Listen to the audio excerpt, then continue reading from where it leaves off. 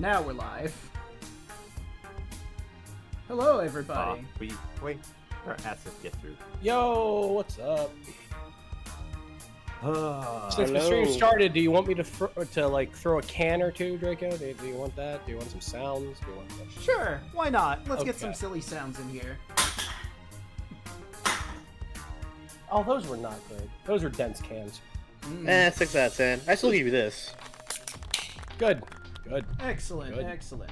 It's funny because one of the ads I saw was a can of Starbucks double shot focus. I'm like, oh yeah, you're just slamming that and just throwing it on the ground.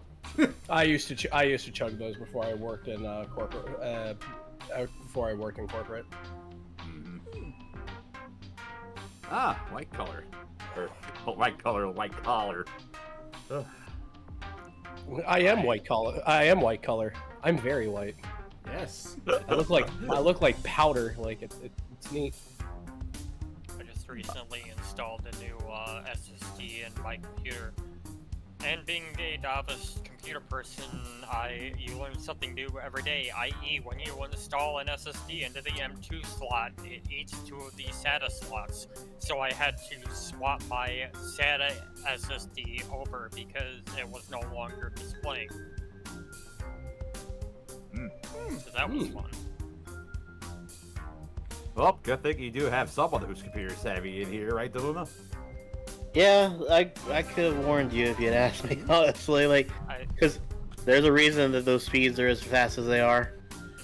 I did a whole, like, cleaning out my PC, getting all the dust out, cleaning off my monitors, my table, all of that stuff, vacuuming. So I was like, why not? I'm right here. It's the easiest thing to install, so let's just do it. Rabbit, thank you for Rabbit. Robot, thank you for the resub. Robot is good beat. Then I still have the new power supply, which is bigger than the one I have, because I've also got a 6700 XT and a Ryzen 5 5600X that I had to upgrade into also. So, yay. Also, thank you for the reminder to turn down the volume on all the alerts since we're doing D&D tonight. I'm glad that happened now, and not while we're in the thick of a scene that's suddenly dun dun dun dun dun dun. I mean, I just imagined Scooter Von Snooter just appearing off of nowhere. Just I mean, it fits perfect for where we're at. That's fair. oh god, I just realized what that sounds like.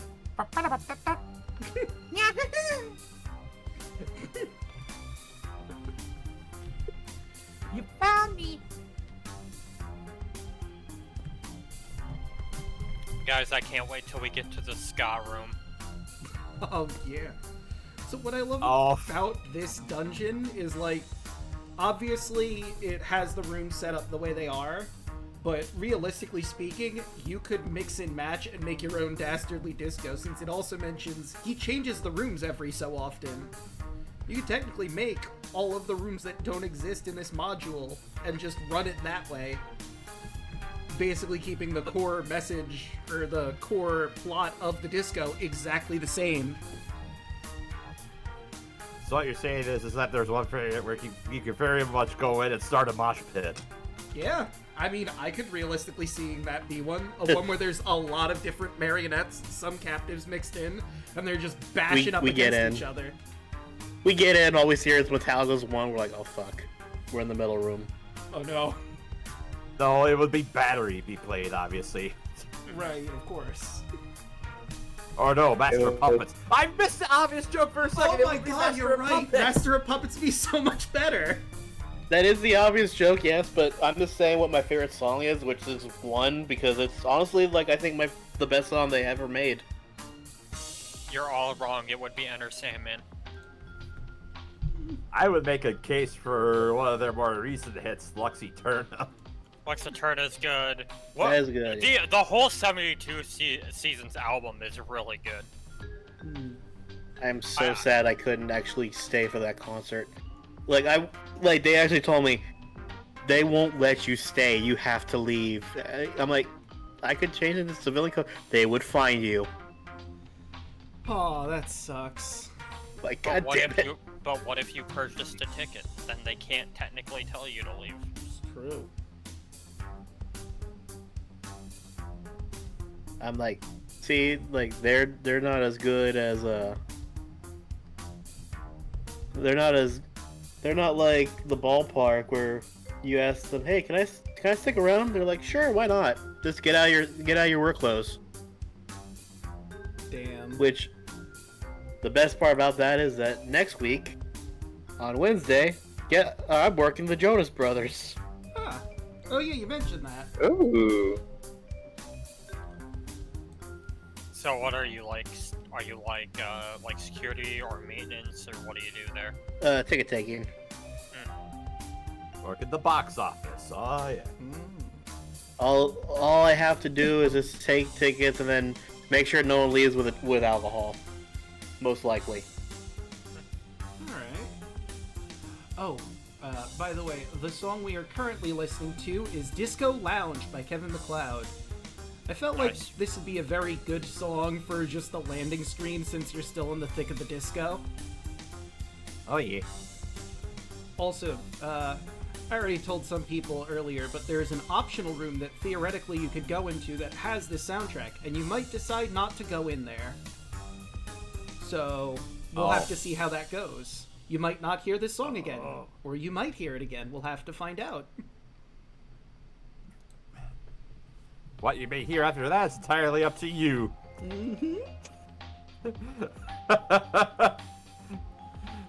All of a sudden, you just have the Dark Souls just, you died, pop up. Alright, but... You hear it, but it's the Nightcore remix. Oh no. Now I'm trying to think what a Nightcore room would be like in the Dastardly Disco. Would everything just have haste on it? Everything's going either super fast or super slow. I low-key want the toy terrain on it, to probably. okay. Magnius' room.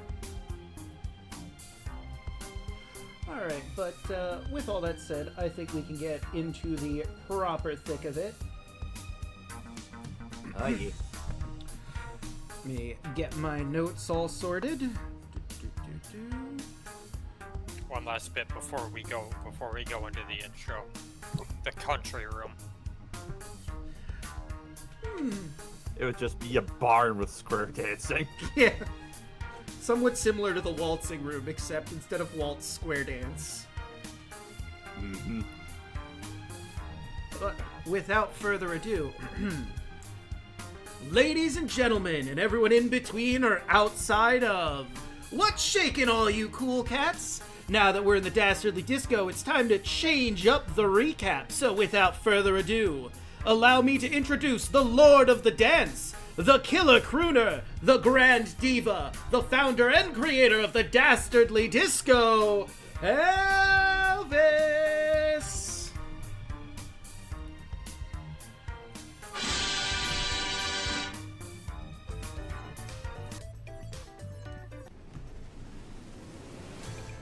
Oh! Hey, all you cool cats! Elvis, your DJ Dance Master, here for my Danculous recap. When we last left the players, Snack Bluescale, the Drow Sorcerer, Lilith, the Tiefling Bard, Watcher, the Eladrin Cleric, Argyle, the Dragonborn Fighter, and Red Moon Scream, the Human Rogue. They came into my domain, the Dastardly Disco, and Argyle and Snack just couldn't help but break out into tap dance, which sadly exhausted them for the rooms ahead. The first dance hall was the Wicked Waltz, where the players danced with my porcelain prancers, quarters, and some folks they were looking for. After the scuffle, they found my gift for them, the Disco Stick. And Argyle and Watcher were gifted with some swanky outfits. I didn't have the proper sizes, however, so they won't be sneaking anywhere anytime soon. The players then headed to the Electro Steam and Swing Dance Hall, where they expertly answered some riddles from my swanky swingers, before, lastly, heading into the Bleak Bayou. Can they make their way through the bog and save the captors tangled into the mangrove roots? Or will they be joining them and become my newest groupies?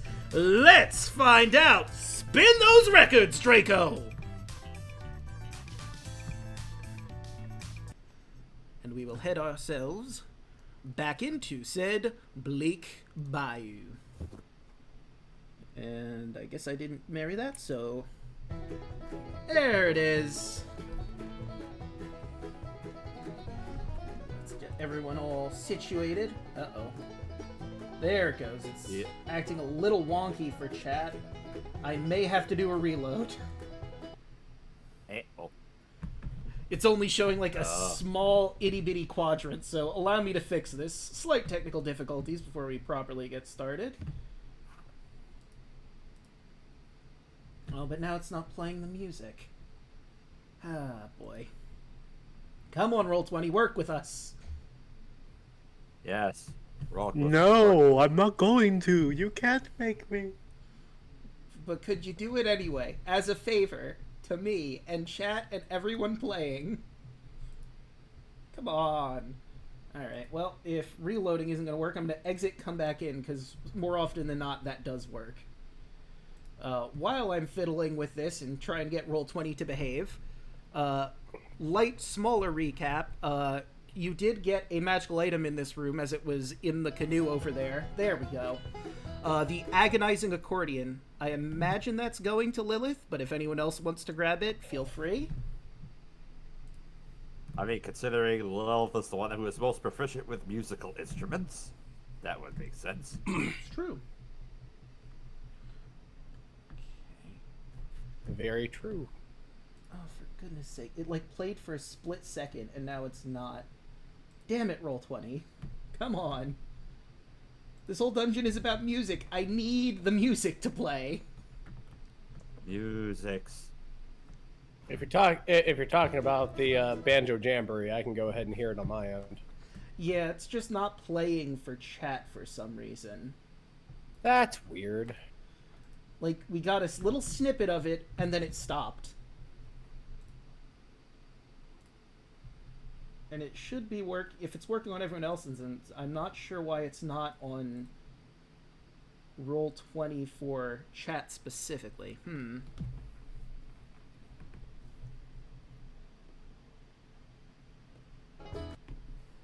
Okay, there it was again for a split second. Come on. Die. Oh, good. Okay, I'm going to try something else. I'm going to completely exit from the browser, come back in, and hope that fixes it. Alright. Come on, Roll20. Work You can with do the it. app. You can do it, big boy. I believe in you. I have the tiger. Let's throw out the fight. Hey, there it goes. Alright, now we can get properly started. So, I don't have the token, but once you all start moving, I will put the rowboat token out. How movement for the rowboat is going to work, you all can place yourselves into the water, and I'll start moving everything as it happens. We'll roll some initiative as well. Okay. So, the way this works... Oh, sorry, go ahead. Well, I was just gonna ask before we started, fresh in my memory, did Red notice anything out of sight as far as anything unusual? I was just trying to remember if there's anybody else keeping tabs on us. Don't believe so. Let me Okay. check here. Yeah, no, you wouldn't have noticed anything, I don't think. Even with a 22 perception. Not even with the ridiculous 22. Fair enough. Okay. Also, you do have human Continue. vision in this room is very dark, aside from the small points of light. Understandable. So, how this is going to work is I will pop up the turn order now, and everyone can start rolling. I'll roll the NPCs, as is tradition. But to move the boat, someone will need to spend a bonus action to do a DC 13 Strength Athletics check, and it'll move 10 feet. You can have 2 people rowing at the same time for a maximum of 20 feet per round for the rowboat. Argyle would probably be one of the rowers, most likely. Yeah, I had a feeling that you were definitely going to be one of them. Oh, yeah. Poppin'. Wait, you're saying that the strongest person on the party is going to be rowing? What a surprise. I know. You could just pick up the boat at this point. Yeah. Most likely. But then he's going to have to get in the water, and that's going to be a problem. It wouldn't be a problem if I didn't have to wear this fucking shirt. He's a... Oh, I forgot about that. Don't worry, I got a way to fix that. You're also wearing an outfit, if we remember. Oh, I know. I'm just... Why am I not going to cast level 3 spells? You probably fucking know why. So... Alright, so... Is it so at the end of the day I can look at Argyle and be like, ding dong, your shirt is gone? Like, in canon, Argyle's going to look at everybody. How do you guys wear these things? It feels weird on my body. I'm getting used to it, but I would rather have the uniform of my office. Oh yeah, I forgot about that part. There's also comedic trumpeting noises as you move.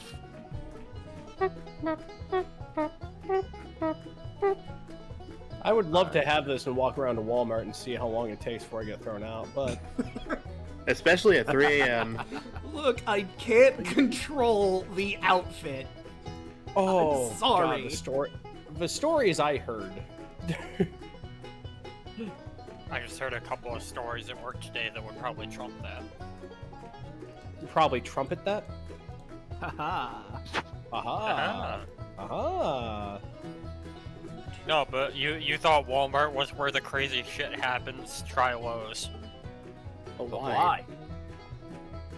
why? Yeah. But why? Haha! In jokes. We have it. We have the jokes. I mean, we have the best comedian around here. Ta-da. Very true. Rare. Oh, you flatter me. It's true, though. You are the best comedian here. Oh, no. Oops, did not mean to move that little bit of light. My bad. Who's going to take the other oar? As Argyle can only do one of the oars.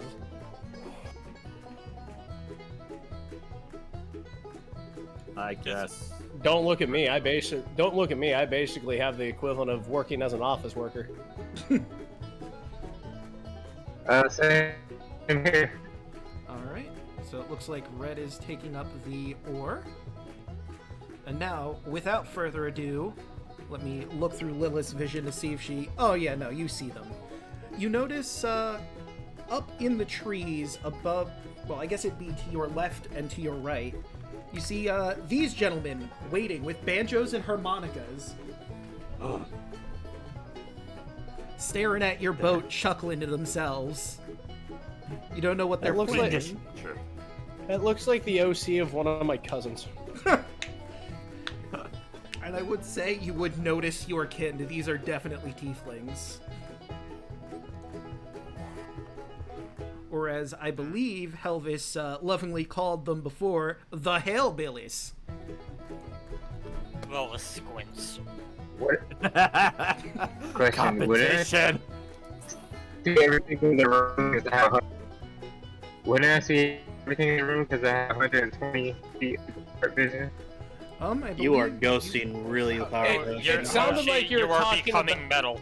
It sounded like you were talking about something with your dark vision, but also you're an android. Okay, so how much Is dark vision do you have? that better? Yeah. 120. Okay, so I need to adjust your dark vision so you can properly see everything that you can. And there we go. I believe you are properly saved. I will look through your vision to see what can be seen. You Look see, through his special eyes. You see the same two that Lilith sees, and actually you should be able to see the entire room. I'm not sure why I couldn't see that through your vision. I'll check your token one last time. Oh, because it auto-corrected it away. Damn it. I mean, I do have 60 feet of dark vision myself, I'm pretty sure, too, so... Okay, now it's working properly. So, I'll ping out what you can see, Snack. Obviously, you see the guy over here, the gentleman over there, one over here, one over there, and you see some captives as well. There's one immediately here next to you in the light. Closer to the edge, there's one over there, and if I go into my GM's layer real quick and exit the preview, I don't think you're able to see that one, but let me just... Oh no, never mind, you can see him. And the last captive is right over there. It appears to be a elven woman. The one closest to the exit here is a dragonborn woman. And let me find my notes, because I need to figure out who this last individual is. I believe it was in the party notes I placed it. Ah, and a halfling wizard, looks like. All dressed up in the mangrove roots. But Lilith, is there anything you're going to do on your turn, or, let's see...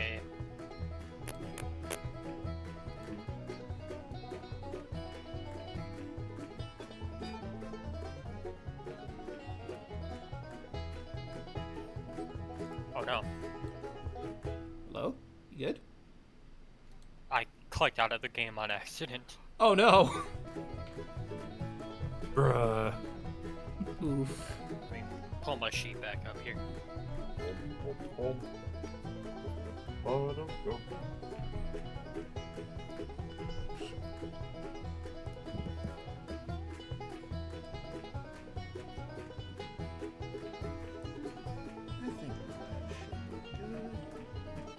Chat.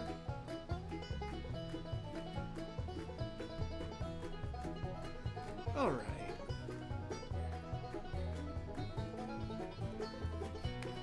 Let me read something real quick. Okie doke.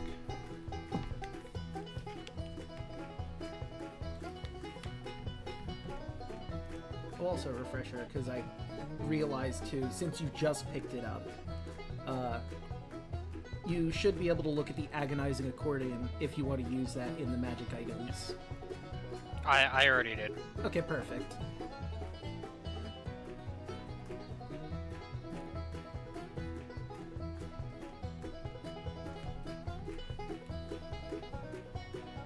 Okay.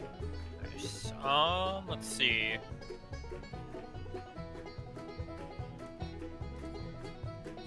So let's see. This guy. So we have these two that I can see immediately, correct? Yes.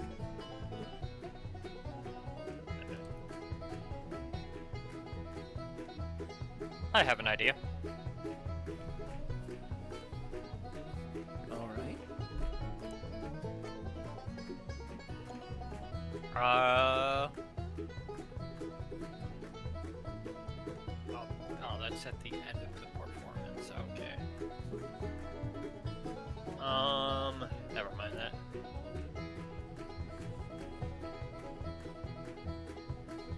Let's see.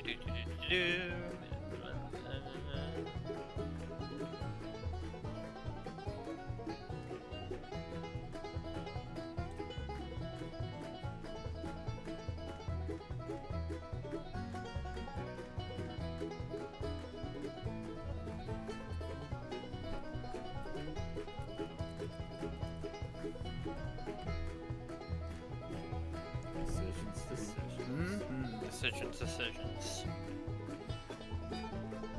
I mean, while you figure that out, I apparently got a pun redeemed, so give you some time. Let's read a pun. There's a dozen Peruvian owls perched on my fence staring through the window. I think they must be in cahoots. Huh. Alright. I have an idea. So, at the risk of potentially At the risk of potentially causing something that didn't need to happen in the first place, Lilith is going to go ahead and the two guys immediately here need to make me charisma saving throws. Okay. Let's see. Because they're about to get baned. See, the first one rolls 22. The second one rolls a 21, so they both make the save. They do. Keep in mind, they too are bards, for lack of a better term. I mean, not exactly, but yeah. That is certainly a thing that happened. All right. And that it, or got any bonus actions? I think that's it. All right, now it's the Hillbilly's turn, and they pull out their harmonicas and they start unleashing actual physical music notes at the boat. That first one is gonna hit, and I need everybody. The boat isn't damaged, but it starts to rock violently, and I need everyone to make. Can I do a reaction for shield? That would protect you, but not the boat. They're actively targeting the boat. So I need everyone here to make a Dex saving throw, DC 12. Or you may find yourself. You guys, go ahead. guys get +4 to that. So. Ah yes. 14. I just. I don't need pass. it. I don't need it. 15. So I don't need it. you're good. Snack's good. Lilith, would you like to roll your D4? Yes. Come on. Snack, you just barely managed to make it. Just barely. 2, 3, 4.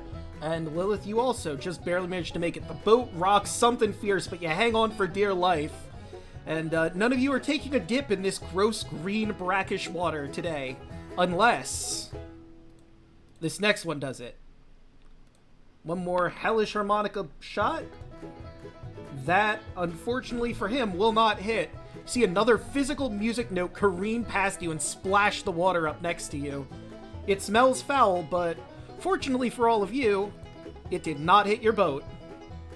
Let's see, now, how about these other dudes from all the way across? Are you in range for them? Well, the first one you are. The second one's going to have disadvantage on his shot. So, first shot. That hits. One more time. Roll those dexes. All right. Consistency. Uh-oh. Well, that's, 11. That's barely not enough. Ah!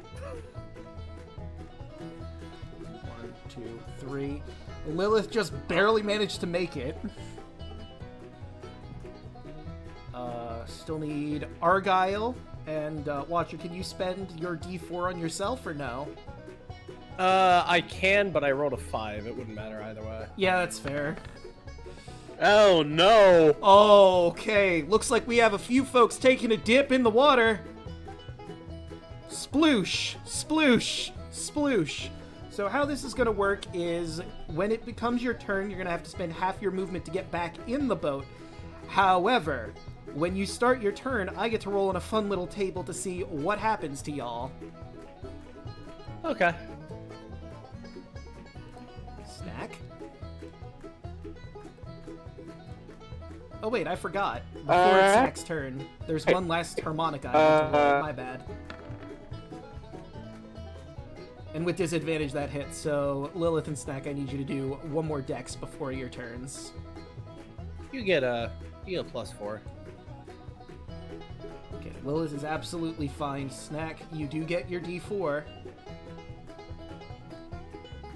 If I roll that D4, do I lose the natural 1? No, you would still have the natural 1.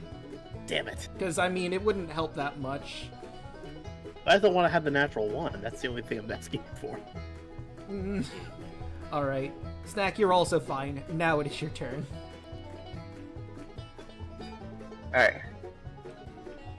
target this one right here. I am going to use my character sheet. Chromatic orb. Alright, and a 16 sure does hit, let me tell you.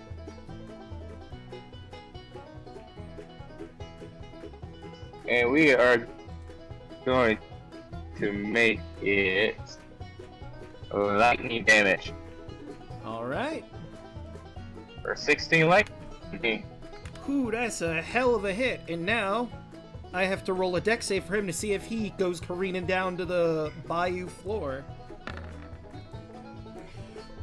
So this ball of lightning slams him in the chest, and immediately you're, ah, shit! Ploosh!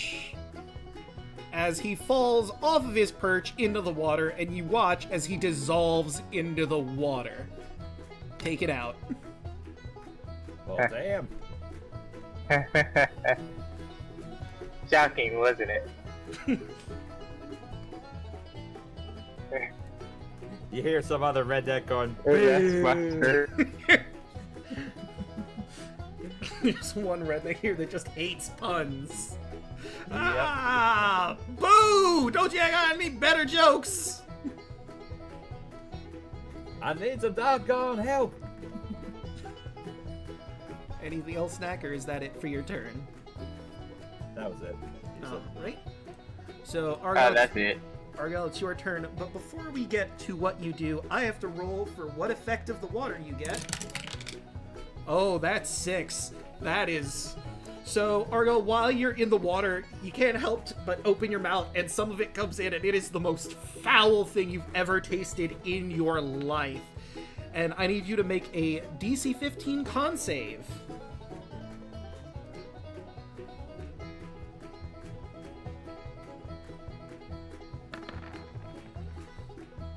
Oh God! That is a failure. He is throwing up. He is instantly gonna throw up. Well, allow me to explain what happens. You now suffer from, and I'm quoting here, enchanted intestinal gas. You're just farting up a storm now in the water, bubbles coming up. Oh, God. And until the end of your next turn, any creature and you within 10 you and any creature within 10 feet of you are laughing uncontrollably and have disadvantage on all attack rolls, saving throws, and ability checks. So, I believe that is basically everyone. Well, not Watcher and Red. They're far enough away for the time being. Until they get into the boat. Well, I'm gonna take half my movement to get back into the boat. Right, and I'll put you, like, right there, so you're next to the oar.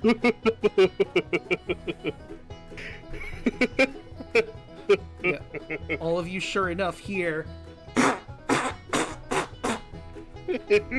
from Argyle. You just hear him laughing the entire time, like that.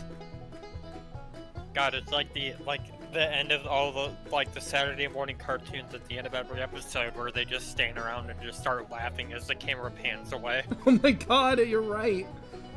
We are laughing. And I believe by getting back on the boat, yep, that puts absolutely everyone in range to get that disadvantage on all those rolls. Argyle's intestinally enchanted gas. Anything you'd like to do on your turn, Argyle, aside from getting in the boat? Because you do have your bonus action and action. You could move the boat forward. It's a bonus action to move it forward. Yes. I'm gonna do that. So what do I roll? Alright, so that would be an athletics check.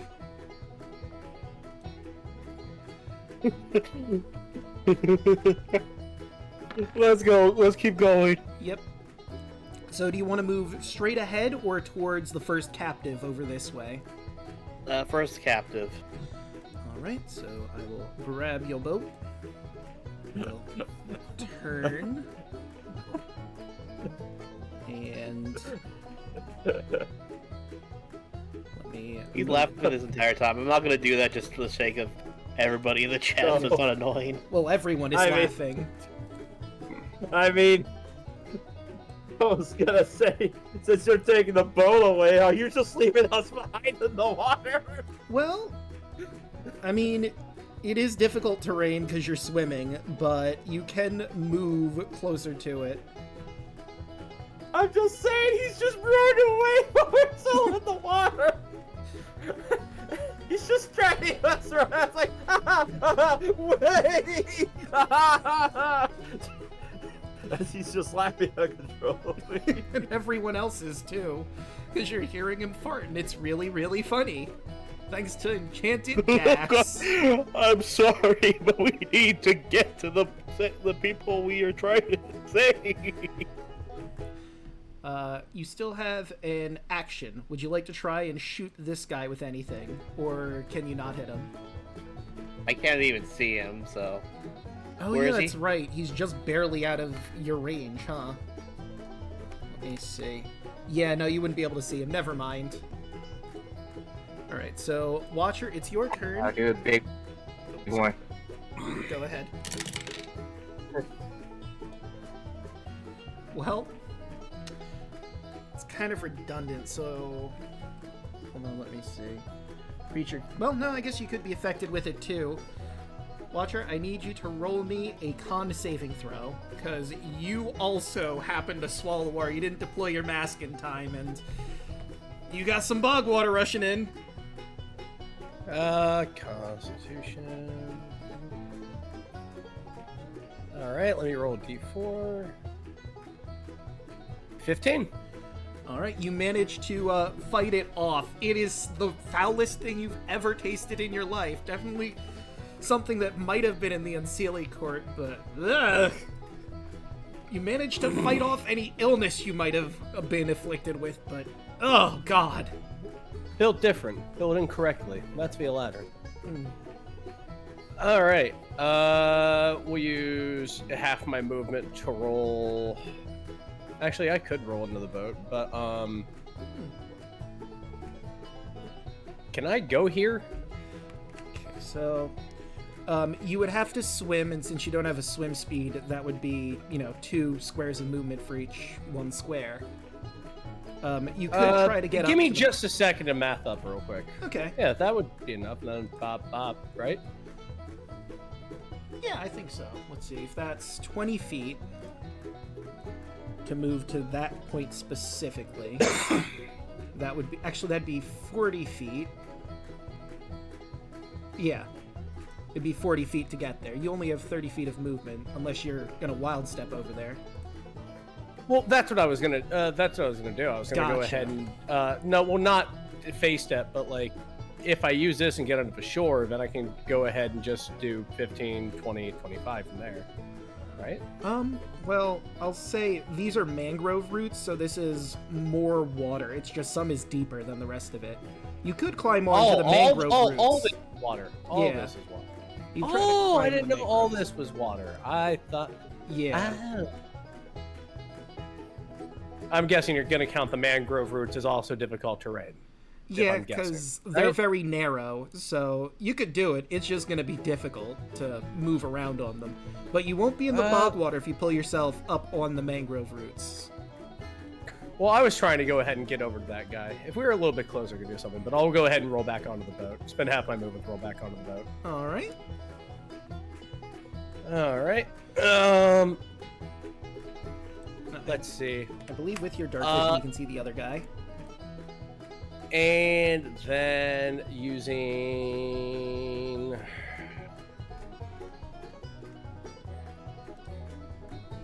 It's so weird to play a character that doesn't have 48 ways to kill something. You'd be surprised, but Watcher does not have a lot of damage. What do you Sacred Flame on this dude? All right. Let's see. Yeah, it has a range of 60 feet. I think he's 60 feet away. Let me double check. Oh, yeah, more than enough. All right. Sacred Flame thrown out. All right.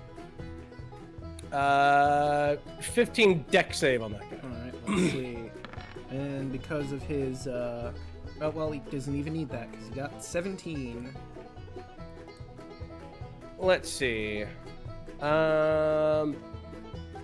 Okay, yeah.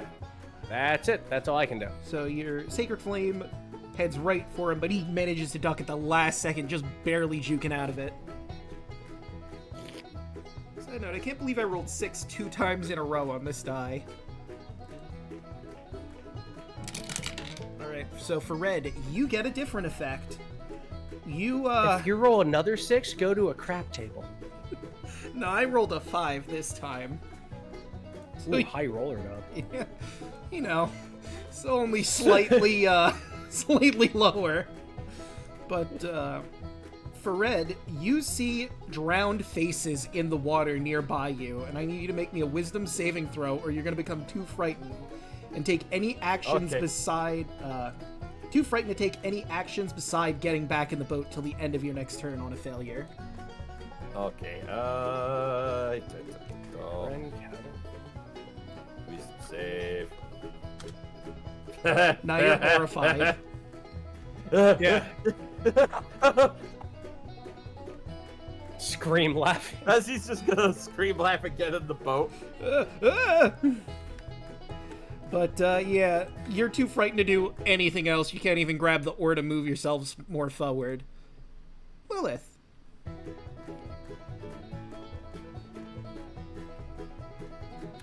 Alrighty.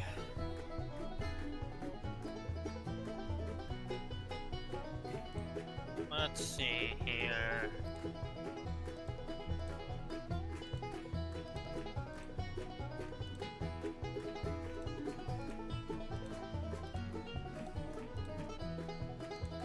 So would you consider commanding someone to dive into the water a harmful effect? I would say so. Alright.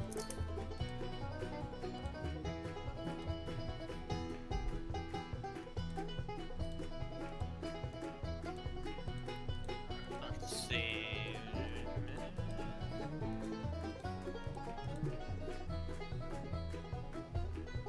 Okay. One moment.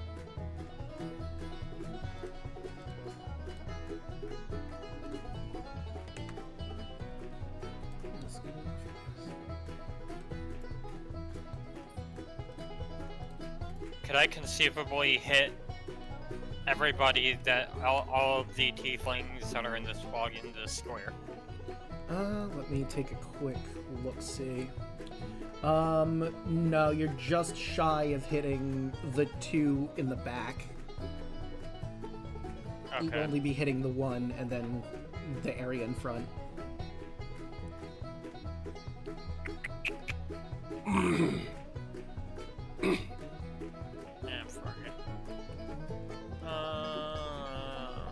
I don't have a whole lot of spell slots left. Since they're attacking the bow, and you know what? Let's go ahead and pull out that accordion. All right. And I believe it's a 60-foot. Yeah, I can easily hit this guy. So we're gonna pull out that accordion, and she's going to let out a nice little strum of the accordion and shoot a blast right at this guy right here, immediately in front of us. All right. So roll me an attack with your proficiency and charisma, because I imagine you want to use that, not dexterity. That's 23 to hit. Yeah, that'll hit. So roll that 2d6 bludgeoning. Oh wait, and it's bonus damage based on your charisma modifier as well. So 2d6s plus charisma. I already figured it. Perfect. 13. That's 13 bludgeoning damage to him. And there's an additional fun side effect of using the accordion in this room specifically on them. He's got disadvantage on this roll to stay in his perch. Well, that's a 4. So once again, oh, fuck! And he crashes into the mangrove roots first before eventually plopping into the water next to the person that's tangled there. And like the other, dissolves into the water.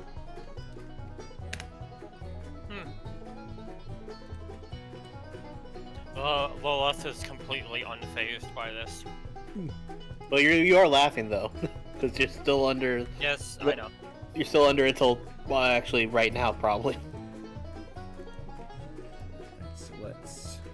add him back in, because I deleted the one that, whoop. There we go. Like, above game, you said it was only one round for the laughing, right, Draco? Enchanted intestinal gas until the end of your next turn, yes. So we still So got it'd be until your next turn, Argyle. Yep. Till then, everyone's got disadvantage on their saves, attacks. Where is it? Saves, attacks, and ability checks. So Hold on a second. our Hillbillies are gonna once again try to blow a musical note into your ship. That'll hit. Everyone's got to roll dex or once again plop into the water. Oh man.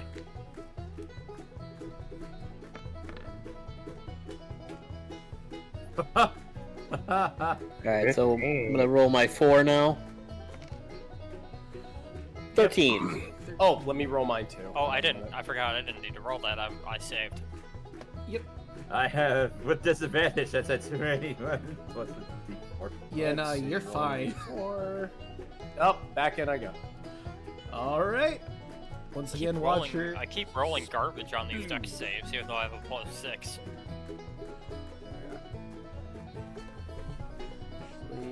No, yeah, you would have been fine either way. So remember, all that disadvantage from the laughter. But Watcher goes plummeting in, and we've got another Hellbilly that can manage to see if he can get some of the rest of you dumped in. Bless you. Thank you. And that'll also hit. So Red, Lilith, Argyle, and Snack roll one more time those dex saves. I swear to God. Okay.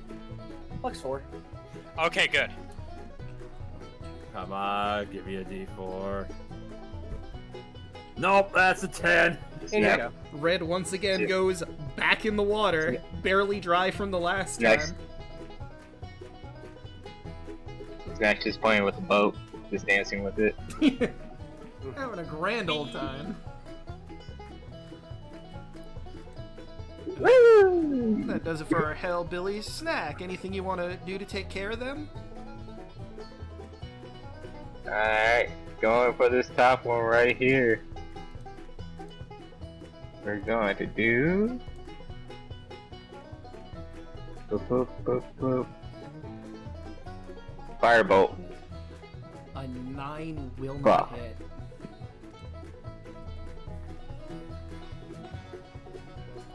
Do I get the D4? Or...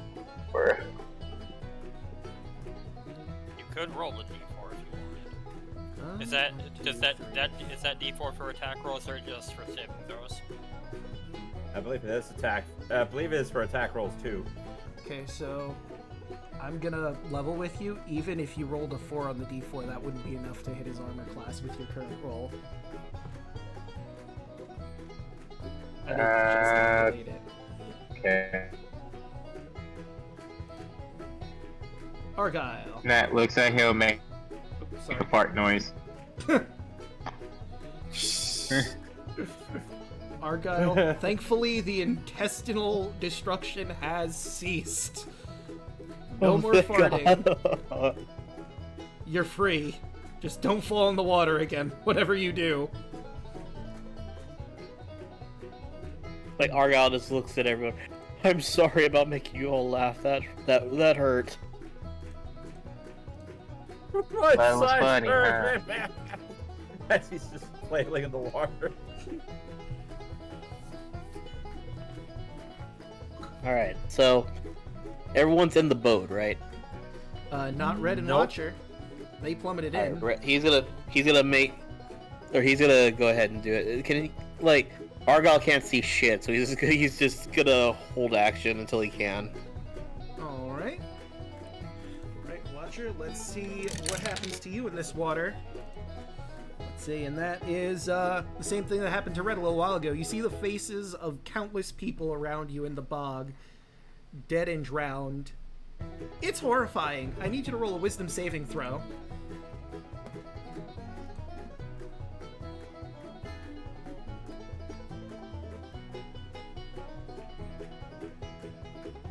Watcher? Oh shit. I guess I'm gonna. Did you roll for the water? What do I got? Yeah, you see the faces of drowned people surrounding you, and I need you to roll a wisdom saving throw. Oh, that's normal. Yeah. 19. You're fine. It's terrifying, but you soldier through it, and you can get back in the boat and take your action as normal. Actions, bonus actions, all that jazz. All right.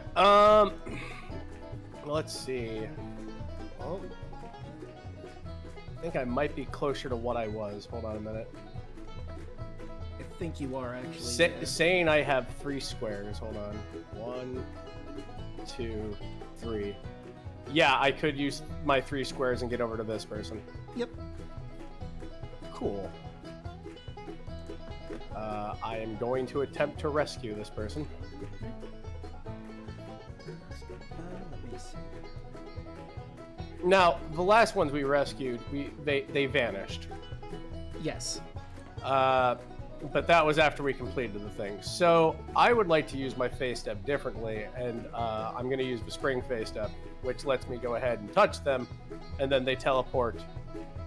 Instead of me appearing in an unoccupied space of my choice, I can see within 30 feet of them. There's too much stuff in the boat, but if I put them at the pier, I think that would be fine. Okay, and that's, you're gonna put them on the opposite pier, or here, or the opposite pier over here? I think that one's out of range. That one's way too far. I was gonna put them here, because I'm with the understanding that they would go ahead and, vanish once we complete whatever challenge we're doing. Fair enough. You recognize this one as, Velatha, as you're closer now, one of the people you were looking for when you originally took this job. An elven scout. You just so happened to find her way into the Revelia, supposedly. Don't worry, Lost Lamb. I have you. And I will gently place my hand on their shoulder, and they will just vanish in a field of spring flowers, and then just appear, I want to say, over there. All right, and I will move her. Boop. I say Lost Lamb because you haven't drinking the Fey jungle juice. Not yet. It tastes so much like iron it hurts. Ooh. We told you you're not allowed to say that word. Oh, it just licks her lips. This is like blood. We got a dwarf in the court one time. We looked at them and went, "You gotta disrobe. There's a lot wrong with you." You need to get something else on, buddy, because, oh my god. And then he looked at me and went, "To steal, okay?" And then we had a debate for the ages. We were just like, Well, hold on. We walked over. Alright, anything else, or is that it for your turn? That's it for me. Alright, let's see what Red's inflicted with. Number 2. So, Red, while you're in the water, you notice the decaying head of a crocodile rise out of the water, and it goes and lunges to bite at you. I need a strength saving throw from you. Oh boy. Well, good thing we're not with disadvantage this time because the laughing's not. Yep. 14. You get a plus. Plus the D4 makes it a 15. You beat it exactly by how much you needed to. He goes to snap at you, but you pull your arm out of the way before it can properly bite down.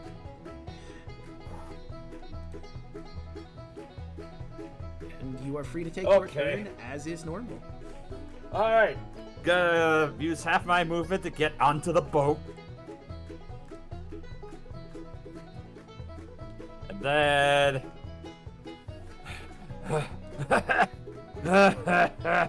As Red gets on, I'm fine now. I'm fine. Everything's fine now. I'm out of the water. This is fine. As he is going to, as a bonus action, go to row the boat. Actually, hold on. Is Snack in the water? No. Snack is fine. No. No one else is in the water? Nope. Watcher Okay, I is figured out a safe. different way to play their stupid fucking game. Alright, so athletics check to row the boat. with disadvantage because he has 1 level of exhaustion. It's true. That is it. That's a plus a d4. That makes it a 14! Alright, you're all set. So, where are you rowing? Are you rowing closer to where Watcher is, or are you going to try and move forward a little bit? Attempt to row it towards Watcher. Alright, so then let's grab all these folk and gently move you over to here. And When everyone's on the boat, by the way, Draco, can I use my move action or my held action to move? I think you can only hold an action, not like bonus actions. Okay. So, anything you want to do for your action, Red, since you've only used the bonus Yes, action? for the first time ever, he's going to reach into his pack, and he is going to grab the illuminating stage light. Ooh. And he's going to turn that on. Just makes Yes. sense in this situation. Set fire to the limelight. And he's going to point it forward, and he produces a 60-foot cone of bright light. Okay. Because we need to see. Like, I can't see shit. So, bright light. 60 feet. Can I get it to be a cone? Let's see. 60 feet, and the cone light arrives there in darkness. On each returns, while I hold the light, you can use the orientation of the cone.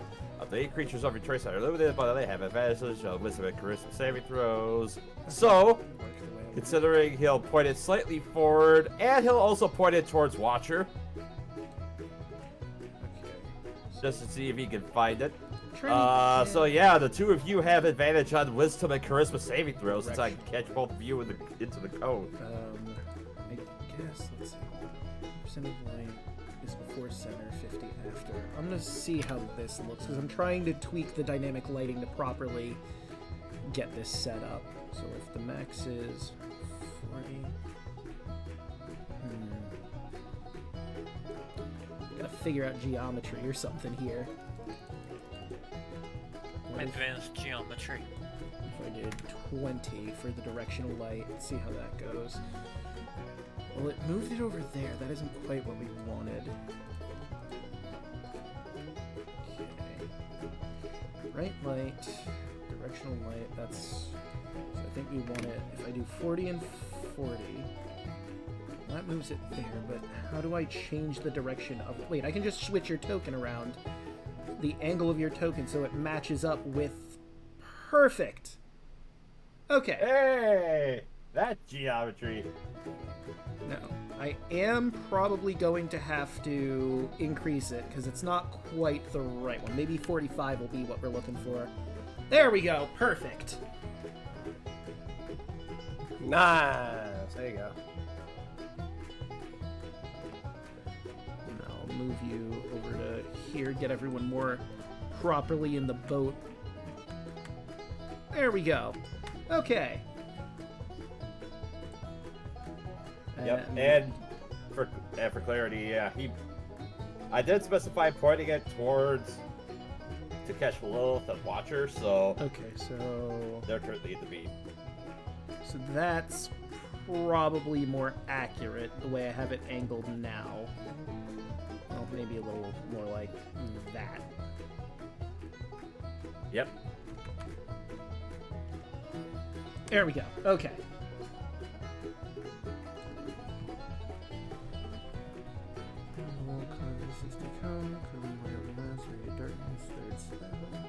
Each of your turns hold light in lose the orientation cone. To 8 creatures of your choice that are in the illumination have advantage on wisdom and charisma saving throws. So they do have that. And it is Lilith's turn. Alright, so with my 60 feet of dark vision, can I see this guy that's over here? Oh, yeah. Okay.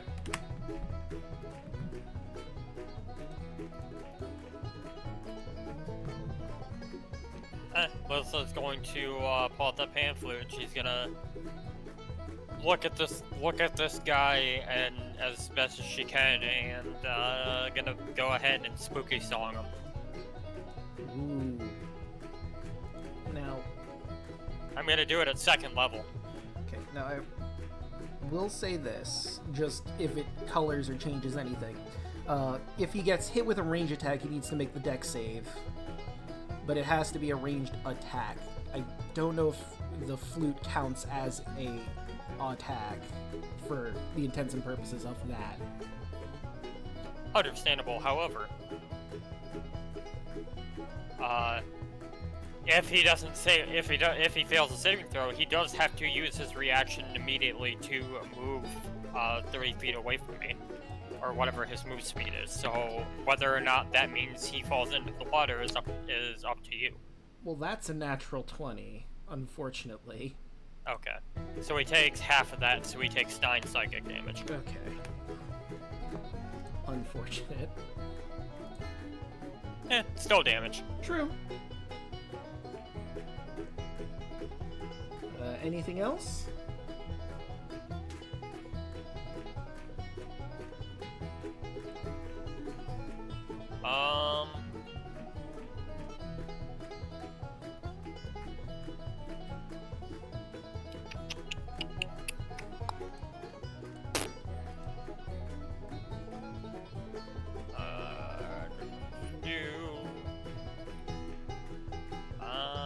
I think that is...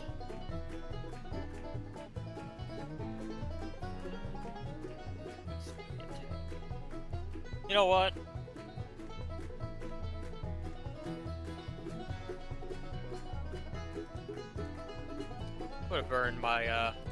I'm gonna burn my last bardic inspiration. Loth is gonna turn to Snack and give him a thumbs up, and Snack, go ahead and have a D8 that you can use for attack rolls, ability checks, and saving throws. All right.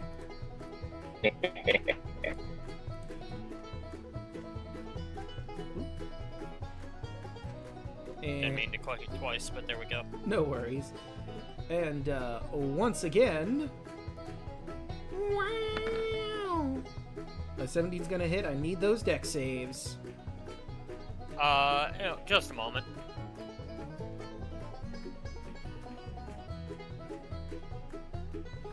Ah.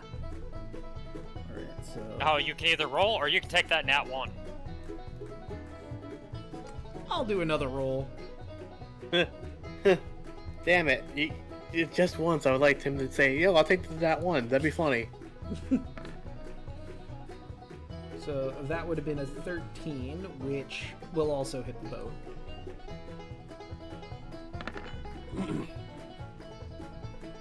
Argyle is safe. Argyle is basically like, I am never going in that water again.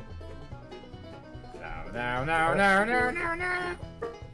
What However, Yeah, roll in the D8.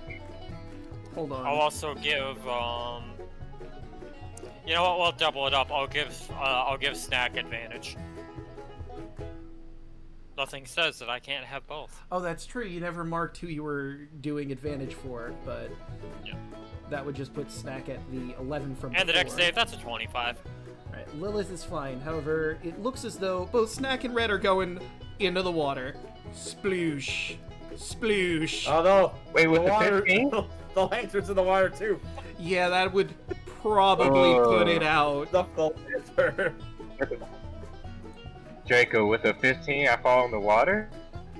Wait, 15? How'd you get 15? I used the D. Oh! Yeah, he used I- his bardic The inspiration. D8 Well, never mind. You're the good then. inspiration and the D4. I mean, he would have had a 12 regardless, because it's a 12 to save, right? It's 13, I believe. Yeah, it's 13 for this. It's 12 for the Hillbilly's dex. If they Okay. fall in. I But thought yeah. it was 12 for some reason. So, actually, let me look at the lantern just to be sure on this, because it's probably like closed off. I don't think it's wide open. Let's see. Although it,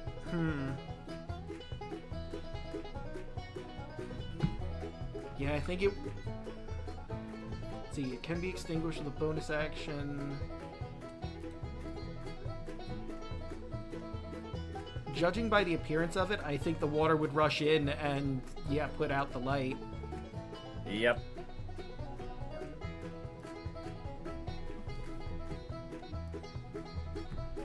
Okay. And the Hillbilly who did that's laughing his ass off up there. How about number 2? That just hits your boat's AC, so Lilith, Argyle, and Snack one more time. 24.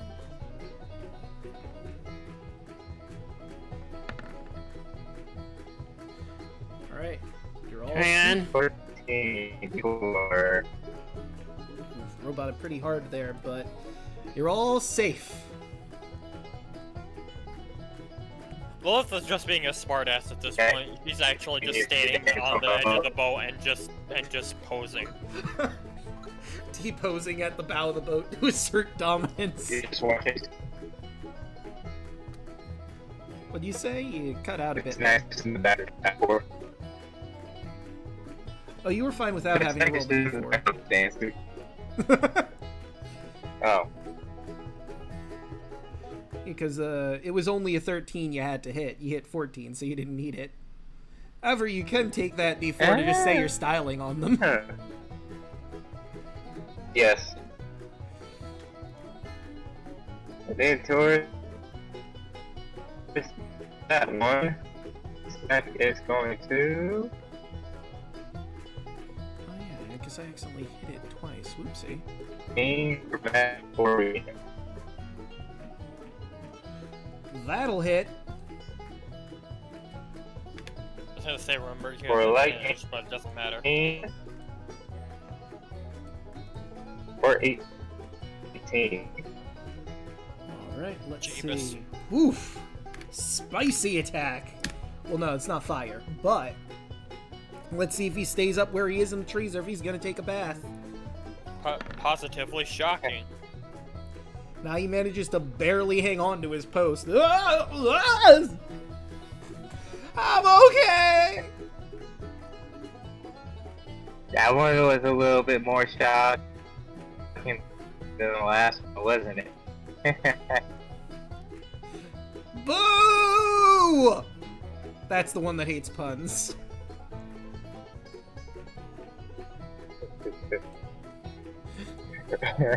If that didn't hurt so bad, I would have booed louder!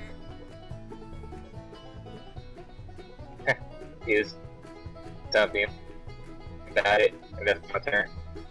Right, Argyle.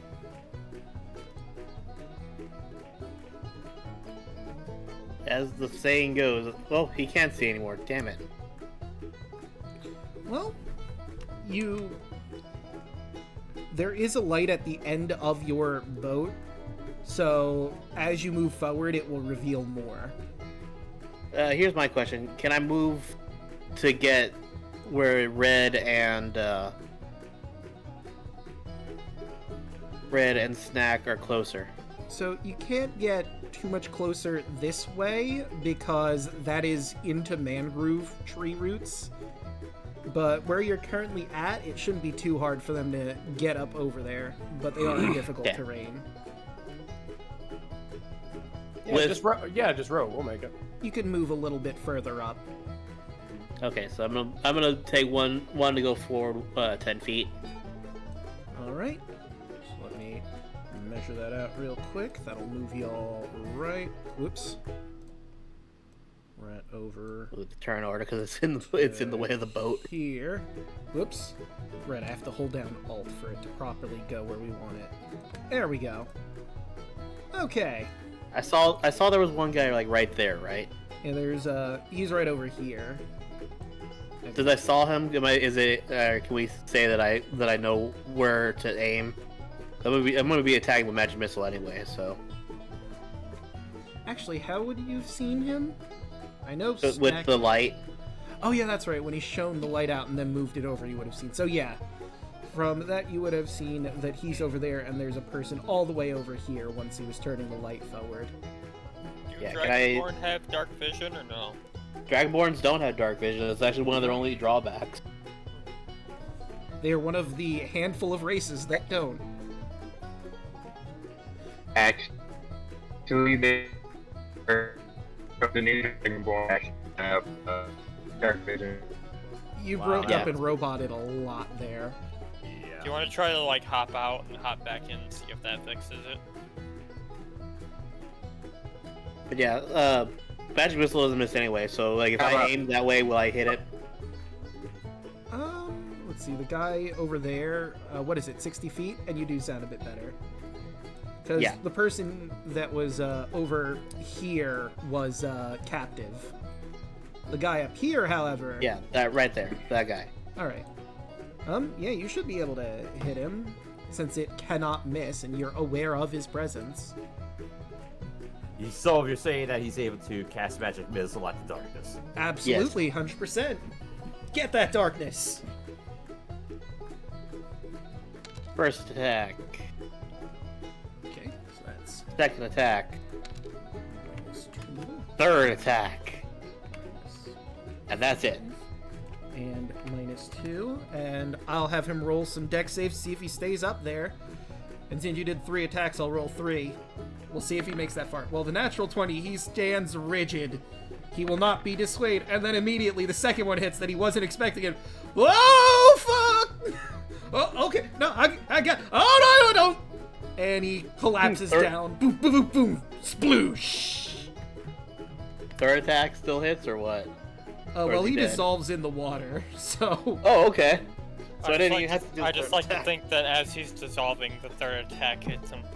Yeah. Oh, whoops, I didn't mean to get... There we go. And, yeah, I thought I moved you. So, last Hillbilly. Hailbilly, excuse me. There we go.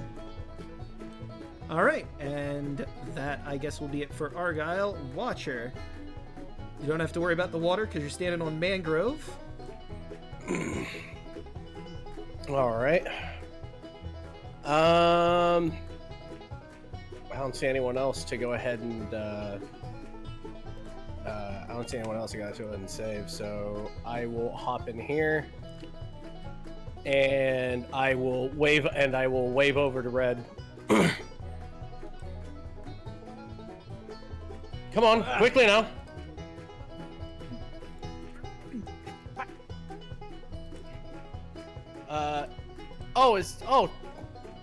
Those are the people we need to rescue. Yeah, I You realized can't I had suddenly them on pop the up GM tokens on layer. me because I'm gonna go. You can't suddenly pop up tokens of me. I was gonna make finger guns.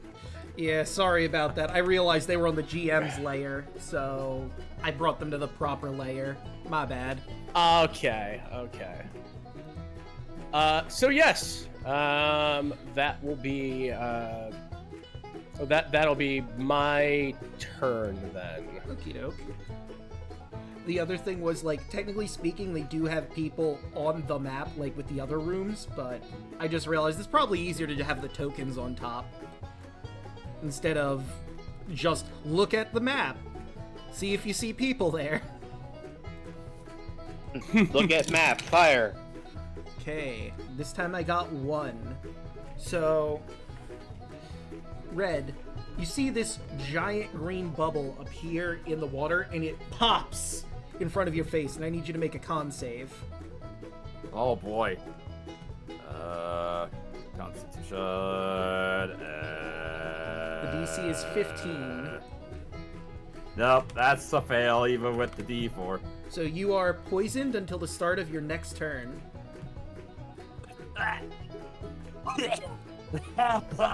Lovely. It smells foul. As he's going to make his way onto the boat. Yep. So that was 10, 15, 20, 25 to get on the boat. And you can use your bonus action still if you'd like to move the boat on forward. He'll attempt it, no promises. Alright, so... Are you going to be Thanks, moving poisoned. that direction? Or just straight ahead? Attempt to move straight ahead. Okay. Crap, flags. Not with a 2. Nope. You're coughing up a storm from that bubble. Oh, that was foul. Oh, God. And then he'll attempt to just, and then for the rest of his turn, he'll just kind of shake around a little bit, and he'll attempt to relight the lantern and point it forward. I'm gonna say it's a little too soggy to properly start up. You're gonna have to dry it somehow. Perhaps a prestidigitation or any other way to get it less waterlogged. Alright, he'll just kind of pretend to fumble around with it, trying to make it work, and he can't make it hook up, so yeah, that'll be it for Red's turn. Lilith. Alright. Is this one of the... Hold on. Is this one of the captives over here? Yes. Okay, cool. Let's see. And this is the other Hillbilly guy over here. Yep. Last one. Last one standing. All right. Good old Cletus. Pulling up the. Is he old young Cletus? Indeed, he is. All right. Well, I apologize to old young Cletus, but he's getting accordion. All right. Roll that attack. That's a nat 20. Yeah, that's gonna hit. God damn. That's gonna be 18 damage total to old young Cletus. Let's see. Yep, sure enough, just barely. You hit him with a loud concussive blast from the accordion. Looks very similar to their attacks with the harmonica. Oh, hell no! Sploosh! And they're gone. I just imagine it hits him, he yells at it, and then the Wilhelm scream sound effects happens as he falls. Alright, so, with all of them down, there's nothing here to attack you, so it is quite literally smooth sailing from this point. I'll take out the turn order, and we'll just let y'all move around here properly to save everybody from this point on.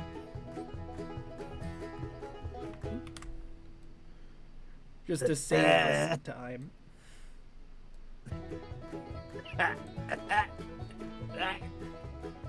I'm okay. That's right, attempts to regain himself. If anybody wants to prestidigitate his lantern, Right. you could. I'll do it.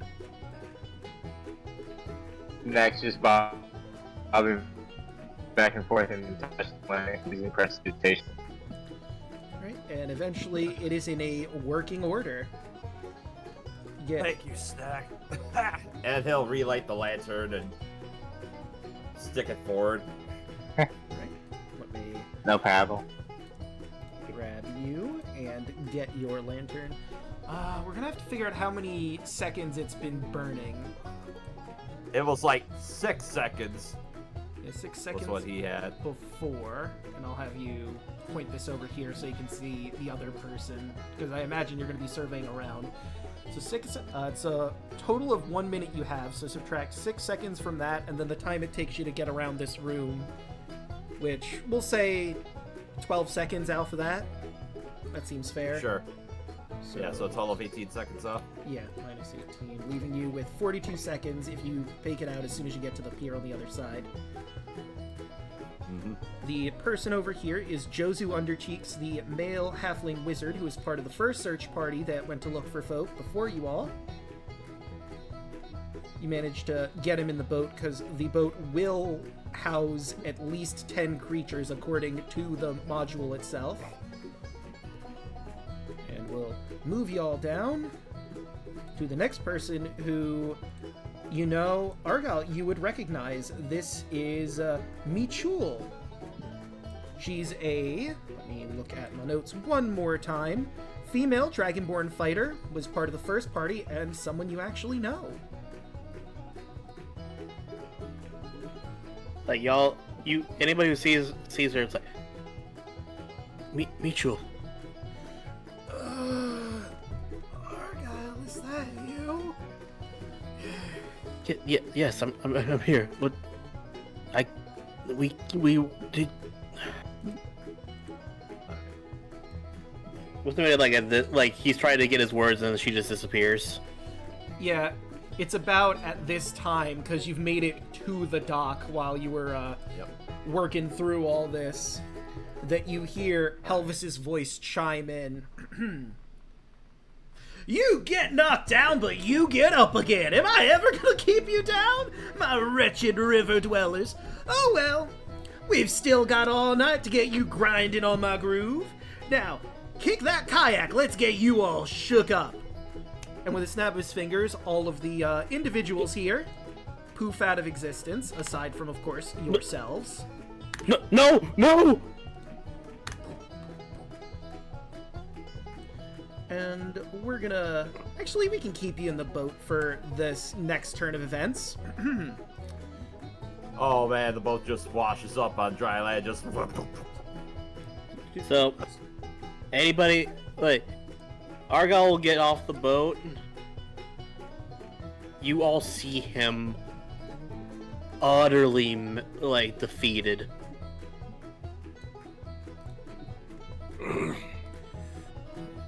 Before you We get... lost her again. Well, keep your confidence. She'll be waiting for you here. Oh, you're really cutting out bad. Yeah, it's good. You might have to leave and come back. Okay. I was gonna say, this is probably a good time to take a break, honestly. Well, something was about to happen Oh, okay. Never at mind then. the exact point that goes through. I just have to measure it out real quick. 20 feet high. So you may notice that I have the turn order count because you hear some rumbling behind you as you see a massive tidal wave of this green bog water heading your way. It fills the entire channel as Run. it moves. Run! I'd like y'all to... Running. No, hold on. You have to roll initiative first, because this thing Oh, moves at turn order 20. Oh, jeez. Okay. Well, disadvantage on this. Here we go, Red. Come on, don't fail me down, big boy.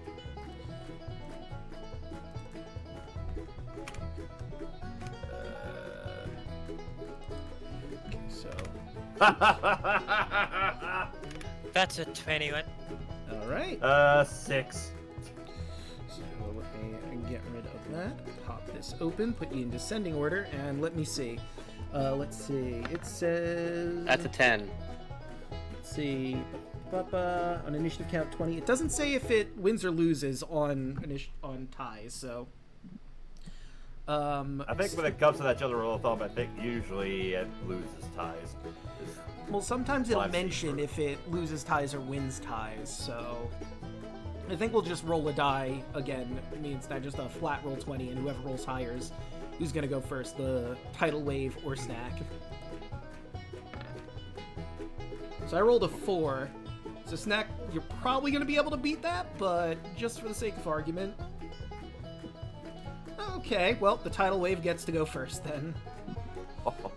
So, Well, Lilith... but- Oh, sorry, go ahead.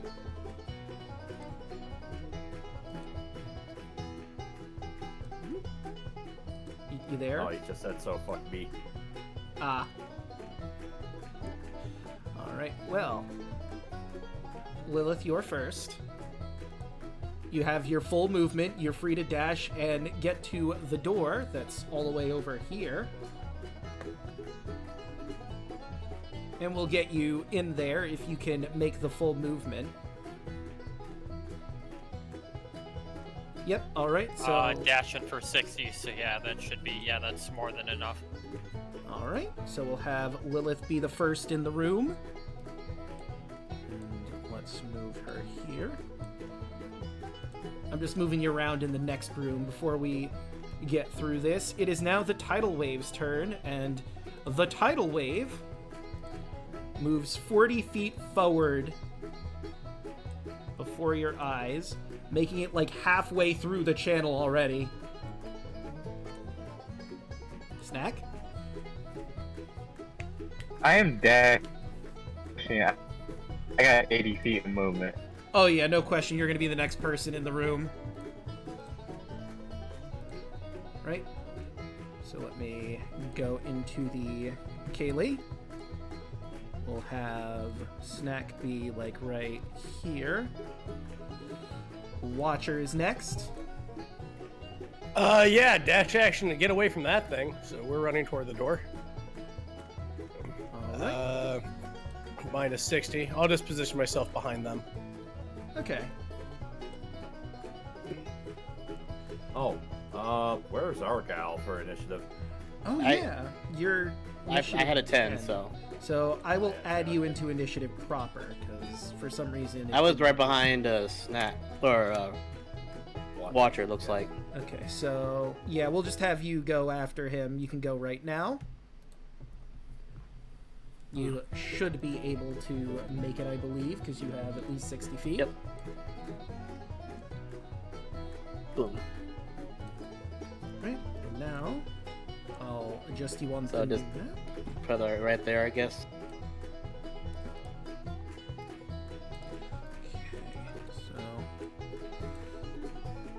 Alright, and now, finally, Red. I don't think you're sticking around for, what's about to happen in this room, huh? No, this is perfectly fine as Red just goes 5, 10, 15, hops onto the pier. Using his action, he's going to dash. So that would be, let's see, 45 feet from the pier. He'll use his cutting action to dash if he has to get to the door. Alright, and y'all managed to make it just in time. Thankfully, you managed to get in, and you're not paying attention to the room in front of you quite yet. You slam the door and hear a sploosh behind you, and eventually you notice that the room fades behind you with the door that you walked through, and it looks like this may have been a boiler room at some point. It looks like a half-flooded basement, unlike how it looked before. But sure enough, you got out of there just in the nick of time and find yourselves in a new room. The blasting shriek of bagpipes ring out, and candles set in sconces burst into flame, lighting up a large, lavish banquet hall. Dark stone walls are painted with the flickering shadows of 12 figures in the middle of the room, arranged in 2 lines of 6, facing each other and frozen in the mist of spins and leaps. They're dressed in white skirts, tartan kilts, knee-length socks, and black short-heeled...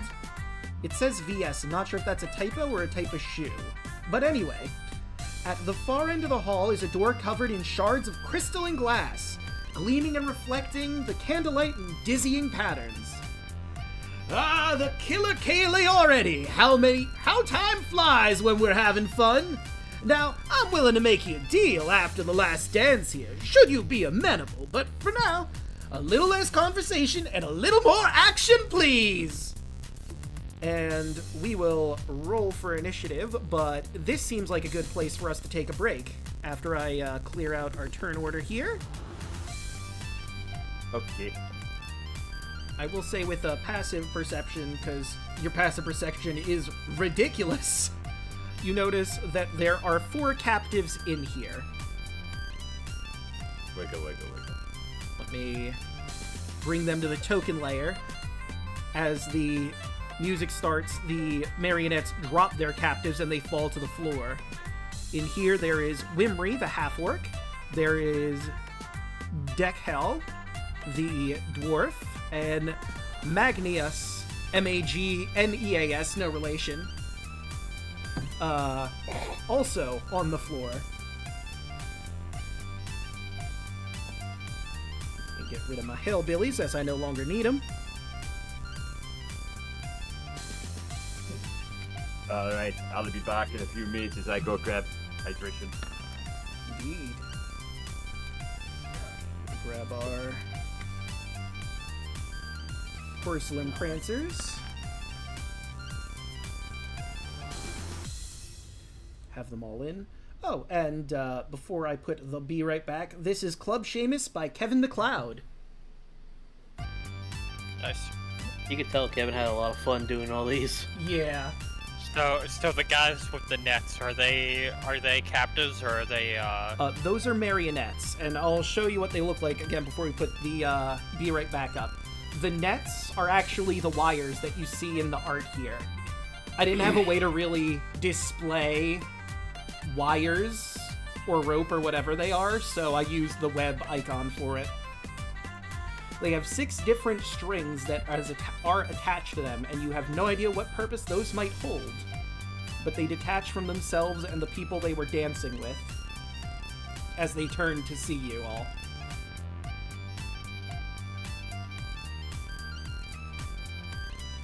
By the way, I'm really proud of myself pronouncing that properly. It's so weirdly spelled. You can even see it in the porcelain prancer there. That is pronounced Kaylee.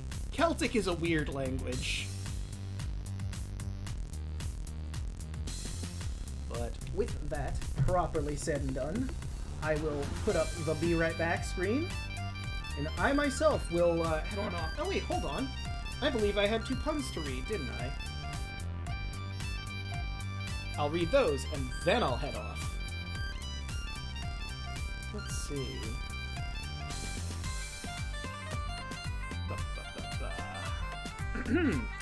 I work at a factory making plastic statues of Dracula.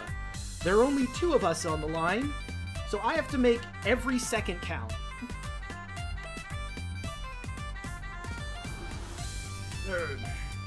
A wizard and a bard are talking to each other. The wizard asks, "Why is the barbarian carrying a skillet?" The bard says, "He thinks it's his spellcasting focus." The wizard, "He has spells?" The bard, "Just one. Every time he hits someone with it, he shouts, 'Cast iron!'" And with that pun, I shall be off to refill my water, stretch my water, drink my legs, all that jazz. Funny joke. Thank you.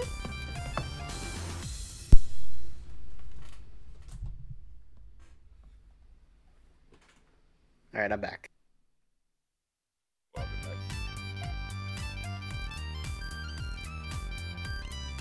I have an idea when combat starts.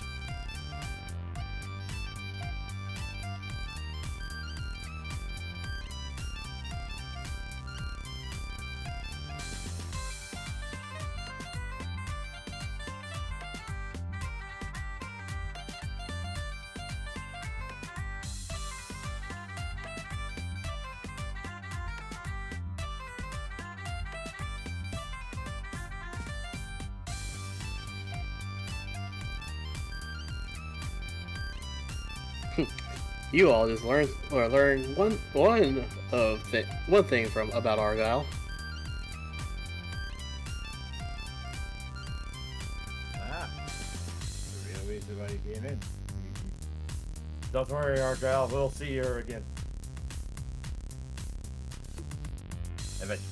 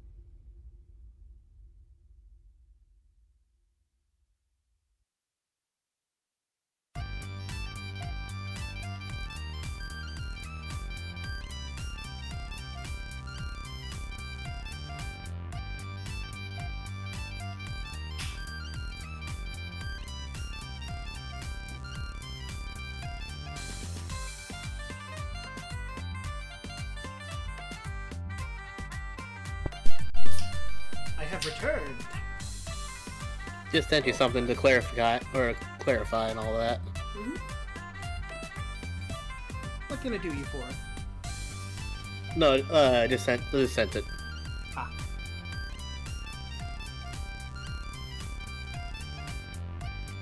Oh yeah, I know. We discussed that. This had a double check because I couldn't remember if we did or not. Yeah. Yo.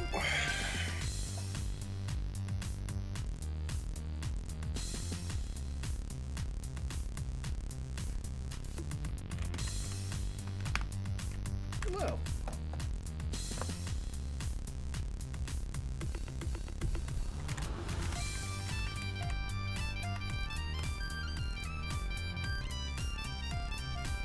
Alright, there we go.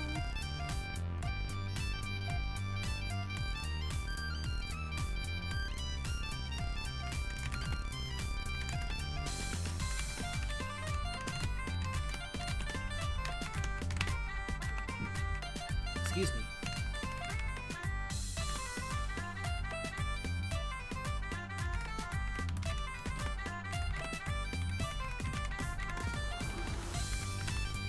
Oops. There we go. Oh. Did I grab? Yes, I did. I grabbed all of their sheets. I should be good to get started once we're all good to go.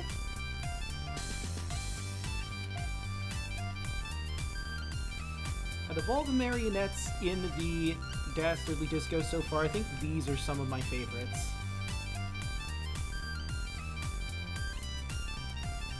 If not my favorites. You did so well in the Electro Swing, you never got to see what the Swanky Swingers could do. But these are absolutely my favorite out of them.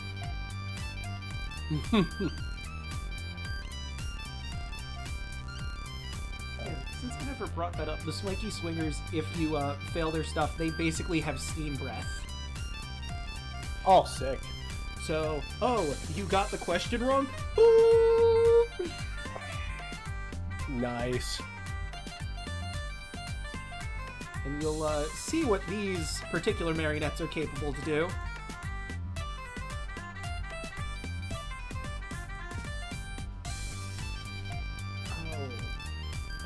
I might have to refresh Roll20 on my end, because I'm seeing everyone's arrows still. And chat is seeing mine. Hopefully this doesn't mess up the music if I refresh Stream Chat's vision. If it does, we'll just go through the trying to get them all sorted again. There we go, that's better. Zoom me out just a smidge so we can see everybody on the floor.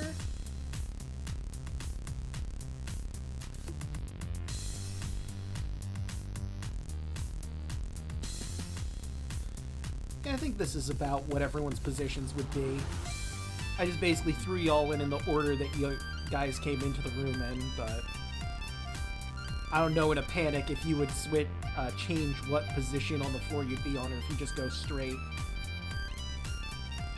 If that's the case, actually, you might be like here. I'm back. Okay. Welcome back. Welcome back. I mean, I'll leave that up to you guys, I guess, how you're positioned. I mean, this is the basic order you came into the room in. But how you want to be positioned in this room, I guess, makes sense. But I need to keep in mind that we're all panicked running away from the tidal wave. So I don't know if you properly put yourself into a formation or not.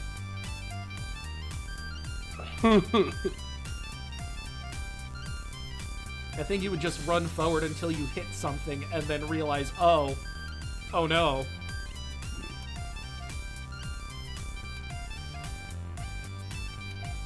Yeah, that's basically what Snack would do.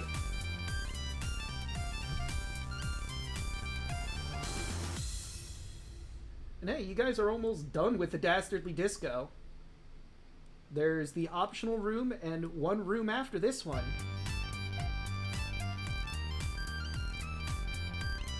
Big Boss is coming up. How y'all feeling about it? I like no it. Pressure. Nice. No pressure. Yeah, it's quote red. Ah, not even a scratch. Don't say that. That's when things start happening. It's fine. This is fine. This is totally fun.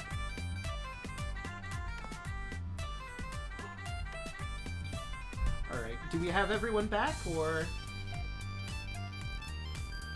I am back. I think so.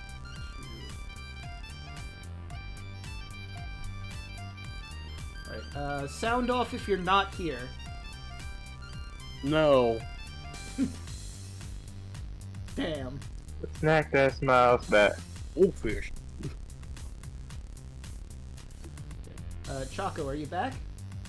I am here, yes. I never left. Oh, perfect. Then, yep, the gang's all here.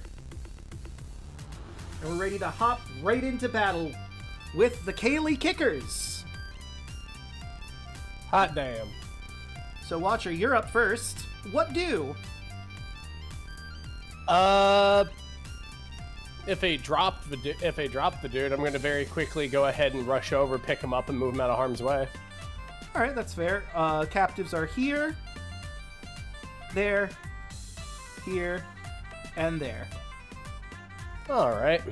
I'm not strong enough to grab two people at once, so I'm gonna go ahead and grab this guy. All right, and you'll just drag him over to here, I guess? Yep. All right. I'll say that takes an action to do. All right. And he's not that heavy. He's wearing, like, the same outfits that all the people here are wearing, and it's all cloth, so you're fine to just move him. Alrighty. Anything else, or is that it? Would that that would be an action, I'm guessing. So. Yeah. Yeah. No, I got nothing else. All right, Lilith, you're face to face with one of the Kaylee Kickers. Well, he's gonna have to wait for a minute. So, see these four guys right here? See where I'm centering this line at? Yes.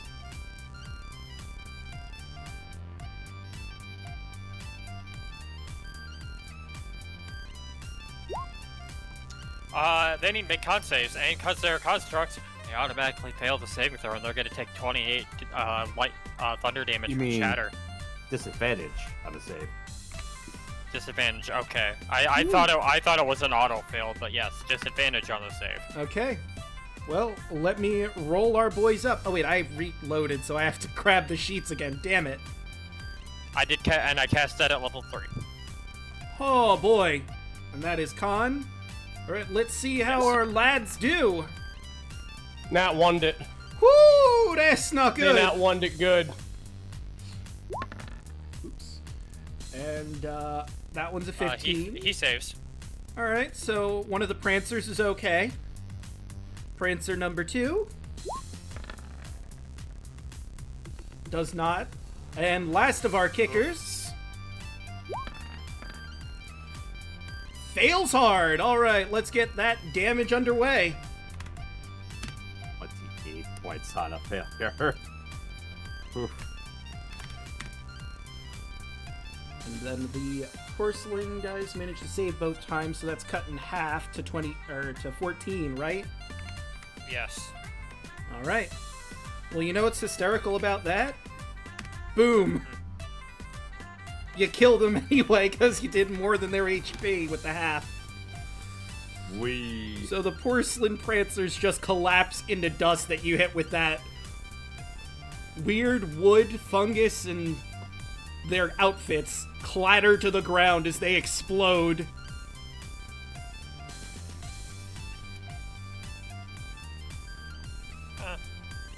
And I can't do anything with my bonus action because I used up all my bardic inspiration. So that's turn. All right, now it's time for our prancers, and we'll start with the one directly in front of Lilith.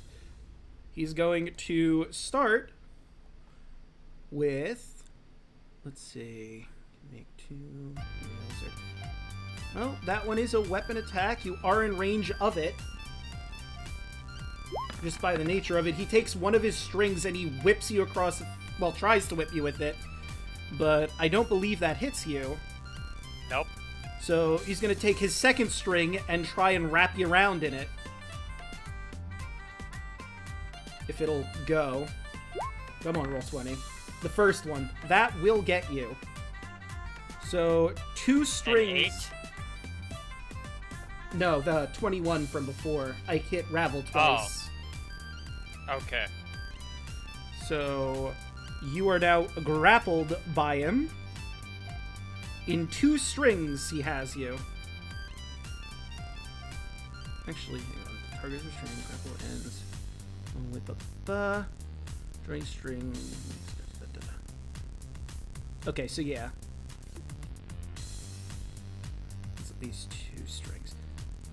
Judging by the ruling... Yeah, no, he has you wrapped up in 2 strings at the moment.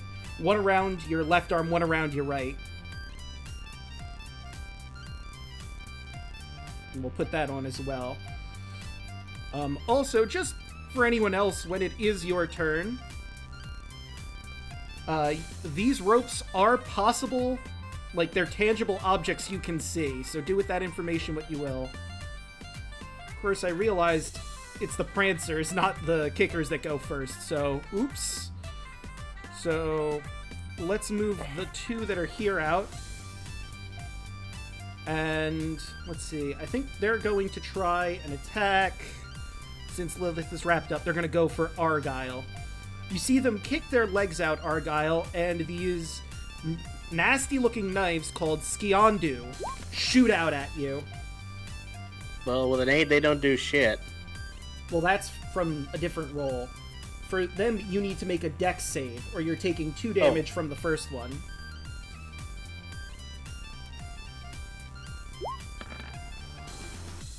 The 15? You make it. So this nasty-looking knife sails, like, right over your right shoulder. And one more dex save at you.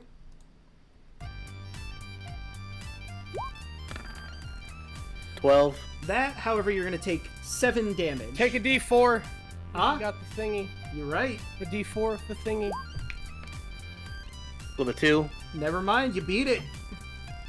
Thank you. Thank you, Rabbit. I am an administrator. All right.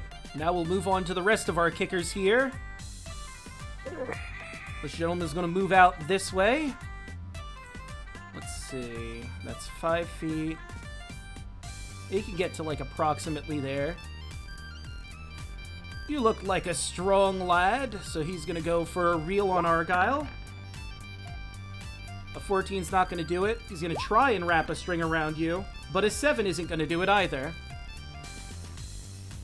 Next on the docket, we have this gentleman over here.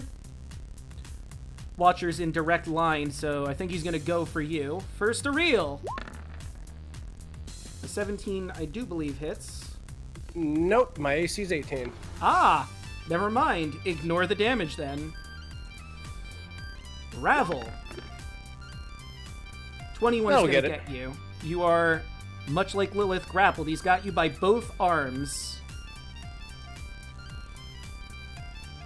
And I believe we've got one last one of the kickers here, but I don't know if he can get in range of anybody. So let's see. Actually, if he moves straight down to here, I think that does actually put him right in the range for getting Snack. But it would tangle him up with another guy. So what if he goes from here? Yeah, that'll work. Alright, let's go for Snack with a reel. Nope. A raffle? That's also a nope. Nope. Alright, and that does it for our kickers. Red, you're up first. Alright, well. 5, 10, 15, swagger up. Gotta stab the one that's on to the left of Lilith. This is gonna suck because, he is currently under the effects of the poison. That's true.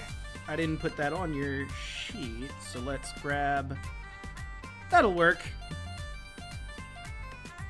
Well, that's that one. Alright, let's see how that goes for you.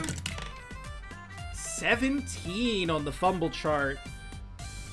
And Lilith is right there. I'm gonna need you to roll that damage. In your sick haze, you fumble up and accidentally stab into Lilith. Oh, jeez. Well, good thing I don't get sneak attack on this because the disadvantage. Yeah. So that's 9 piercing damage. I'm sorry. You were so. It's alright, I can take it. Oh no. You were so convinced you hit one of the kickers, but then you shake your head a little bit and see. Oh, that was. Oh no. I have become error. Dunk. Lil just pulls the knife out of her arm. Or just the blade of the rapier. Just Fred chokes as he hair got in my eyes. That's it for my turn. Argyle. Alright, let's see.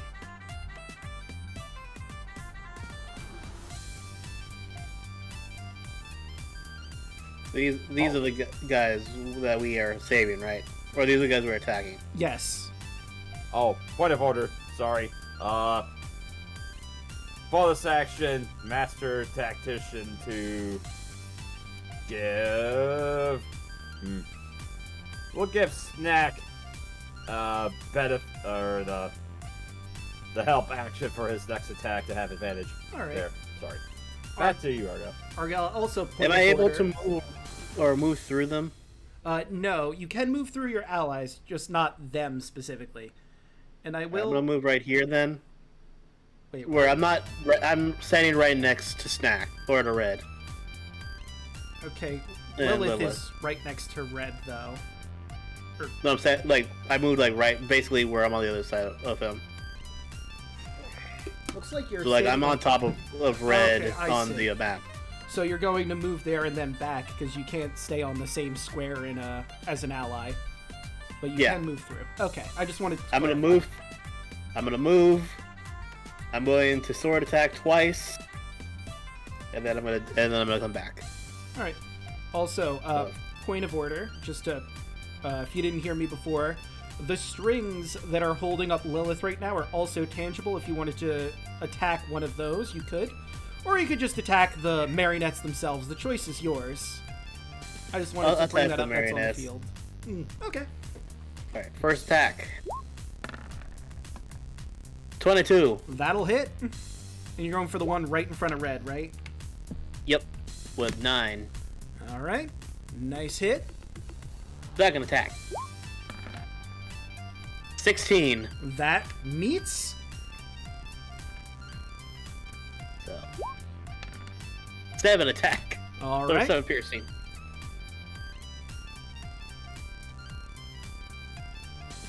I love how overpowered he is when attacks. that one was a 9. Oof. Alright, so before that, go back in here. All right. And when you step back, he's going to take an opportunity attack with one of his strings with a reel. But 11's not going to hit you. Mm-mm. Right. Snack. But I know I can't, but for flavor, I want to say, like, Argyle just cuts the string. Like, nope. Not today. All right. Now, Snack, it's your turn. Snack wants to step forward, and he is going to punch at this one with a fire fist. All right. Alright, you have advantage on this attack because of my help action. Where's my character? Oh, no.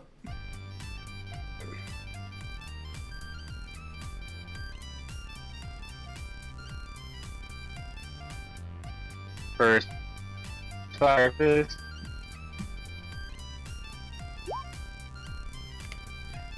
Yeah, that- 23. yeah, that's going to hit.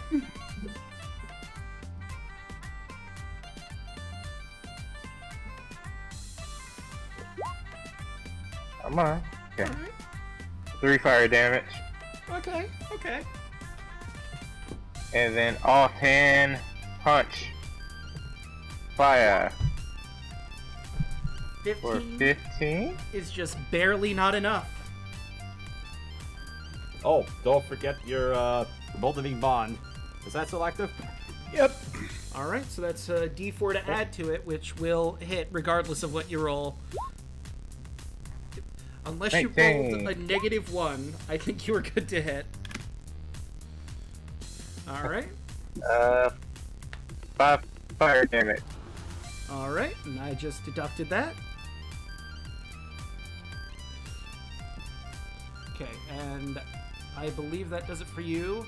So, Watcher, you are grappled, and it is a DC 13 if you want to try and break free from that grapple. Oh, yeah. I think I have him where I want him. Alright. I just realized it says on there grappled and restrained. I forgot to read that extra part, so if that colors anything, now you know. Oh, absolutely. Let's see. What skill do I need to?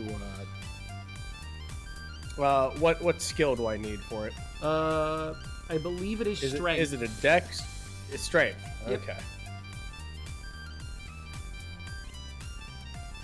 All right.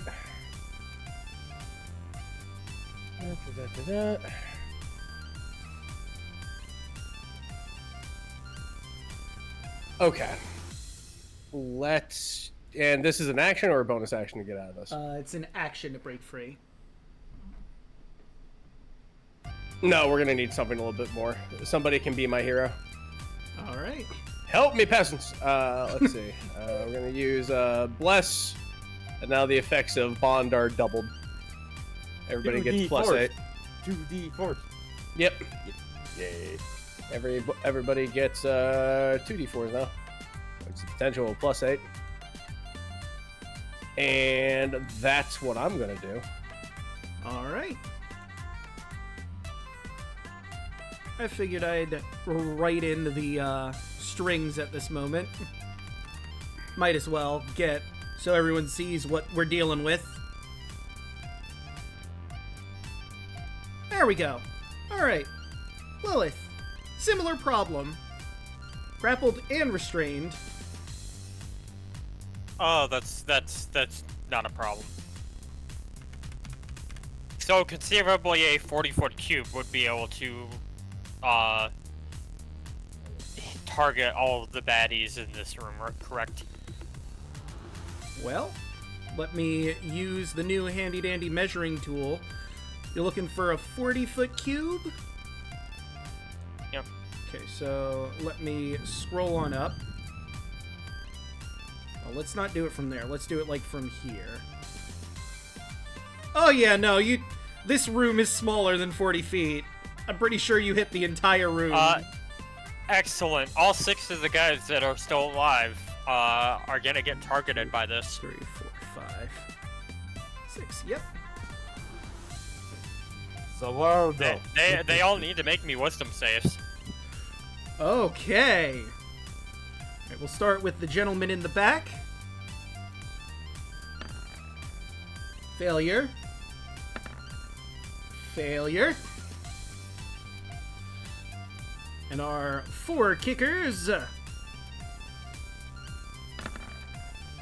Fail. Success. Fail. And a failure. Okay, so let's start marking all these gents with their new slowed tokens. So, affected target speed is halved. It takes a -2 penalty to AC and Dex saving throws. Can't use reactions. On its turn, it can use either an action or a bonus action, not both. And regardless of the creature's abilities or magic items, it can't make more than 1 melee or ranged attack during its turn. If the creature attempts to cast a spell with a casting time of 1 action, roll a d20. On an 11 or higher, the spell doesn't take effect until the creature's next turn, and the creature must use its action on that turn to complete the spell. If it can't, the spell is wasted. Oof. And a creature affected by this spell makes another wisdom save at the end of each of its turns. On a successful save, the effect ends for it. All right. And we'll start with the Prancers. They don't have a clear shot of anyone. Whoops, that's the wrong one. I want line and snap center. Let's see if they move through. And their speed is halved, you said, right? Yes. Okay, so they have exactly 20 feet of movement. That guy's on the ground, so he can stand over him, I suppose. But they have ranged attacks, so as long as they can see properly... Yeah, no, he should be able to slide over to here. And Snack, you're going to get another Skiondu. Well, you're going to get a Skiondu for the first time thrown at you. I need a dex save, or you're taking 6 piercing damage.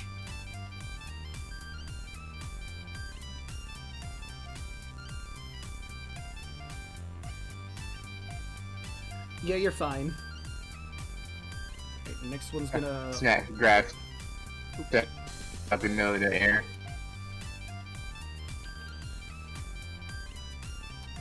Let's see, that was 15 feet for that dude. Yeah. Or no, 10. Wait, are those projectiles? They are, Draco? actually. They are indeed projectiles. Reaction. Yeah! Deflect missiles! Let's I go. I love how Hoshi's like, that's a Missile. missile, right? Not magic, not bullshit, actual missile, like missile. Yeah, here we go. Alright, so roll your d10 with your dex and your monk level and see if you can erase that. So D10 plus You have 5. you have to roll higher than a 6. I think you got this, but I mean, we're level 6, so by default it passes. yeah. And I got three levels in one, It's one hand free. but I got plus So I gotta roll a 5. d10.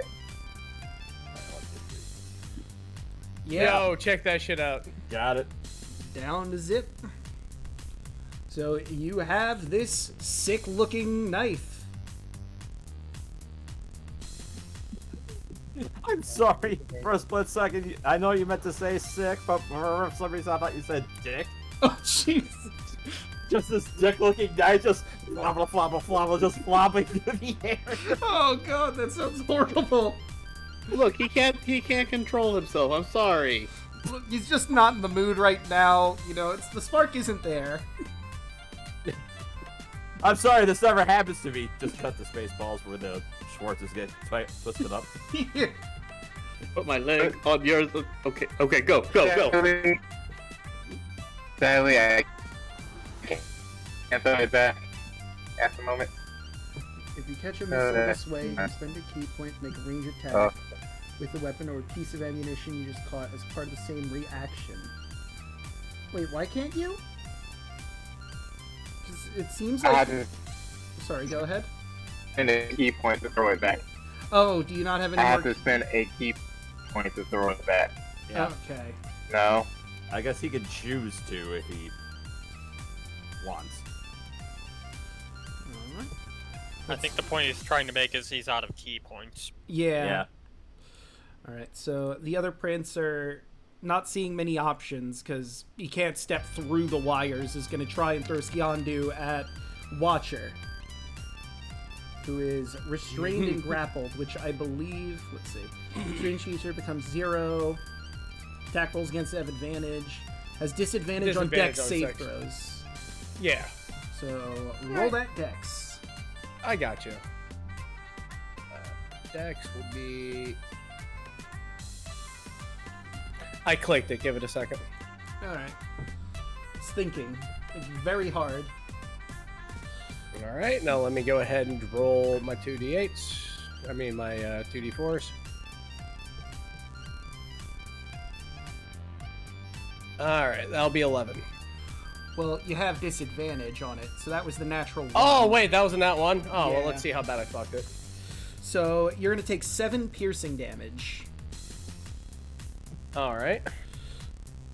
But thankfully, that is it for the porcelain prancers. However, it's time for the kickers, and you're now about to see why I like them out of all the marionettes. Ahem. Puppeteer! The kicker can use its strings to puppeteer the body of a creature it's grappled with its strings. The target is forced to use its reaction to make a single weapon attack against a target of your choice. Watcher, you're gonna attack Snack. Okay. With your melee weapon. Right, meow. Right now. Right, meow. Meow meow. Alright. Yo, does an 8 hit you? I don't think it does. All right. Back on guard. No. Alright. Lilith, you need to make a melee attack against Red. Would it be with disadvantage because of the restraint? No, because it's puppeteering her to attack you. Gotcha. The restraints are working specifically to stab you. Yeah, that hits. This tracks. Yeah, eye for an eye, I guess. Let's go. Vengeance. Right, so 8 to Red. Well, I said an eye for an eye. So I would use my uncanny dodge to have that. you absolutely can. Lilith would say, if it's any consolation, I'm being forced to do this. Let's see. But that's also assuming that I wouldn't do it of my own volition. I would hope you wouldn't. Alright. Our next kicker is going to try and reel on Snack. A 24 is going to hit you. So Snack, you're going to take 5 damage. And now for a ravel from that one. But you don't get grappled. That's the important That's part. bad. That's where they get you. Alright, so No. this guy is slowed down. Yeah, I think he's gonna move over to here. And because he's slowed, he can only make 1 attack, right? Yes. So instead of going for the damage, he's gonna try and ravel up Argyle in his wires. And that is a natural 20. Hit. So, Argyle, you are now grappled and restrained. But on the plus side, he can't use you to attack until his next turn. But I can attack him, right? Well, you're grappled and restrained, so you can't move up to him. Oh yeah, with disadvantage. Yeah. Are these But he'd have to get metal? up to Are him. these wires metal? Based on the picture, I'd think there probably are. Let me get a quick look-see at him again. Well, they are puppets. Well, even then, you've heard of what happened with Ben Franklin and the Kite. Oh. But I'm trying to think, would they be made with metal wires? Or would these just be... I think they're just marionette strings. That is a good question, Mega Man. They're black, but that doesn't necessarily mean they couldn't be black string. So I'm going to say no to them being metal. Oh no, they're just regular string. I know. How awful. How droll. But yeah, Argyle's gonna grab the strings and shocking grasp. Try to get, if nothing else, to try to set them on fire and stop himself from being grappled. Well, it's Red's turn first. Oh, okay, never mind. Sorry, I thought it was. my Alright. Well. Red is going to... In a bid to avoid hitting, He's going to steady his aim with his rapier to get rid of the disadvantage. And he's going to stab the stab the kicker who is entangled with Lilith. Alright. Alright, so this will be a normal roll with no sneak attack because I still have a source of disadvantage. That's a 22 to hit. That'll hit. 8 piercing damage on him. Okay. And that is it for Red's turn. Right. Argyle, now it's your turn. And I'm going to count this as an attack on the string itself.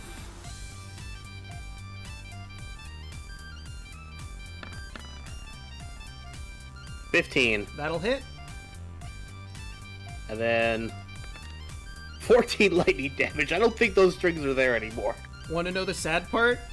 Hmm. It has 1 HP left. Oh. They look... Wait, the guy does? No, the strings. Because keep in mind, you attack the string first, because that's what you're touching. And if we go off of these are string, not made of metal, they, well, like you said, the kite thing. So this might still work. I'll allow it to hit both. Why not? I'll be nice.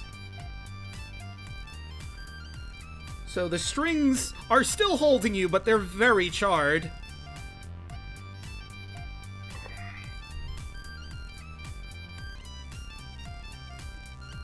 And is that it for your turn, or... But I'm no longer grappled, right? No, you're still grappled. They have 1 HP left, these strings. Hit him with a sword? Use a cantrip for an attack. Yeah.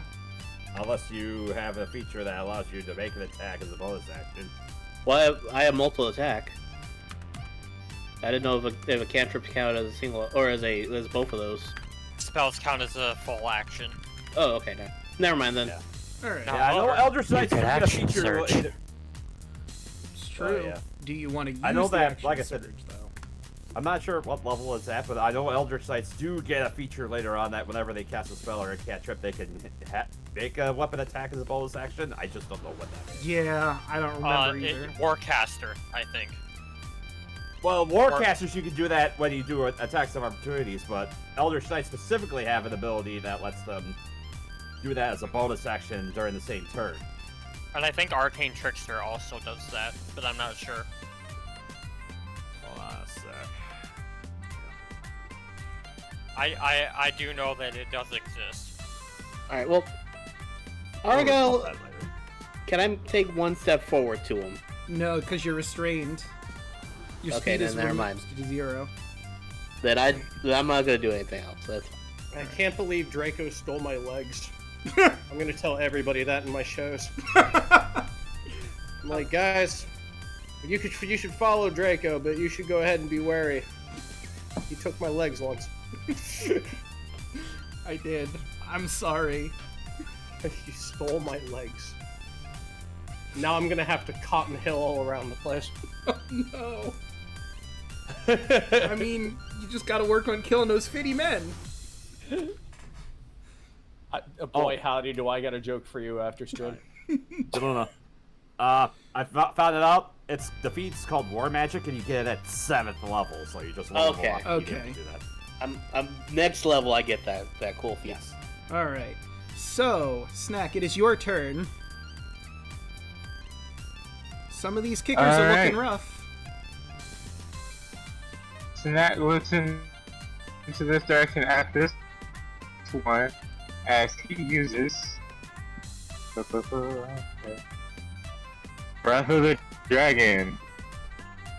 A line fire attack, Alright. and DC is 12. And that is Dex, correct? Yes. Alright, let's see. He manages to make it, so he's taken 3 damage. That one's looking real rough. And then that will punch this one with fire. Right, and that'll be the offhand attack. A 9 is gonna do it. I still got the D8. Didn't you use the D8 before? Yeah, No. well, I mean, I thought we retconned it because he didn't need to use it because he had, unless he had passed. I'm not, maybe. I thought it was Watcher's D8. You get 2d4s with my blessing and my bond. Yeah, that's true. Okay, so I need to run to the bathroom real quick, guys, so excuse me for just one no second. worries. Keep doing what you're doing. So then roll Yeah. 2d4s, I guess. Which is technically better than 1d8. It's true. More True. consistent. Because the worst you can roll is a 2. So 2d4s. So that's actually 1, 2, 30. 3. So that's a 12, which will not hit. Oh, that's my turn. Right, so next would be Watcher, but Rabbit took a quick bathroom break. So I guess we'll just wait for him to hop back on in. Oh boy, is it gonna get fun when I get to my turn. Mm. People are about to discover one of Lola's biggest pet peeves. Being controlled. Right? Mm. Perhaps. Perhaps. She is not happy right now. I'm not happy, Bob. Ask me why. Pinky, are you pondering what I'm pondering? I think so, Brain, but Burlap chased me so. Pinky, are you pondering what I'm pondering? I think so, Brain, but I'm not sure if I can say it. Yeah, that's another It's one of my favorite. It's like, do you know what the internet's used for, Pinky? I do, but I don't think I can say it. Surprisingly, no, Pinky. I mean, that is one of the ways the internet is used. The saddest thing is that we didn't have to actually understand what he was referring to, or hear what he was referring to know what he was referring to. Yeah. Yeah.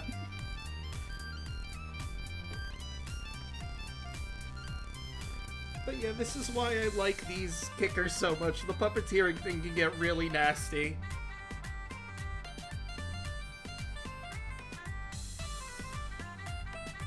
Wait, hang on. In the past, basic marionettes had strings due to how available and cheap it was, but high-quality ones had oiled or metal strings. Basically, if it was for a child to play with, it's regular strings. Performing marionettes had wire metal. Oh, okay. I'm just reading Bubba's messages through chat. So yes, for the purposes of spells, I believe that these would have metal strings. So if anyone had heat metal or tried to run a current through them, it would work. Dress at the advantage. Sadly, I am not Tarlo at the moment. Yeah, Alright, I'm back. Sorry about that, guys. no worries. No worries, No you need a bee.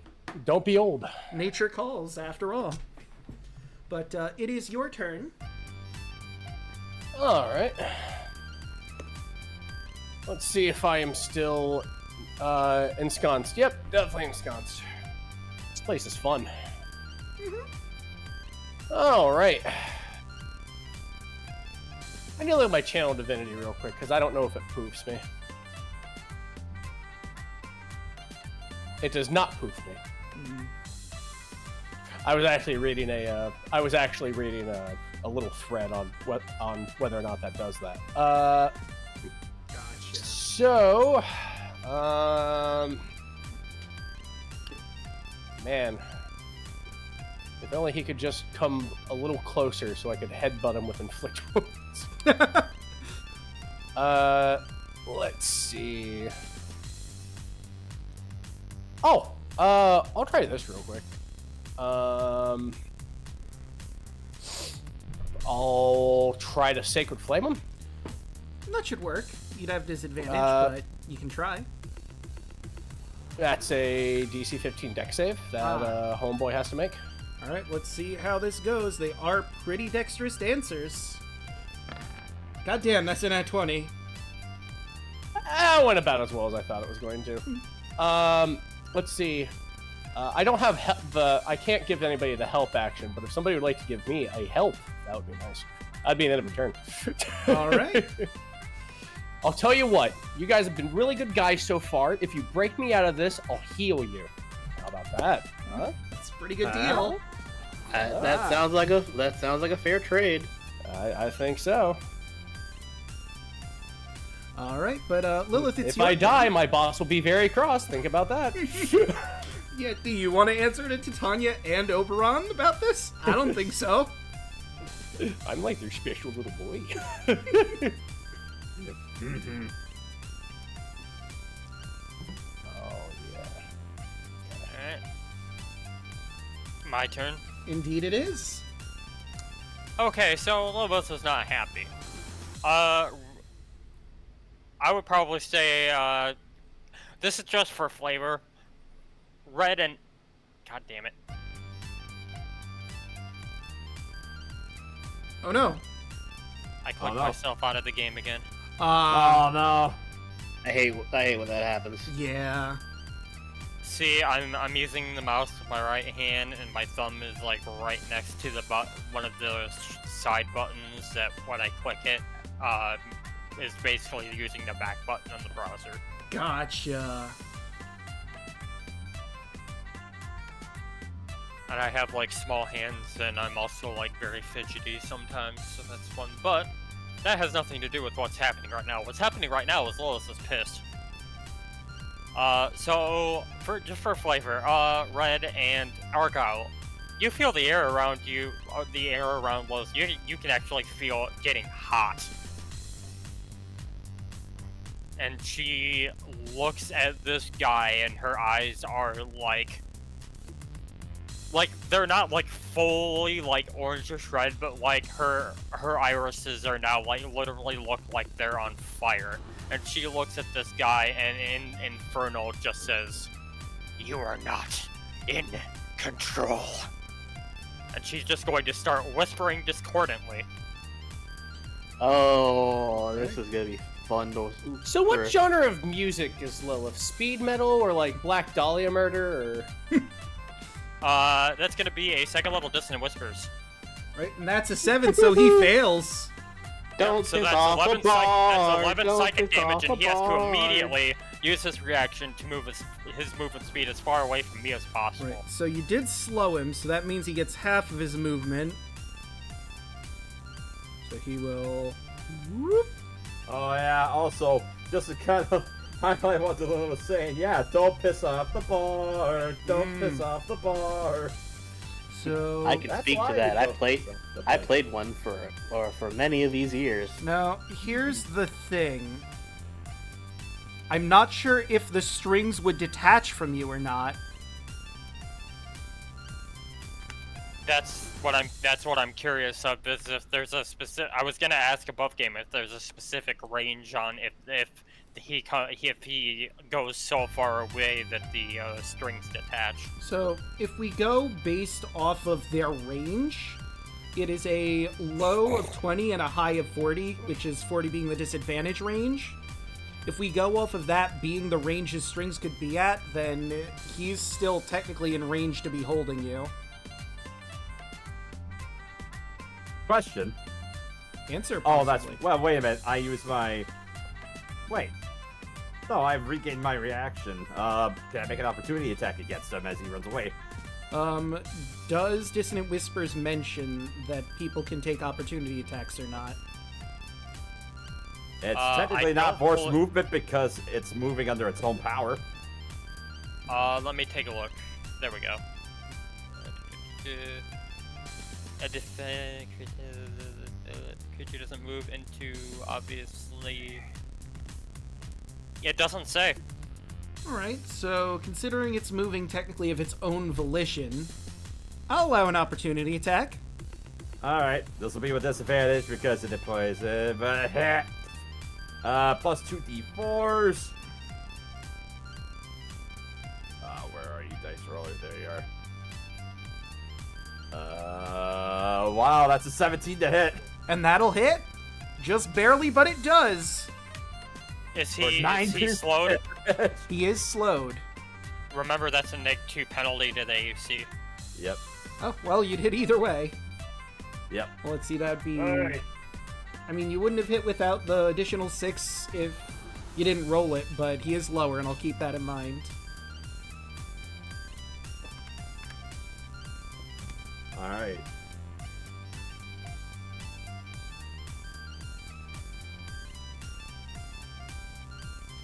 And let's see. Yeah, that's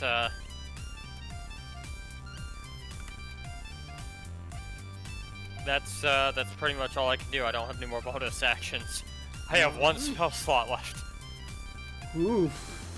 We Yeah, might need to save take a it. rest soon, Yeah, boys. bro. I'm running out of slots.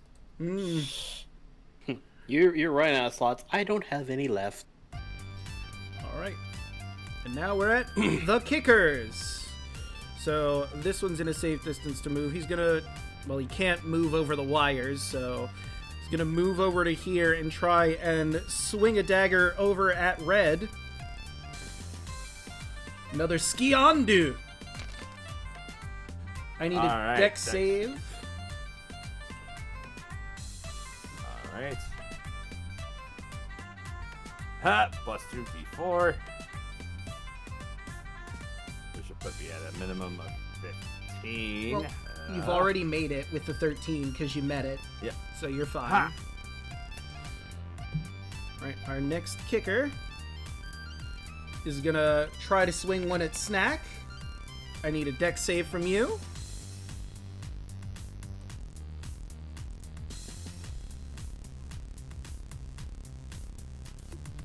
Snap. Let's say.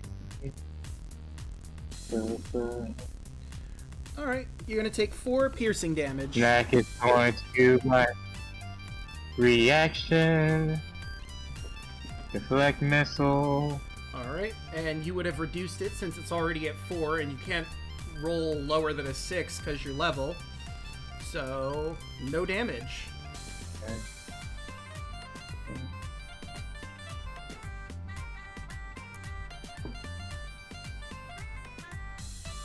Alright. That does it for our prancers. We're back to the kickers.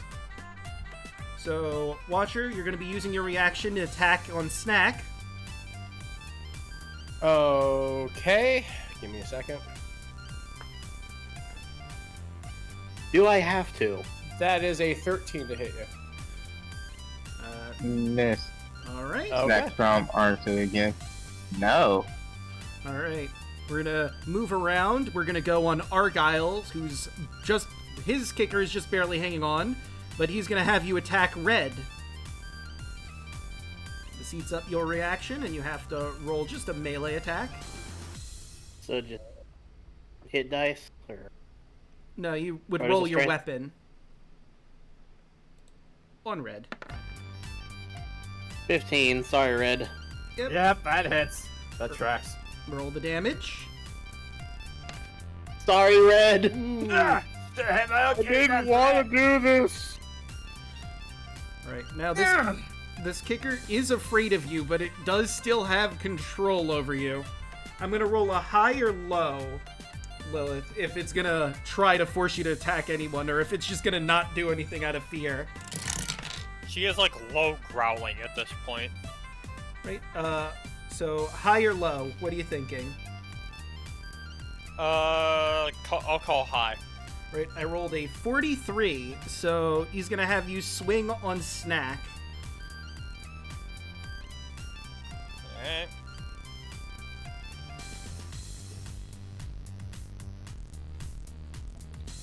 Not Lilith. No. Does a 17 hit you? Yes.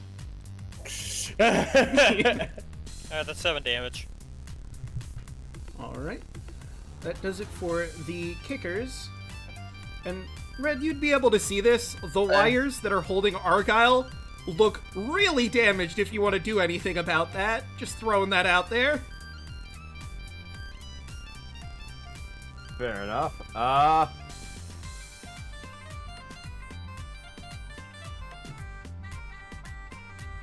yeah, he's going to, as a bonus action, steady aim to get rid of the disadvantage.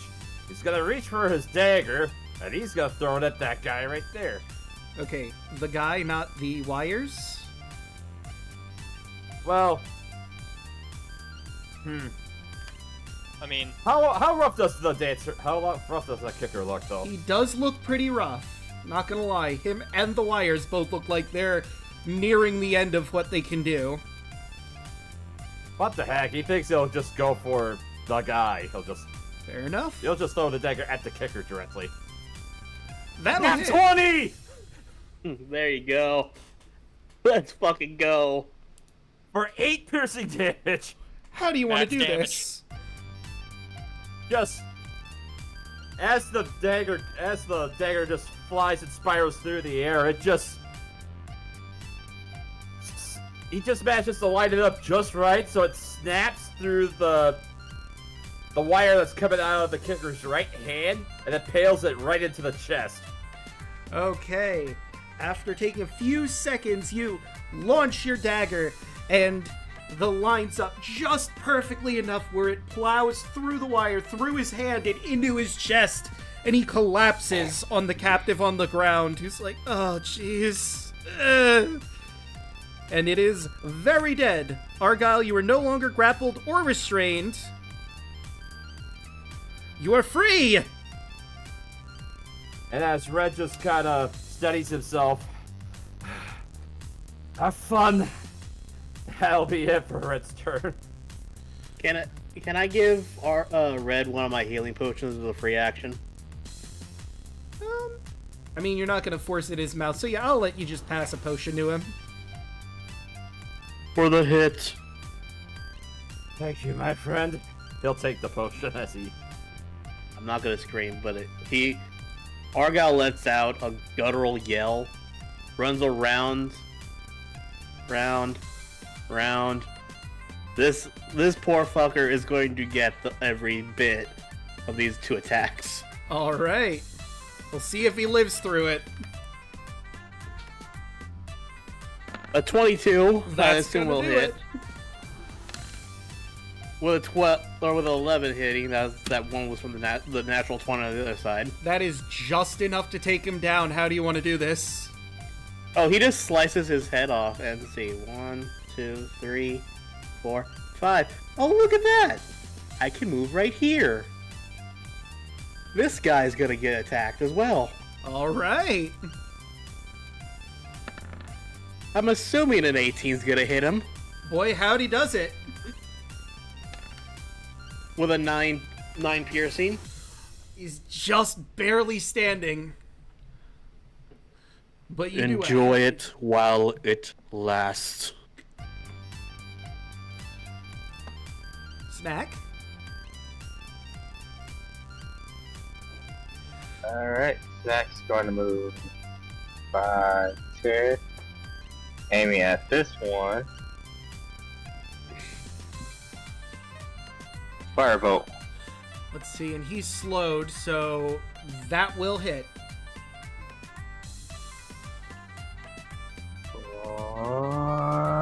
10 fire damage. All right, how do you want to do this? Snack just shoots his head off. Right, you launch your firebolt, and his head, the mushrooms and wood there, catch a flame as he collapses to the ground. Very dead. Lilith, you are freed. And then Snack's going to move. That's what, 5, 10, 15, 20, 25 to this one and punch it. All right, I'll say you can't move Go right firefighter. there because the wires are in the way, but you can stand on this guy because he's prone. Okay. And you Yeah, can I'm gonna certainly... punch Oops.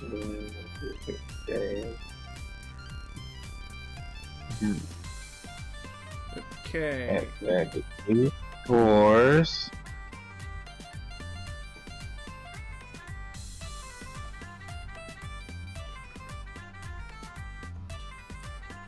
Oh yeah, that's gonna hit. For 5 fire damage. And how do you want to do this? Not just like repeatedly just punches in the face until it cracks. Right, and you hear crack, boom, as the head immediately collapses. And upon that particular kicker going down, the 2 remaining porcelain prancers collapse to the floor. Turns out all you needed to do was take down the kickers to end combat.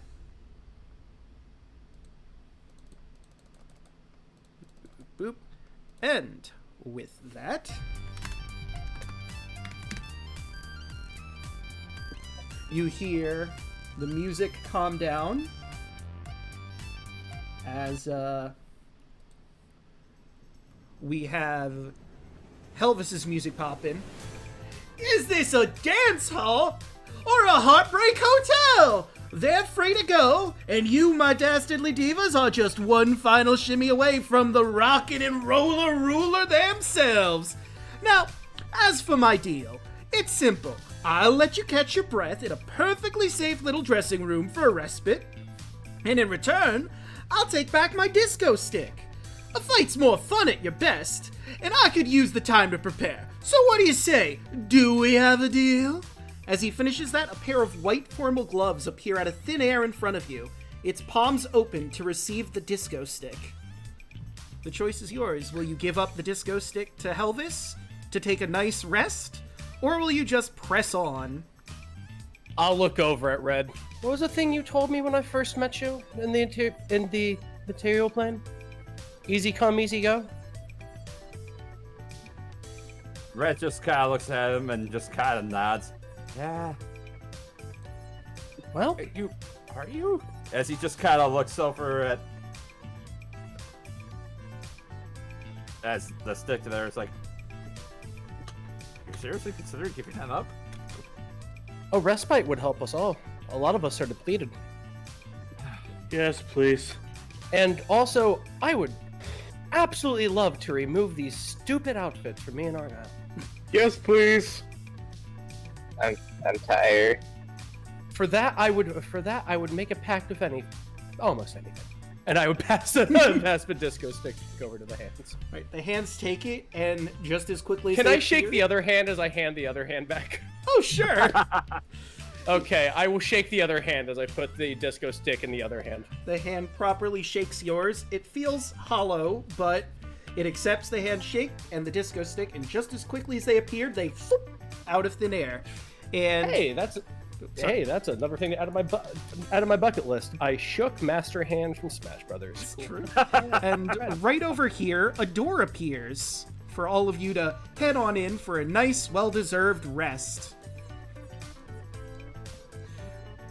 Now, I get to Argyle. I immediately, before we take our rest, will go ahead and use my last 2 casts to go ahead and cast Remove Curse from me and him. All right. And because I don't have a break room proper, we're going to go back to the landing page really quick as Helvis sets up his stuff, and all of you do as well, and we get the lovely disco lounge music once more. If it wants to load for everybody. Damn it, Roll20, Yep. come on. You just had it a little while ago. Come on. But- I got some royalty-free elevator music if you want. I mean, I By picked the way, out this music specifically for this. Oh, well, You, Walter does that, and Argyle gives Lou a sincere thank you. no problem. We should both look our best before we go ahead and just face whatever faces us. I don't know about you, but I was sick of making trumpet noises everywhere I went. That was annoying, yes. But could you imagine it?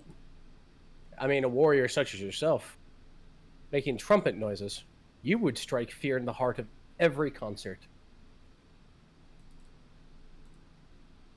Argyle just looks at you, gives you a sly grin, like, yeah, but I like people not knowing where I am. We shall mute the trumpets next time. Hold on. You want elevator music? I got you. No, we want the music Draco wanted. Yeah. But you can send me the elevator music. I'm always looking for new elevator music. It helps. I It put honestly it- helps me when I write. There, I put it in Gen Chat. Oh, it just does not want to work for us. Damn it. All right. Is this a long rest or a short rest? Oh wait, I've realized why. I didn't turn the volume up on the music. Ah! Well, egg on my face. That would do it. So anyway, as written in the module, this would technically only be a short rest, but that's enough time to, if you wanted to, there's another magical item you got in here, the blue suede shoes, if someone wants to attune to them and properly learn what they do. How long of a short rest? Well, it's enough to spend hit die, as many as you need. Okay, so I can't do any spells, but I can at least do that. Like the versatility of the 5e fighter will live on in Argyle. But first, Because I was mostly just wondering because of the trance, if it was 4 hours or... Yeah, I don't think it would be that long. Just enough for Heckna to set up and you do a tune, so maybe like an hour, give or take. Or hell, this. Okay. But again, does anyone want to try and attune to the blue suede shoes you got? To recap, they are blue shoes that have like a cool skull icon with a blue ribbon.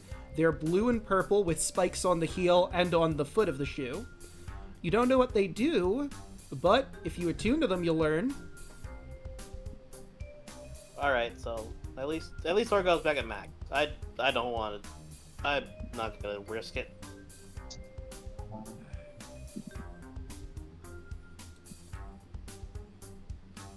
Red just kind of looks over to Snack. Well, It is blue.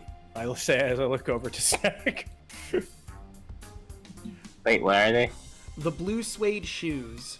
They are blue and pink. They have a fire design on the bottom of them. There's a skull with a blue ribbon, spikes on the back heel and on the front heel. They are high-heeled blue suede shoes. I think they fit Lilith's aesthetic pretty well, but anyone who wants to try and do a tune to them absolutely can. Honestly, there's fire, high heels, and skulls. What else would Lilith need? I mean, sure, give me all the magic items now, I guess.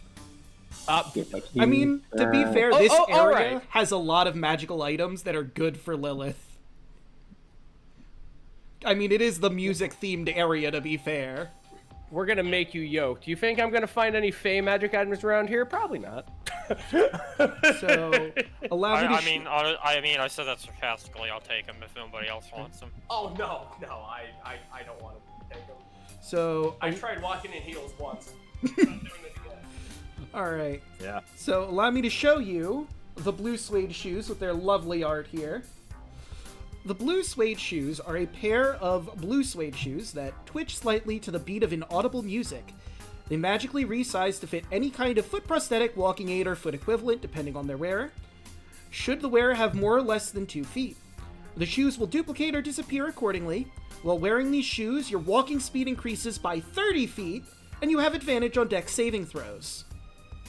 Oh boy. However, Jesus Christ. However, they are cursed. Tuning to you, you are now cursed, unless you're targeted with Removes Curse or similar magic. While you can remove the shoes, doing so does not end your attunement to them. If you attempt to leave the shoes more than 100 feet from you for at least 24 hours in an attempt to break your attunement, they will magically walk back to you within 100 feet of you by themselves, regardless of any barrier, restraint, or distance. While cursed, you are compelled to constantly tap your feet, dance on the spot, or otherwise move wherever you can hear music playing.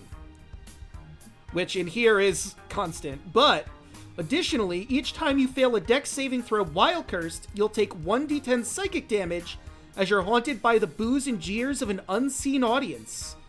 If you are wearing the shoes when this happens, they grow mouths and boo and jeer loudly at you. And I'll just post that curse I'm not.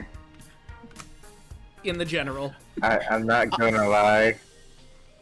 I kind of want it just because my movement speed would go up to my movement speed would go up to 70. He'd be fast as fuck. Yeah, but Lilith. I just want to let you know. Chaco, that this is available whenever you want it. It's always a long Fey ear away. I mean, the question is, do you have the spell slots for it right now? The fuck no, you're gonna have to wait for that later. But I mean, also to be fair, you get the benefits. You get 30 feet added to your movement speed, and you have advantage on dex saves. You do have some really fucking disgusting benefits. I think they far outweigh that curse.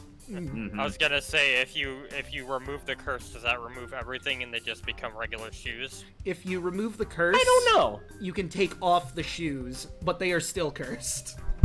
But you are no longer attuned to them. Okay. And I'll only get more spell slots as we get more yoke, so. Yeah. Also, from last campaign, one of you motherfuckers owes me a diamond. I don't know which one, but I figured I'd bring it up now, since we're just in the waiting room, just chilling. I mean, I gave you a diamond not too long ago. Keep in mind. And I used it to bring back an NPC, but somebody accidentally exploded because we play Earth Defense Force, and we don't know what priority safe targets are. Yeah. If I ever get you guys in the Midsummer Court, I'm gonna teach some of you motherfuckers trigger discipline. Gory, what a hell of a way to die. But yeah, going back to the shoes, like, as soon as I saw these, I'm like, yeah, no, these are Lilith's aesthetic, hands down. Just look at them. How could they not go to her? It's very true. Very metal. There's a lot of shit here to benefit you. Like I said, you gonna see any Fey artifacts around here? Probably not. The only thing I mildly wanted was a disco stick, and he was like, a disco stick, and I'm just like, fuck. Like I said, easy come, easy go. There you go. Who knows? Maybe you'll get it back after this. Well, if you beat Helvis. Look, I am a courtier. I mean, if you want a war of words, I'm pretty armored for that, buddy. All right, let me just see here. Ba-ba-ba-ba. All right, I think we're just about ready to move on to the next room. But before I send you there, we're gonna go back to the Killer Kaylee for a second, so you guys can basically put yourselves in your marching order when you go through this door on the other side. I will stand in the back. Also, I forgot my phone. Hurry yourselves up and do that. Hurry up, boys. I am ready to fight robots. Was there any way to cure your poison? Let's move right over to here so everyone is roughly together. Argyle can move himself how he sees fit. Let's see, who was exhausted? That was Argyle and Snack, so I gotta put that back on you so I don't forget. Yep, technically I'm still exhausted, but at least the poison's gone. Wait, were you able to get rid of the poison? Well, has it been an hour? Oh, yeah, that's right. So, yeah, it would have. The exhaustion would go away too, wouldn't it? No, exhaustion goes away on the long rest. Yeah, Oh, okay. It has to be a long rest. I mean, you're taking a breather, which helps, but... Let's see, the burst in your face. Oh, wait, hang on. I just realized we goofed up. The burst in your face thing, you're poisoned until the end of your next turn. So you would have been fine all this time, this entire battle. I'm sorry, that's my bad. I messed that up. It's okay. We'll just go forward. It's like, oh, it's fine, it's fine. Ugh. There was more high stakes with, the poison this man. Alright. right, now. The poison and the delicious, delicious dismemberment. Mm-hmm. Also, that cost that 20 though. Don't forget about the delicious dismemberment. Don't need that. So All right. Yeah. No, I'm ready to go. Oh, okay, there it goes. All right. Franchise me, Captain. So let us move you from this room to the others. You walk through the door of the Kaylee, and you find yourselves here. Oh, really? Okay. I didn't properly set it up. There we go. Nope, wrong one. Here we go. Some people might recognize this theme from something. Aha! From I love it. several compilation videos. This is Who Likes to Party by Kevin MacLeod. I first heard it in the Stanley Parable, but, you know. It's in a Oh lot of yeah, places. me too. Huh? No shit. Yeah. I forget what room it was in, but I think it was, like, I can't remember, but I know it was in that game. But I digress. I love that game. It is a great game. So many compilation videos online use this, specifically Heroes of the Storm. A huge disco ball hangs from the multicolored ceiling, accompanied by flashing lights and loud thumping music that makes the floor, a grid of squares pulsing with neon colors, vibrate from the force of the beat. The disco ball opens with a shower of sparkling confetti, rains down as Helvis, a middle-aged gnoll in a slightly too tight but still glamorous white suit, slowly floats down from inside. They stop and hover 10 feet off the ground, spreading their arms in a wide, dramatic pose. And allow me to show you all our boy, Helvis. Aren't they magnificent? They are. That's a good boy, actually. I like him.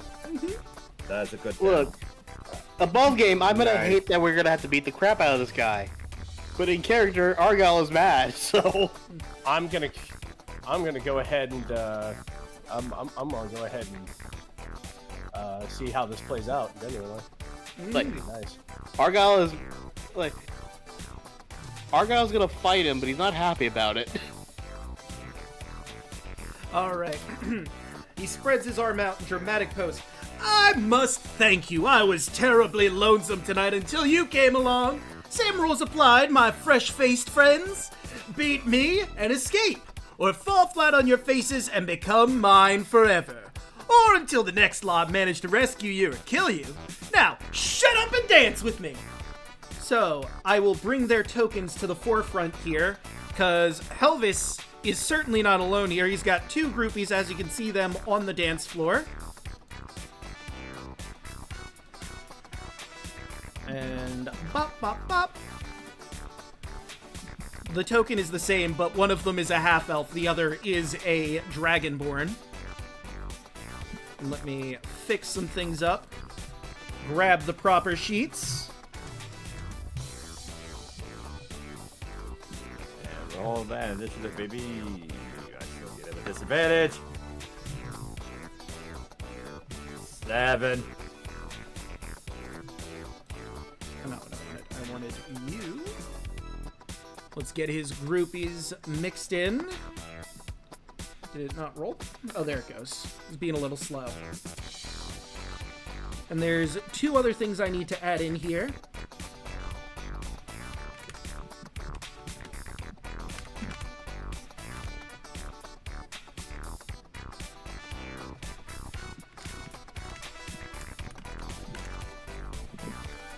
There we go. Those are added in.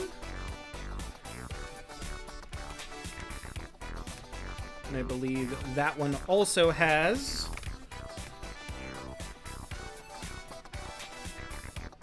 There we go. Alright, now let's see. We have a few ties here. So, let's see. With Holy cow, a 3-way tie. the tile swap goes first because it wins in a tie.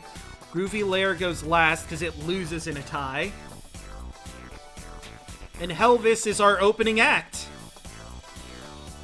Now, it said he was 10 feet in the air. So I'll start him 10 feet in the air, and he'll move down slowly until he's like 1 foot above the ground to start off. And since Okay. he is the starter, let's see, how will he open up? You're all grouped together, but so are his forces, so he's probably not going to do anything like AoE. Or is he? I never rolled initiative, so Our opening contest is set for one fall. 13. Magnius, way to the Alright, ring. you're tied with Snack. Which one of you has the higher modifier in Dex? I got Dex. 2. I got a 2, so let's just roll d20. Yeah, we'll just roll and whoever wins, wins. 14. 16. You first. Snack goes first, so hey, look at that! It works out perfectly. Let me check. What does he want to open with? There's a lot of nasty things our man Helvis can do. See, that's a ranged attack. He also has his spells. You know what? If this creature does not have irresistible dance prepared, I don't know what he even is here. You know, I'm shocked he doesn't. You'd think he would, right? Yeah, no, I thought he would too. It's insane that he doesn't, but he does have something. Let's see. I'm torn how I want to have him open. There's so many options. You know what? Fuck it. I think we're gonna go with Red is right in the front, so is Snack. He's gonna open up with, let's see, his highest level slot is, because he is a Warlock, a 5, so he's gonna cast Blight on Red. You need to make a con saving throw. We're taking 1, 2, 3, 4, 31 damage on a failure. Ay, ay, ay, hold on a sec. You'll get a plus. You'll get a D4 to this. I figured I would just turn on my bond. Oh no! Oh man, Oh, no, God there's hates no you. saving that. For 31, you said? Yeah. I mean, keep in mind, he is a Warlock, he doesn't have a lot of slots, and he just used one to do a hell load of damage on you. Yeah, that's To be fair, I would have done the same thing. And, Swinging for the fences. let's see, what else? Let's see, I failed the con save. The spell is no effect, blah, blah. The target of plant, creature, magic plant, that's irrelevant. Spell deals maximum damage, target non-magical plant, that isn't a creature. Alright. Yep, just... So he just does a lot of damage. You see the color drain from Red as he takes a wallop of magical energy. They can start off with a strong foot, don't you think? Really get the stakes up. You know, get the show really vibing.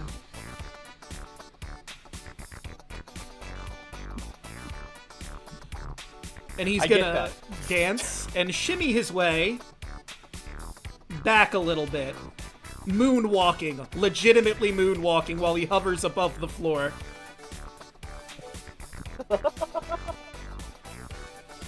And that's Helvis. Now it's Tile Swap. So fun little feature of this dungeon in particular, this room. The dance floors under every single creature are going to swap, and each color has a different effect. Some positive, some negative. This will affect literally everyone except for Helvis, who's hovering above the ground specifically not to be involved in this. So I'll start with the groupie. Groupie got a 2. The tile under them is pink. And they look energized. Let's see, that is... Let me roll how much it is. Okay. They have become the legendary super groupie. Yep. Indeed. Next will be Snack. What's Snack's tile color changing into? Also 2! Alright, so Snack, the tile changes to pink underneath your feet, and you also feel energized. You gain 4 temporary hit points. Woo. Okay, next we have Lilith. Lilith, your tile shifts to a blue tile, and you shrink in size as if affected by the reduce side of the enlarge reduce spell until initiative count 20 of the next round. Oh boy.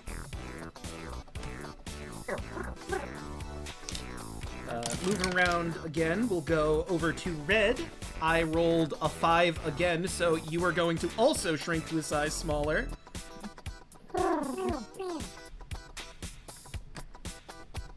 Watcher? You feel energized. Man, I just keep rolling the same 2. Alright, so let's see how much Watcher gets in temporary hit points. 3 temporary hit points. Red. Okay, you know what? This is getting ridiculous, but that's on one of the groupies, so I will shrink the groupie down. I'd like to roll some of the other things on this stupid chart game. There's so many other things that could be happening, and I'm getting 2 of them. Oh, thank God, a different color. Alright, so, Argyle. The tile under you changes to white, and you automatically get teleported. Let's find out in what direction that is, and where you are. That's 5. Hold on. 1, 2, 3, 4, 5. You would get teleported back, but that's a wall, so you just sort of fade out of existence and then pop back here. However, I do need you to roll me a dex saving throw, or you're going to get knocked prone.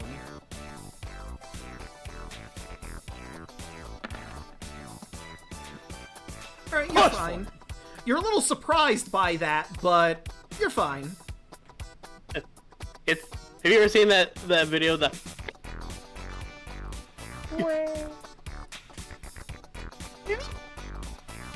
Alright, and that does it for our tiles. What just happened? Lilith! Above game, I just imagine Argyle literally just instant transmission pops out in and out. Yeah. Like, UBCH. Where was I? I have no idea what the fuck just happened. I don't know if I like that or not.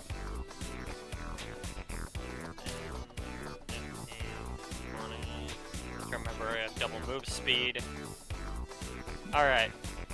I have 2 options. I have 1 spell slot left. I have 2 ideas. I can either take the diplomatic route, or I can at least try to give us a fighting chance.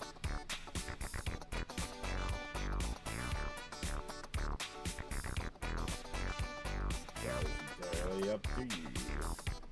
I think,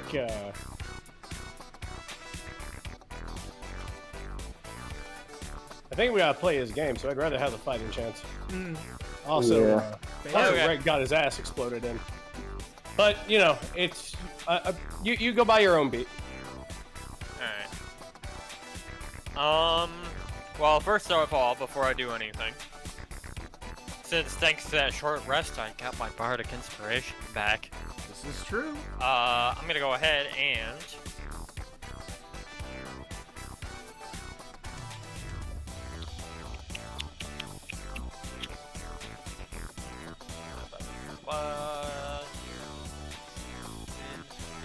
Alright, let's see. So, Red. Let's see. Red. Argyle and Snack. Mental inspiration. Gain. You gain 8 temporary hit points, and you can use your reaction to move up to your movement speed without provoking opportunity attacks. Sweet. 5, 10, 15, 25. That is a good question. With reduced, does my movement speed halved, or is it? So I looked at it. It doesn't look like your movement speed is reduced. All that changes is you have disadvantage on strength check and strength saving throws, and your weapons shrink down to match your new size. While these weapons are reduced, your attack with them deal 1d4 less damage. 5, 10, 15, 20. Yeah, he'll do a few steps over this way, and that'll be for Red's movement.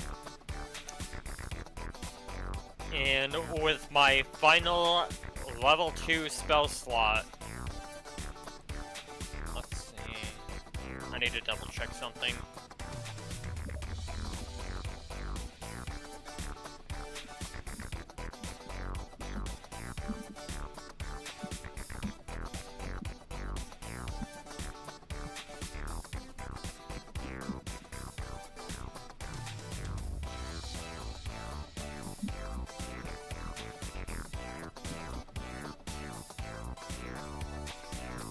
I'm going to, you know what? Hold on.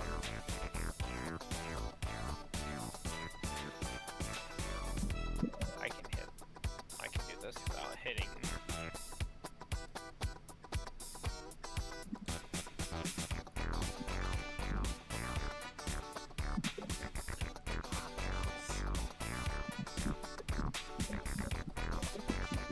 With my final level 2 spell slot, Helvis is going to need to make a dex save. Okay. Fairy fire. Let's see. How he do? That is an 18. By the way. He does get disadvantage, but that doesn't. Oh wait, that's right. Slows effect. Okay. All right. Well, that's so, it. Before his turn ends, he does have legendary actions, and he's gonna try to break Lilith and Snack's stride.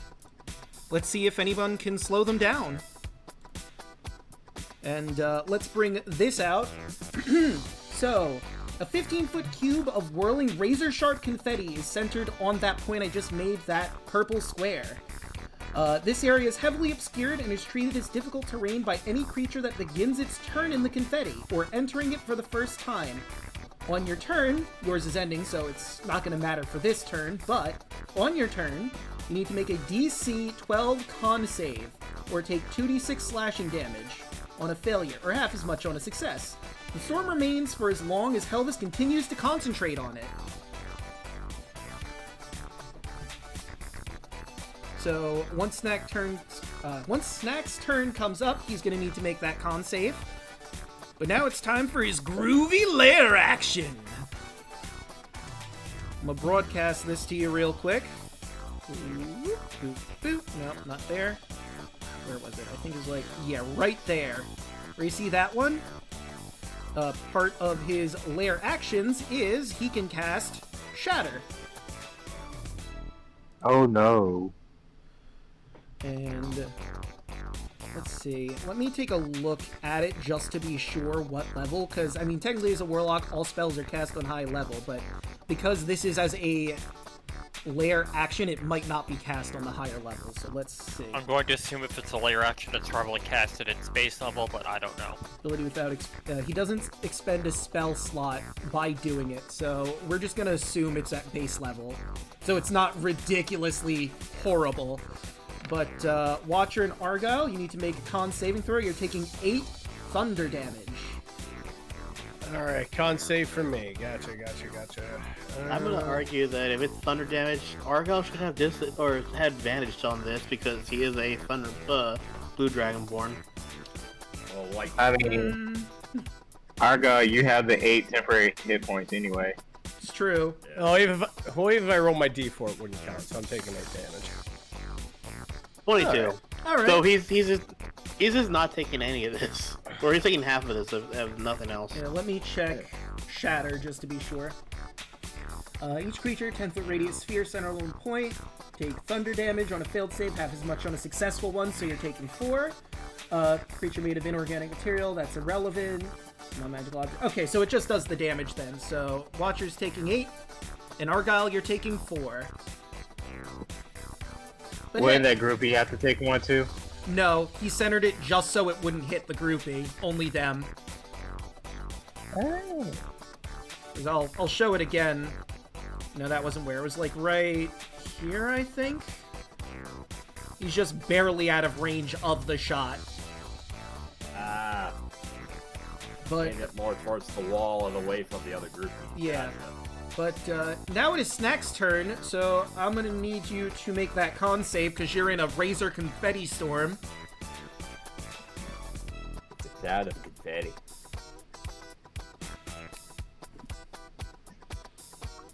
Okay.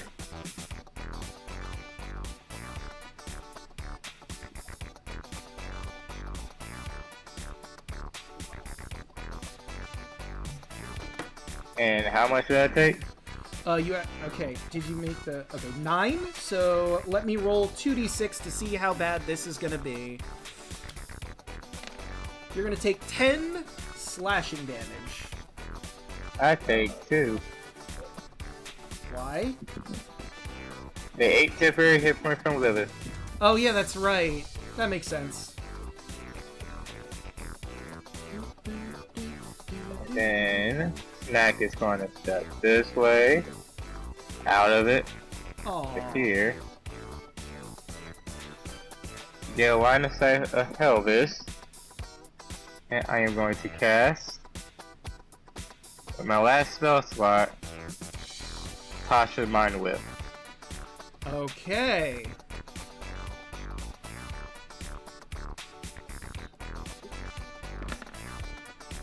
Well, that's a 9, so... Yes. That's... So he takes 10 damage, Boom. and it cannot take reaction until the end of his next turn. Okay, no And you reaction. can only choose to take an action, bonus action, or move. Let me see here. So you can't do that. And do legendary... I don't think legendary actions count as reactions, correct? No, I don't think they do. So he's gonna... For his legendary action, once next turn is done, he's going to take me on, take on me. Which means he's getting a free Vicious Mockery at Snack. Ah, you call that a spell? That only tickled a little bit. And I need Snack to make a Wisdom saving throw. You're going to be taking 8 psychic damage. Is that at the end of my turn? No, that's now, because he has a legendary action that he's using to do this. Wisdom. Okay, so Nope. you take that 8 psychic damage, and you have disadvantage on the next attack roll you make before the end of your next turn. Snack is going to move 5, 10, 15, 20. And then Snack is going to spend a key point to Flurry of Blows. Alright. Let's do some fire and electric. Fire first. That will not hit. 14. And then electric. God damn it. That will also not hit. Yo, hold up 1 second real fast.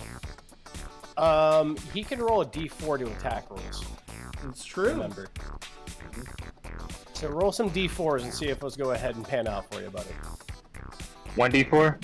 Yep. Yep, for each attack. So that first 16 one for the first one. just barely hits him. And then the second one, Will not hit. So only the first one hits.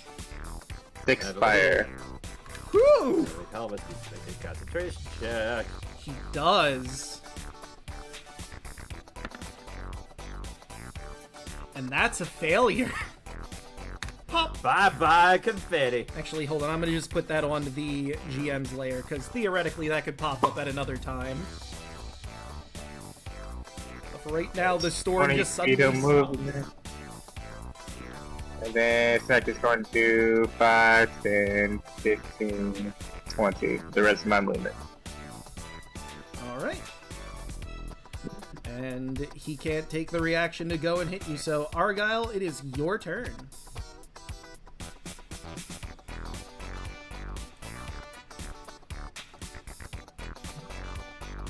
Argyle? Let's see. I'm sorry I was. He's going for it. Alright. Come right here.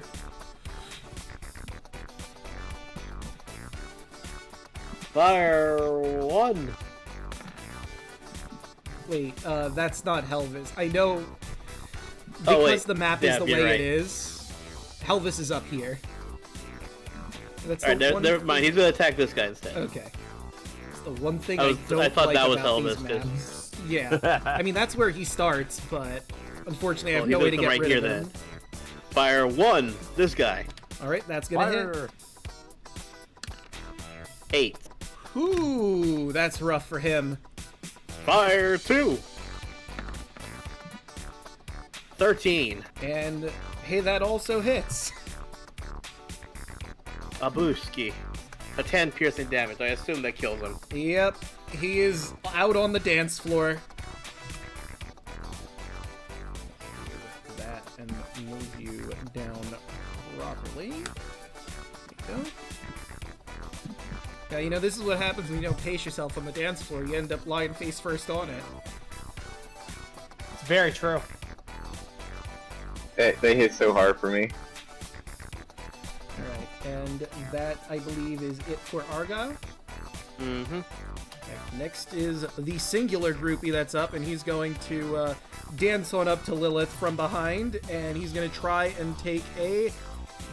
He's going to try and slam into her on the mosh pit, but that's a 7. It's not going to hit. Nope. Alright, and that'll do for the groupie. Red, it is your turn. You are very hurt. Yep. And, he's going to seeing an opening with this groupie right here. He's actually gonna move 5, 10 feet over there. And he's going to take a shot at the groupie with his short bow. That's a 21 to hit. Yeah, that'll do. Alright, with sneak attack, because Lilith is right next to them.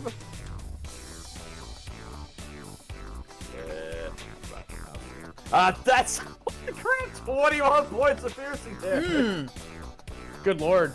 Well, I'm pretty sure that kills him, but let me just do some calculating here.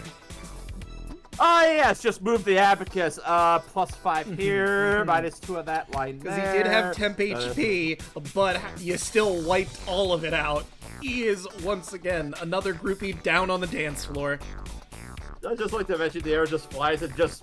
Well, if you just see the arrow just pop up sideways right in their neck as they just fall over. Yep. Elvis House. Ah, how are we gonna have a proper dance without backup dancers? You're killing me here, Red. You always were better as a solo act, as Red's going to look to Stack being the closest one. See if you can bring him back down onto the dance floor, as I'm going to use my Master of Tactics to give Snack advantage on his next attack. Alright. Snack cracks his knuckles. Pleasure. And that will be it for Red's turn. Alright, Watcher, you're up. Watcher's gonna take a couple of steps forward. That is a ruler. A couple of steps forward. He's going to flourish his staff, Midsummer Dream, slam it on the ground, and go ahead and cast Bless. Alright. Blessed be this smoking.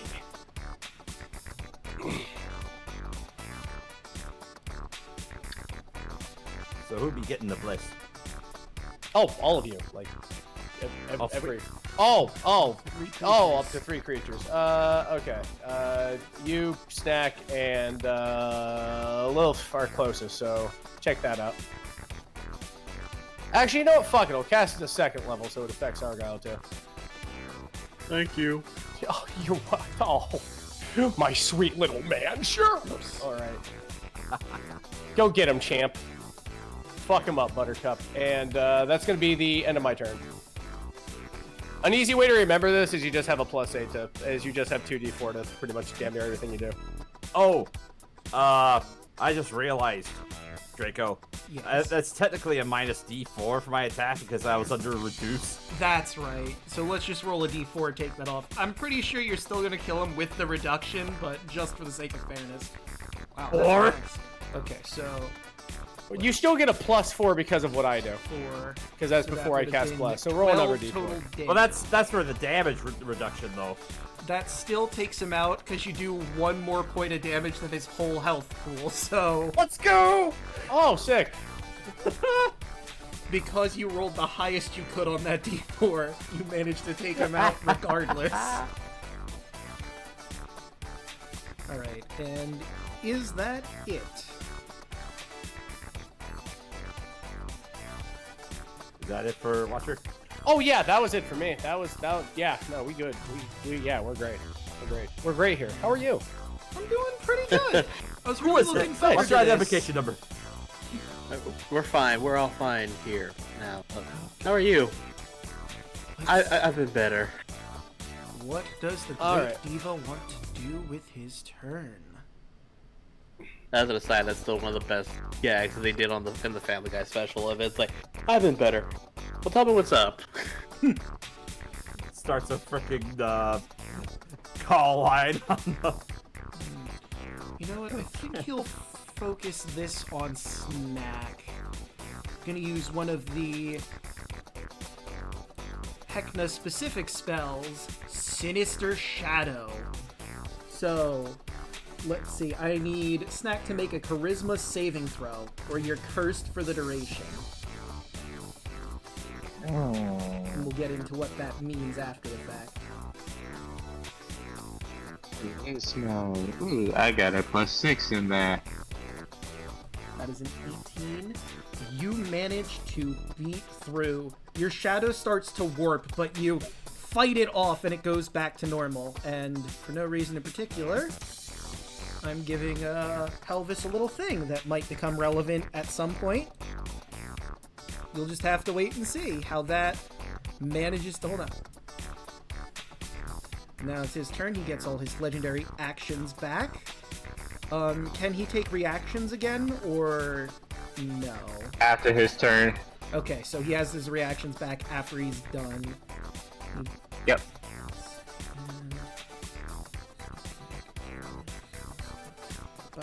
Okay. That might be interesting. But he casted a spell this turn, so he's not going to get to do that right now. Where does he want to go? I mean, because of Tasha Whip, he only gets an action, movement, or bonus action this turn. Oh, so then that's it. That's true. Never mind. Yep. So that's all he can do at this present time. So now it's time for another tile swap. Let's see how everybody's doing. So let's see. We'll start with Lilith. You have 2, which is pink. You are going to get 3 temporary hit points.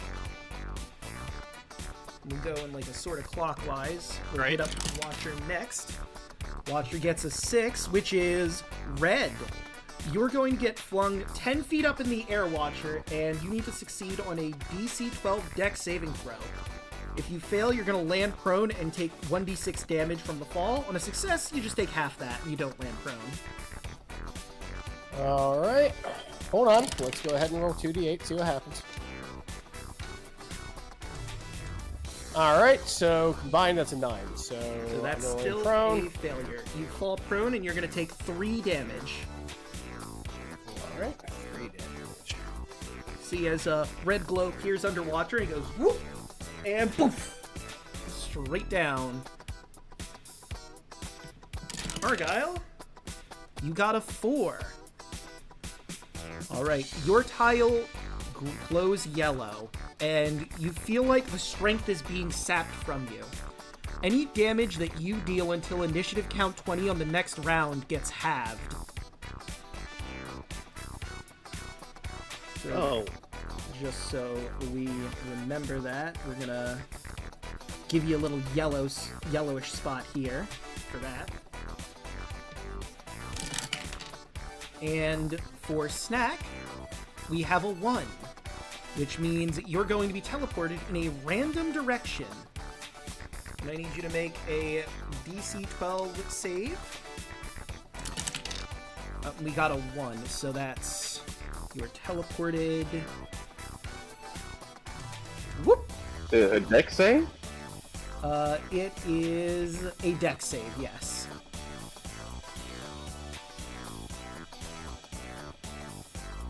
Okay, with a 17, you're fine. You don't land prone, but you're very surprised as you basically poof out of existence and then end up right next to Helvis. Just closer to beat your face now. Aw, you'd hit little old me.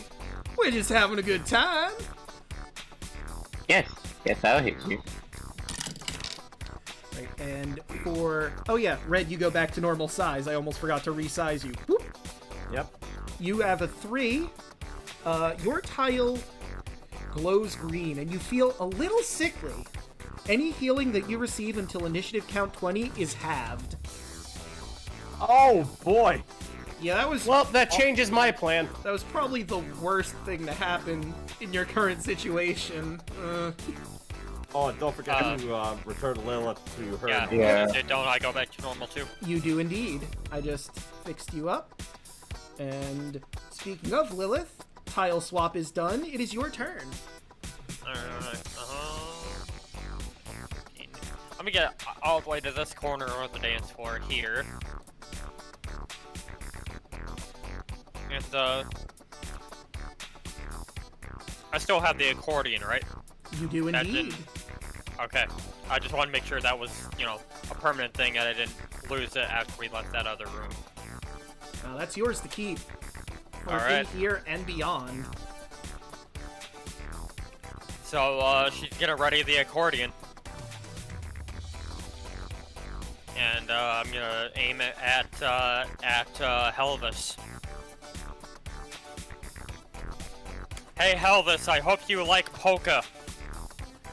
I mean, it's a pretty decent genre, I suppose. Maybe I'll set up That's a a room. soft 20 to hit him. That'll hit. I mean, that's pretty stuff. 8 bludgeoning damage. Oof.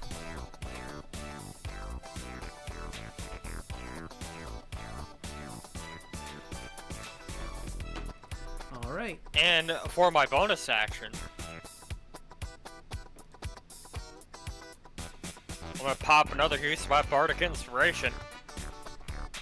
And this time, we're gonna Mantle of Majesty. Ooh. Okay,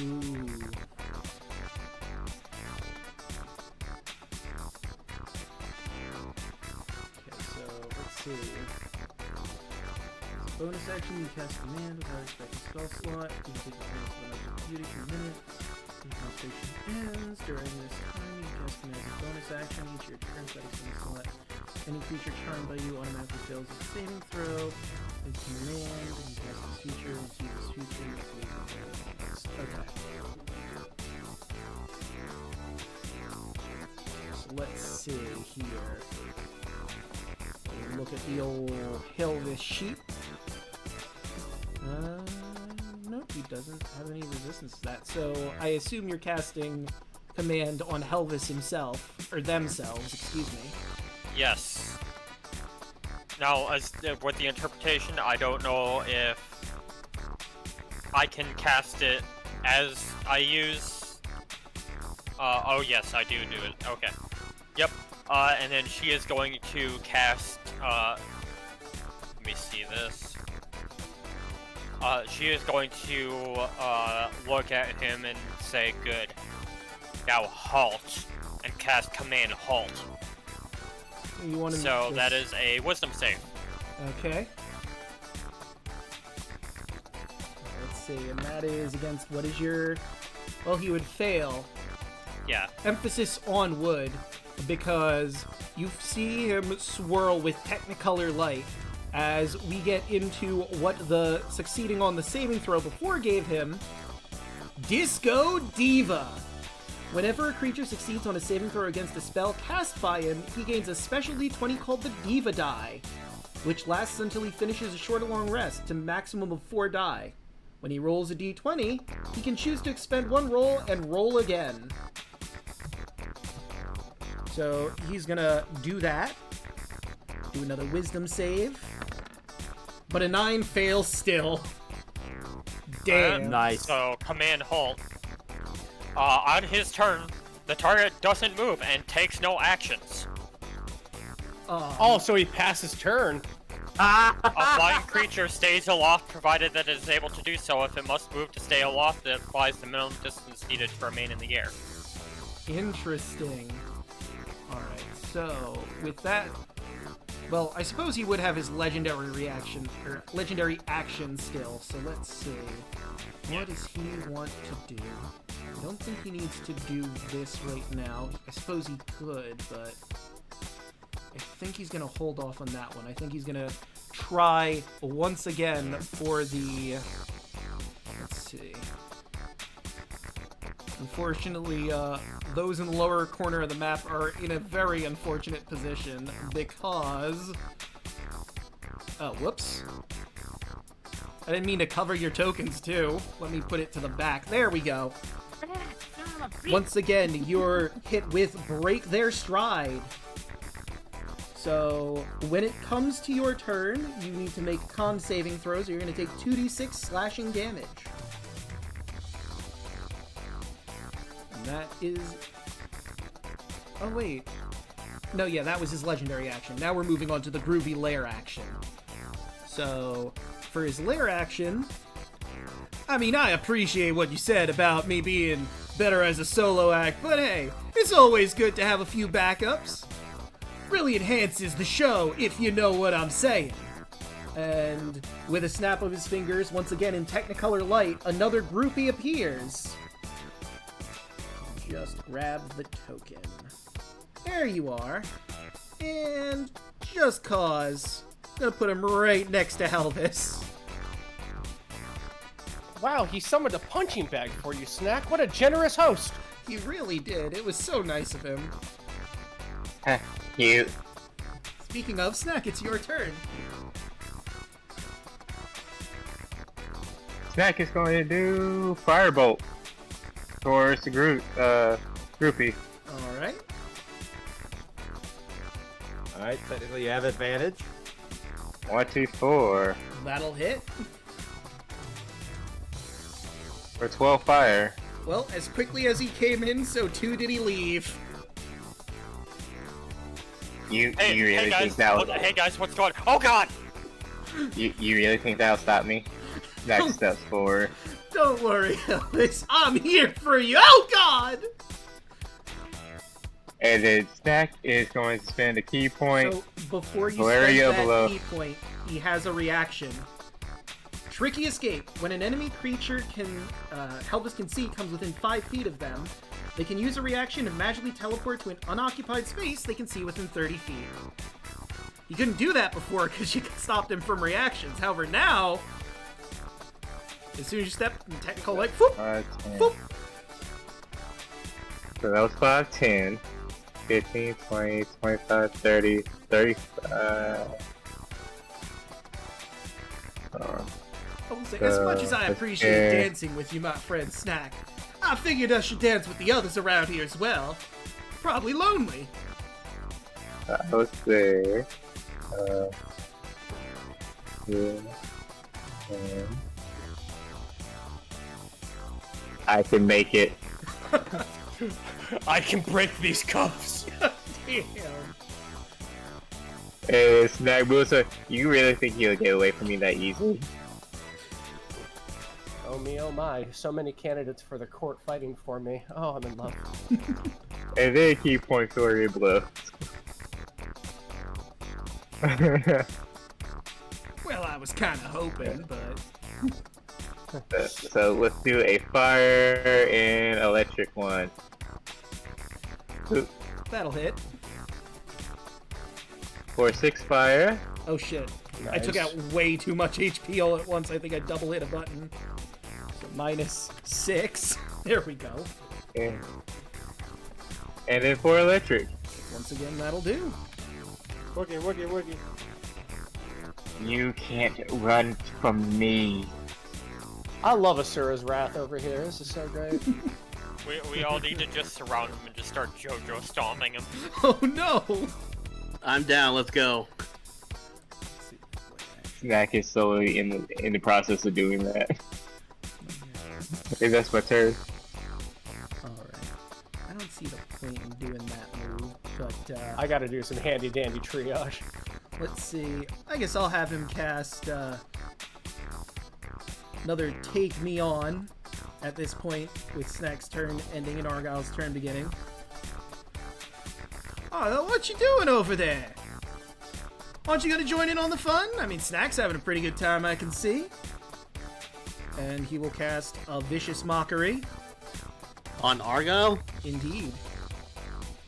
Oh, goody. So, I need you to make a Wisdom saving throw. You have to make a few saving throws here. We'll start with the Wisdom. Haha, 20, huh?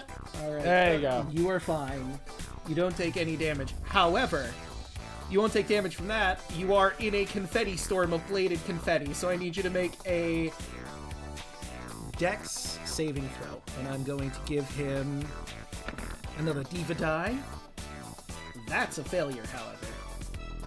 I thought the confetti was con. What? I thought the confetti was con. The con save. Oh yeah, you're right. I'm Well, sorry. Con save, not Dex save. My bad.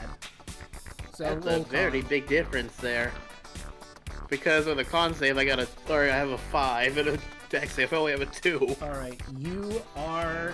Let's see. So you'll take half damage. So let's roll 2d6s to see how much you're taking from the confetti storm. 2 damage, so you're taking 1 damage. Garbo roll. I literally was just thinking, what if he rolls snake eyes? Damn. Well, he just looks at... Argyle looks at Elvis. Ow. How dare you?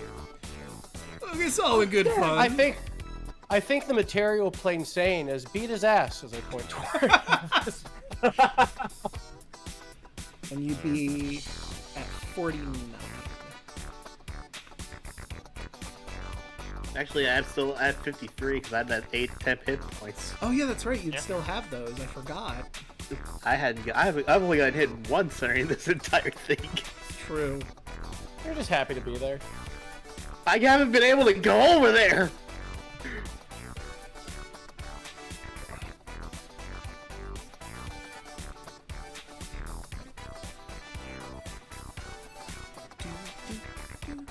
It is my turn though now, right? It is indeed your turn. And I can move out of this stuff, right? Yep. 1, 2, 3, 4, 5, 6.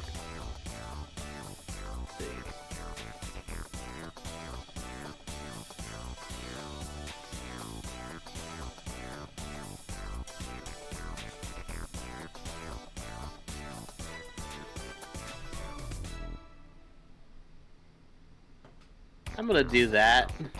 Hey, it's time for Eat Rocks. He pulls out some of the stones that he has in his pocket. Attacks Elvis. Now, there is a verbal component that I would like you to properly do here. I had to tell him eat rocks, right? Yep, you have to shout Eat Rocks. Required for the spell.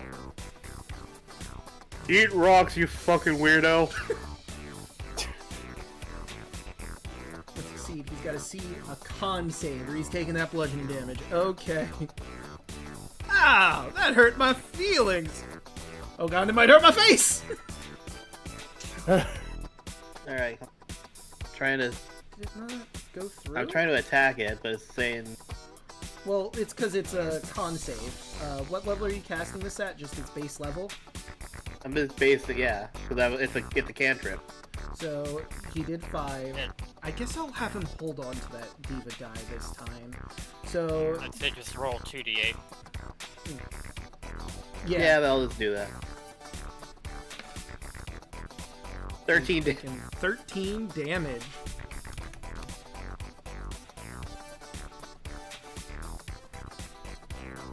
And will that be it for your turn? That's it. I had to use it at least once. I'm glad you did. I was so excited for you to finally use it. Groupies are dead, I was so like, we- wait a minute. I can't attack him with gun or with sword, but I can attack him with rock. Oh wait, hang on, I just realized you have half damage done, so we cut that 13 in half, that would be a 7 instead. 7.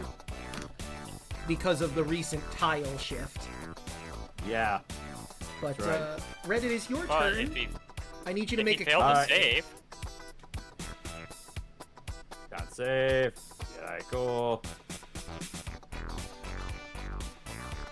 8. All Roll right, 2d8. I mean, no, roll 2d4. that's true. Okay. That's 11. 11 is not gonna be enough, sadly. Just barely not. Alright. So you're going to take 2d6 damage. I might roll Snake Eyes again. I did 3 damage to you. That's not so bad. Not even out of my temp HP yet. Alright, so he'll go 10, 15, 20, 25. Now you can see a good beat on Helvis.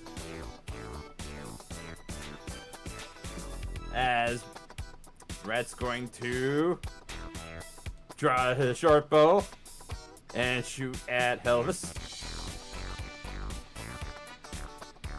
Okay, let's see. Plus the 2d4. That's a 13 hit. That won't. Yara goes a little wide and it cracks one of the lights behind him. Oh, hey, no reason to destroy the scenery. Come on now. I would like to point out, did he succeed or fail the saving throw from that other thing? Red. From the stones, the rocks? Oh, that's right! He has advantage. I have advantage on the attack. Oh, yeah, that's right. Alright, so I let's do forgot another about the one. advantage from Eat no. Rocks. A 19 Plus will hit. 2d4. Oh, yeah. Oh, yeah. So, Don't worry about that'll that. be a 23. Oh, 22. Alright, plus sneak attack. Here I go! Taking 15 points of piercing Ooh, damage! that's a rough one. Ooh, that's rough, buddy.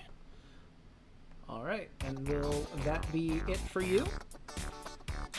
With his bonus action, he's going to turn to Argyle. Actually,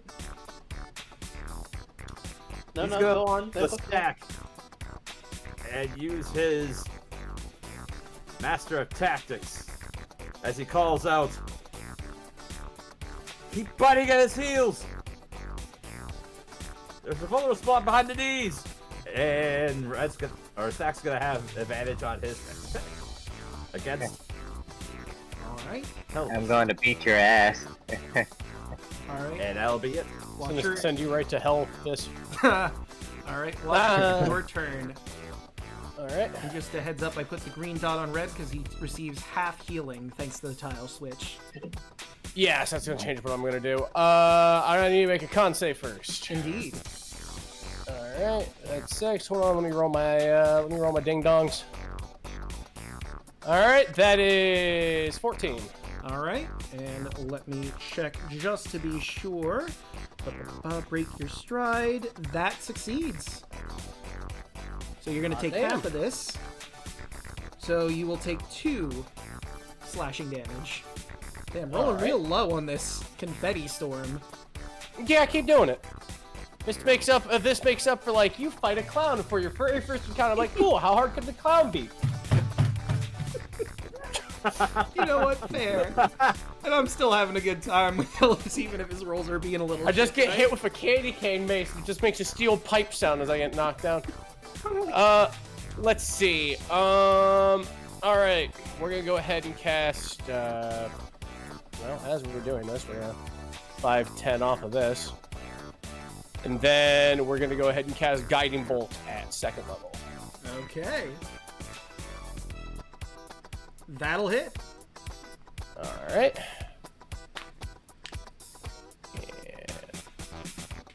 And that is 16 radiant.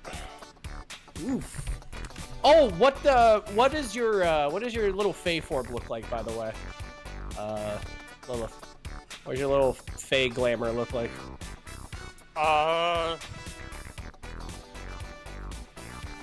I imagine it's probably like Like a fiery fey looking. yeah, kind of like a nice like orangish fire. I will look over, and I will nod in a light respect. When I cast a guiding bolt, it'll look like a flaming butterfly. Now, let me take a look at that. You get the feeling that Watcher approves of this. Ah, you have advantage on next attack. But now it's Yep. Helvis's turn. Now, Next attack roll make as a target has advantage. now, Oh yeah, he also has the halt command. oh yeah, that's right, he does. Can't Oh, move yeah, or so- take actions. Yep. Damn. That's unfortunate. Ah, well. Just try to let somebody beat the shit out of you. Okay, so... Next, Miles. Damn, it doesn't get to do the thing I wanted to do. Oh well. Tile swap! That's okay. If we go ahead and blow through any mechanics after the after today's session, you can always tell us about it. True. I mean, I'm still having a good time with this fight, all things considered, even if I don't get to do the next thing I wanted to do. So, wow, Lilith, you're getting really lucky. I rolled 2 again. Your tile is pink. And you have 7 temporary hit points. Alright. Snack, you got a 3. Your tile becomes green and you're going to receive half healing. Oops, wrong one. Argyle, you have a 6, so like Watcher before you, you get thrown up in the air and brought back down. I'm going to need you to make a dex saving throw. On a failure, you're laying prone.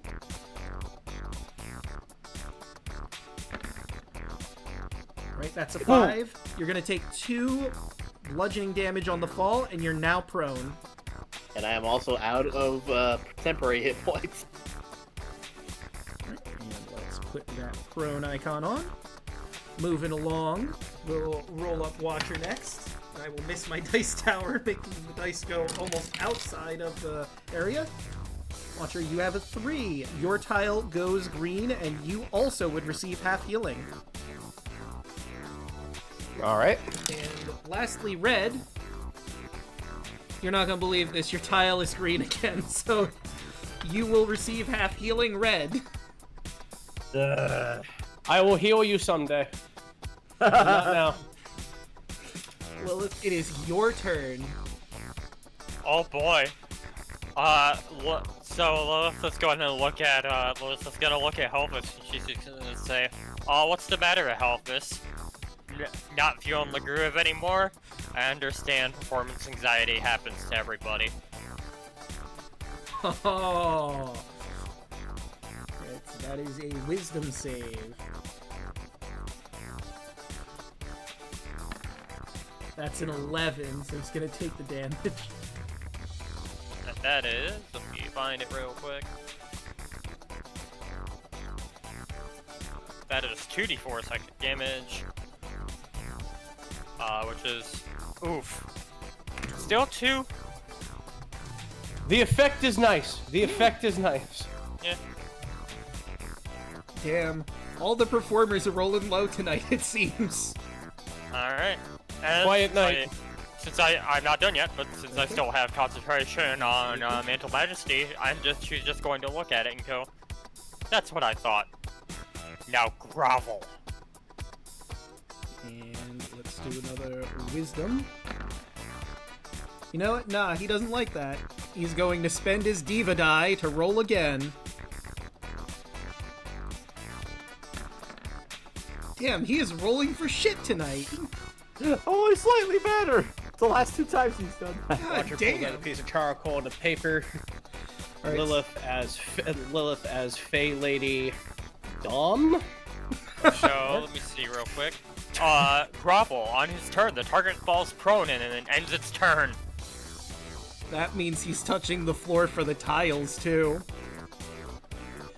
Alright, but now it's time for his lair action, and this time he's going to cast Misty Step to get the hell out of there with the lair action.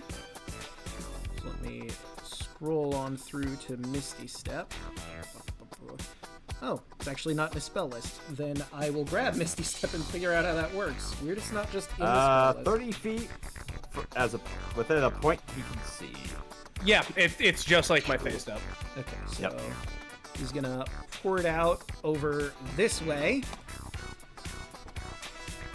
Once again, a Technicolor light poofs out and ends up on the other end, but prone on the ground because he has to grovel. That's on his turn. Ah, okay, so he isn't groveling yet. So he will be standing up, and he will still be hovering until his next turn. Yep, in which case he will then go ahead and pass his turn. So now it is the Snack turn. Wait, did he do any legendary actions? I don't think he has yet. So before Snack's turn, you're going to see as he pulls out a weird miniature disco ball thing, and he just eats it in front of your very eyes. So he is going to do 2d10s plus 2, and he heals for 15. Damn, son, that's aggressive. Yo, Snack, I hit him with Guiding Bolt. Beat his ass. Disco's dead. And then Snack also has advantage. Rude. Snack also has advantage because of red. Snack slowly turns his head towards Helvis. And Guiding Bolt. You mean Firebolt? But that will hit. Get Firebolt. For 14. Oof. You damaged him for almost all that he just healed for. And then 5, 10, 15, 20. And cracks his knuckles. As I use Key Point Furies of Blow. Oh, save us, Luffy! Save us, Magical Crackhead, let's go! Oh yeah, I forgot he has to roll con for the concentration on the thing. Already kept it, but will he continue holding concentration? Probably not, we'll see. By all means, continue your onslaught. Hey, first fire. That'll hit. For 4 fire damage. And electric. Roll 2d4!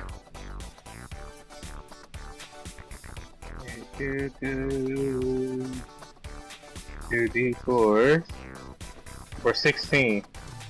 Alright, that will just hit. For 5 electrical damage. Woo! Feel the wrath of an administrator. You can't escape me. Here's my turn. Hey, I'm just dancing. Argyle. And doesn't he have to make con save for those last 2? He does, yes. So that's a failure. No more confetti swarm in this area for the time being. Watcher's enjoying this. He's just laying on his stick and he looks at Argyle and just points over at home. Get in there. Get stuck in. Beat he ass. Like, he looks at my Watcher. The only reason this is bad is I keep getting away from him. Right, so Argyle, you'll have to spend half of your movement to get off the ground. Alright.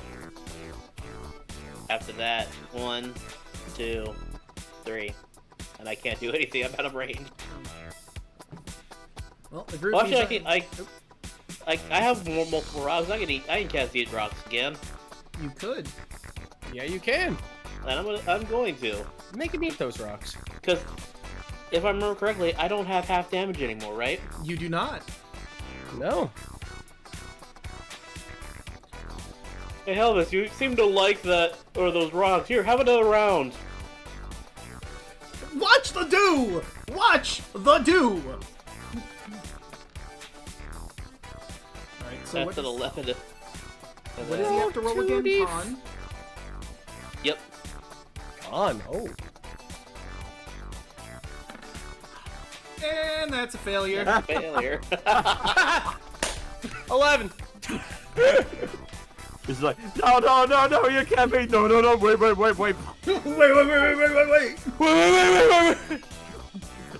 I'm gonna say for flavor, Argyle throws the rock and hits him dead in the nose. Oh, right in the snoot. The harmful boop.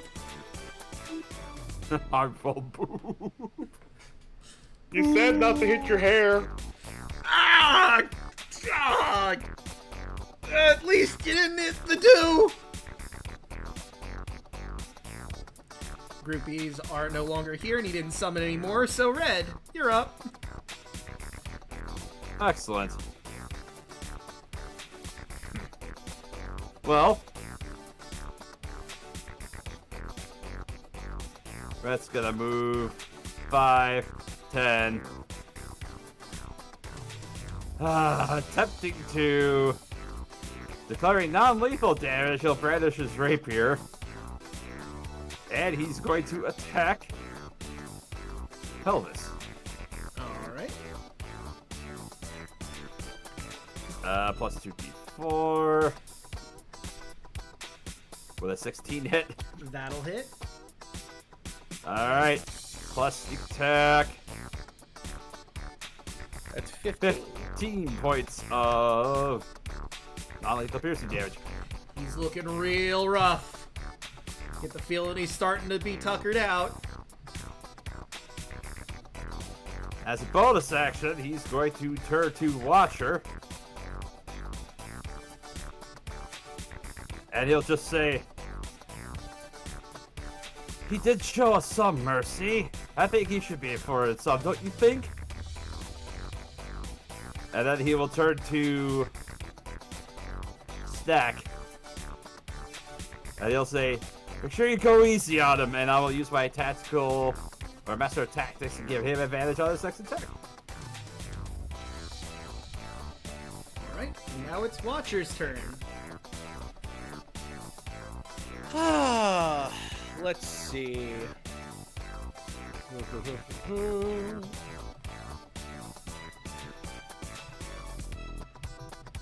Let's see. He will walk towards Helvis, and with his right hand just surging with just blue Fey energy. Do you yield? The dance ain't over, baby. I can still take a few. But can you though? I will laud you for your bravery. And then I will go ahead and inflict wounds. Okay, so let's see. Fuck it, second level, actually. Alright, roll that attack. That's 23. That'll Look, hit. we gave him the out. We did give him the out. It's true. Chat, let it be known, that we tried not is- to harm this man, because he 12. actually has been nothing but hospitable to us. That's 15 altogether. Alright, let me remove that last little bit. He's still barely standing. Oh. A watcher will smile at that. For what it's worth, you were a very decent host. Thank you, I try my best. And he'll smile Esther. at you. He will bow in kind.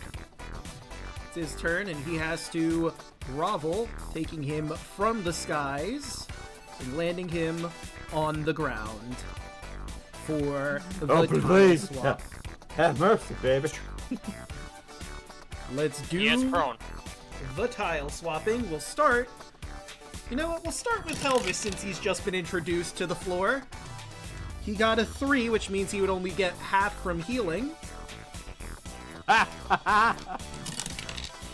5 goes to Lilith over there, which means Lilith, you are shrinking once again to your smaller size.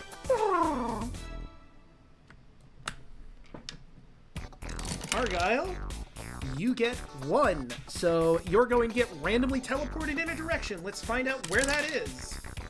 See, that'd be 5. 1, 2, 3, 4, 5. You get teleported backwards 20 feet. Motherfucker! I want to attack, or damn it. I need you to make the deck save. You're gonna get knocked prone from the sudden teleport. You get 2d4 to your save, so yeah. I'm so sorry. Argyle just on a forever treadmill.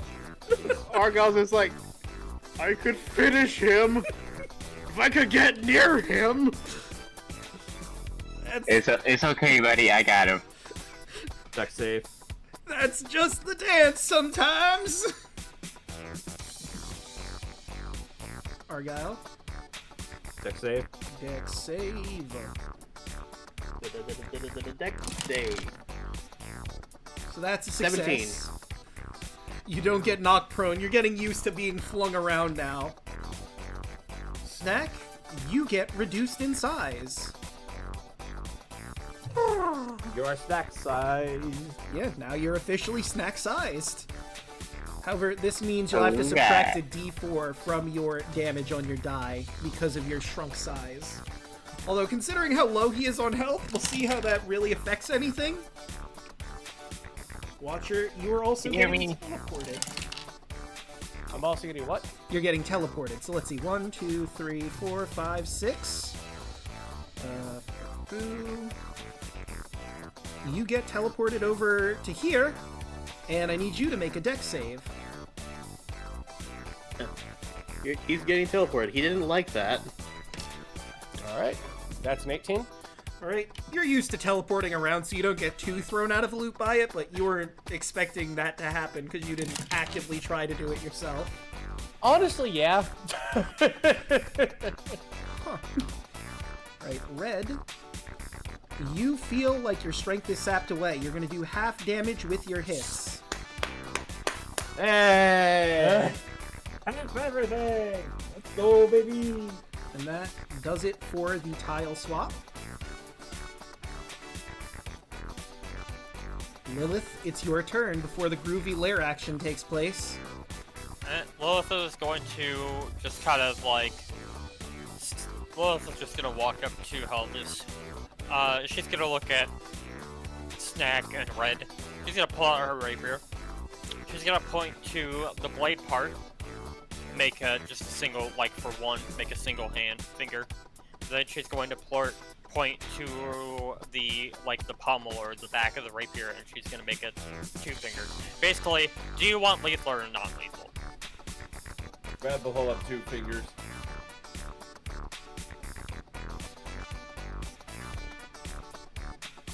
Who, me? Yes, you, Snack. Non-lethal. He's a much better host than Heckna. Alright, Lilith will shrug. She'll turn the rapier around to the blended, and this is gonna be a non-lethal attack. Alright.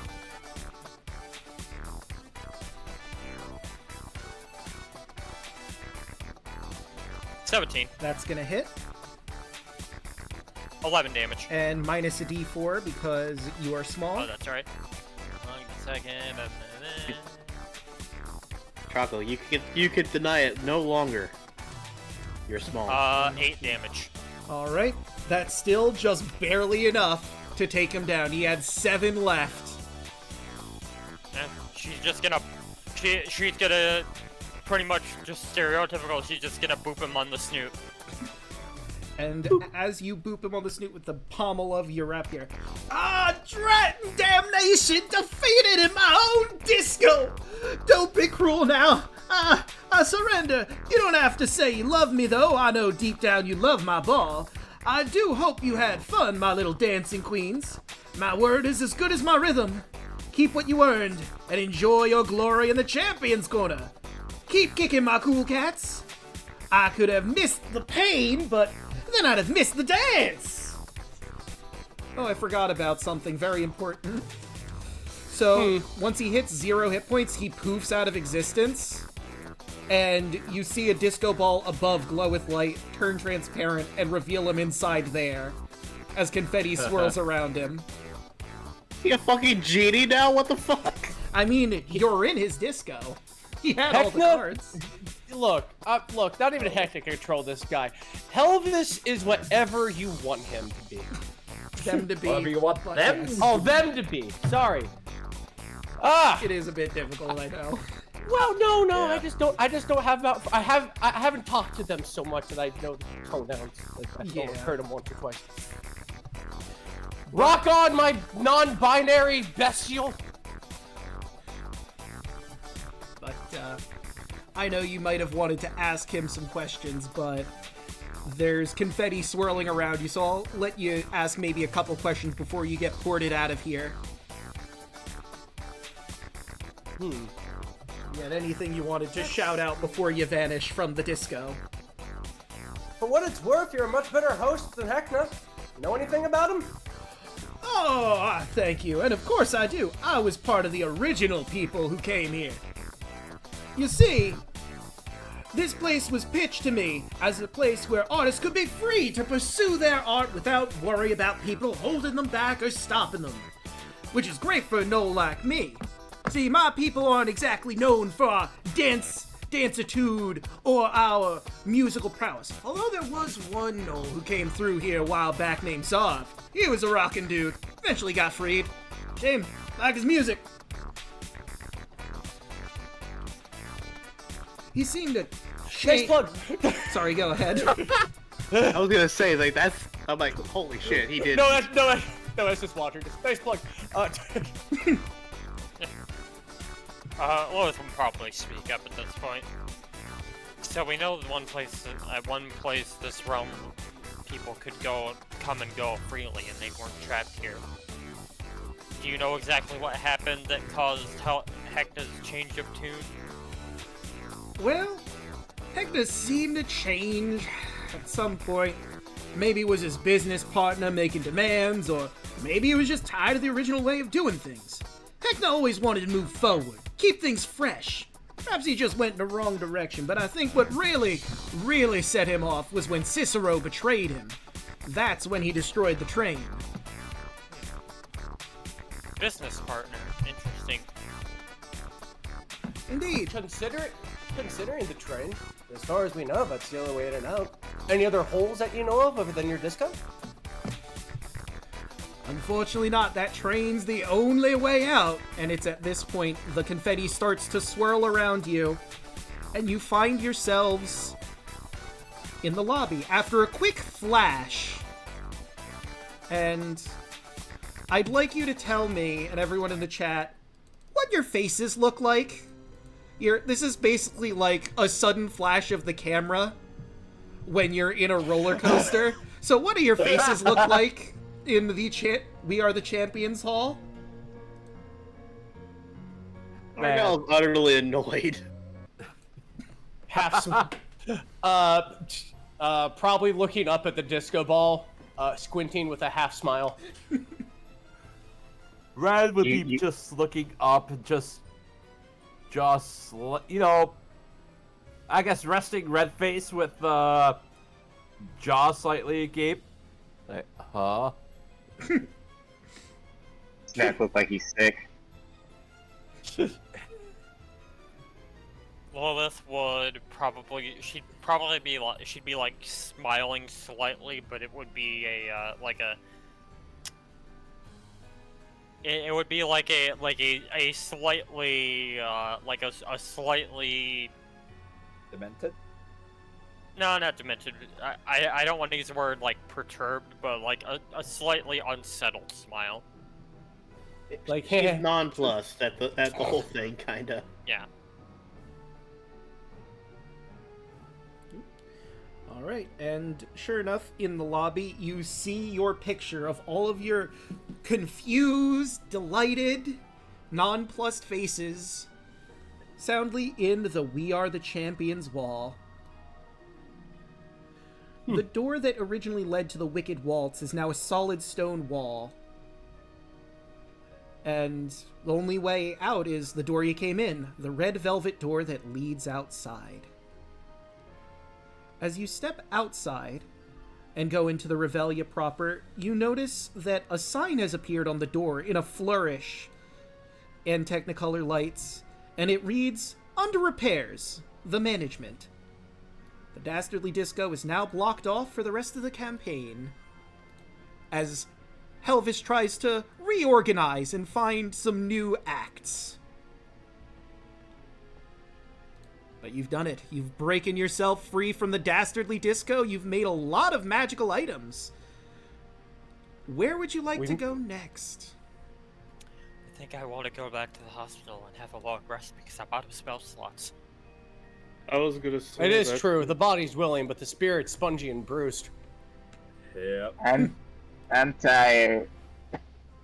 I think we all need a rest. Yeah. I agree. Alright, Danger. Let's go back to the hostel as Red mounts up on his spider mount. Yep, all of your mounts are still here, of course. I will go ahead and climb upon the unicorn with no name. What a stroke of genius of you naming it that. Thank you. You're welcome.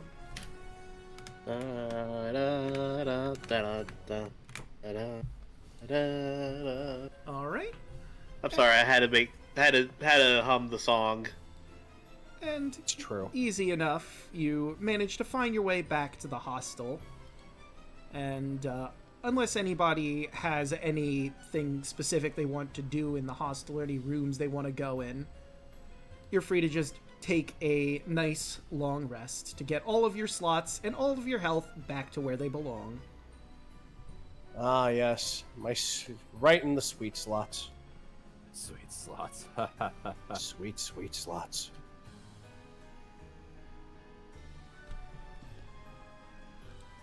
Also, when you finally do get out, if no one has anything they'd like to do in the hostel, you notice the moon is back to being full, and the Revelia is back to looking like as it was when you originally came in.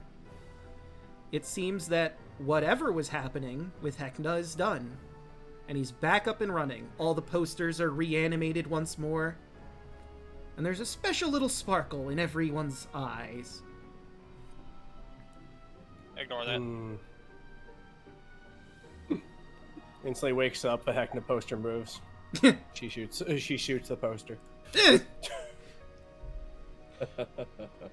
Also, it is at this point, you're all getting out of the hostel, thinking about where you're gonna go next. Argyle, you all notice, in fact, something strange over by the hostel. You see walking past the midway a mechanical jaguar of some kind? And Argyle, it looks very familiar to you. Argyle just... I know him.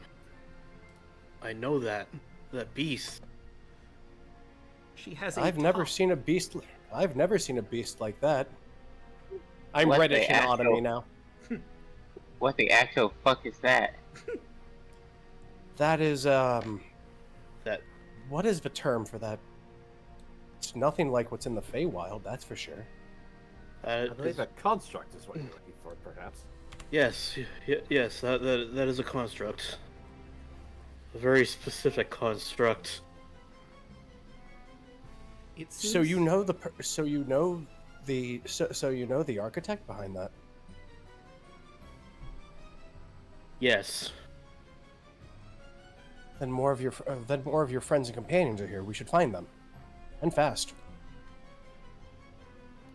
It seems to be moving up the midway toward the big top. If you all want to chase after it.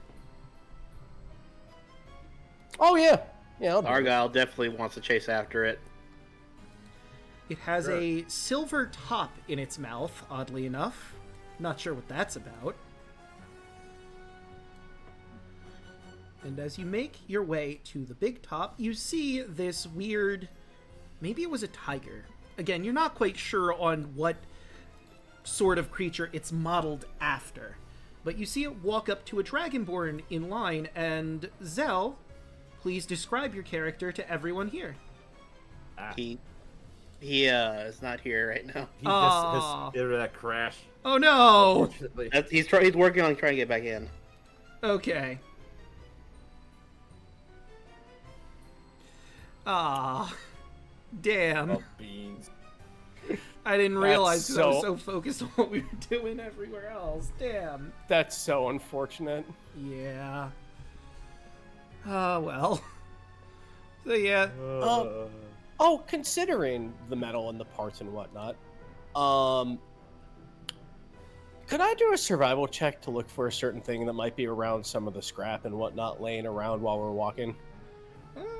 There's not a whole lot of scrap here. If you wanted to potentially find some of that, the under construction zone is probably the best area to find that. Would there be anything like that on our way walking? Probably not, but I'll roll high or low for you to see if it's possible. Like maybe someone brought something. Well, let's do I always like high numbers. Let's do high. So I rolled an exact 50, so that's just in the cusp of low, unfortunately. You don't Just see- on the cusp. Yeah. That's unfortunate. Yeah. He's above game. He's trying to get on, but his phone is acting dumb, so he can't even get on through his phone right now. Oh no. I'm really just doing this to try to go ahead and buy some time because I do have a thing, but I need a certain thingamajiggy to do it. Right. Yes, the thingamajig. Well, particularly, I just need a piece of copper. That's all I need. Just a little piece of copper. That's all I need. So yeah, that would the best place to find that would absolutely be the under construction zone. But if you guys want to maybe talk to each other while you were heading over to Kardak, we could just do that while we wait for Zell to get back in. You could ask Argyle about the Dragonborn that he met in the swamp. He'd definitely be able to tell you about her. Yeah, we can go ahead and do that. So it escaped my mind considering my task, and it completely slipped my mind having to go ahead and find people. But I didn't see really anyone of. There wasn't anyone in the court in that crowd, so. At least for safe. After we go ahead and follow whatever he waves his hands at the weird facsimile of a cat. After we follow whatever this thing is, we should probably go ahead and see if those individuals are safe. Where do you think Elvis might have sent them? I don't know. The same place where we wound up. We took longer to get out of there. Probably dispersed back into the Revelia. From there, they could be Most anywhere. likely. They'd probably seek shelter somewhere. Something like that would be too traumatizing for anyone. Perhaps the Choo-Choo Cadre, if I had to guess. Either that, or I'm surprised we probably missed them around the hostel too, or the Midway. We should find some place. Find some places of low conflict. That's where I would go if I was wounded to that degree, emotionally or otherwise. Yes.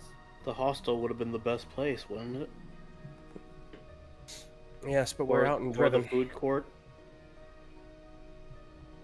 I don't trust anything in the food court personally. Well, except the obvious. Except the obvious food, yes. Like the candy?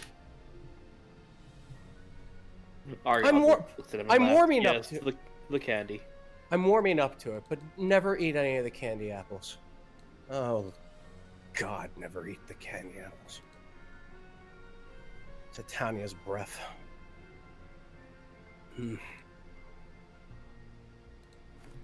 We definitely did get some major boons and some answers.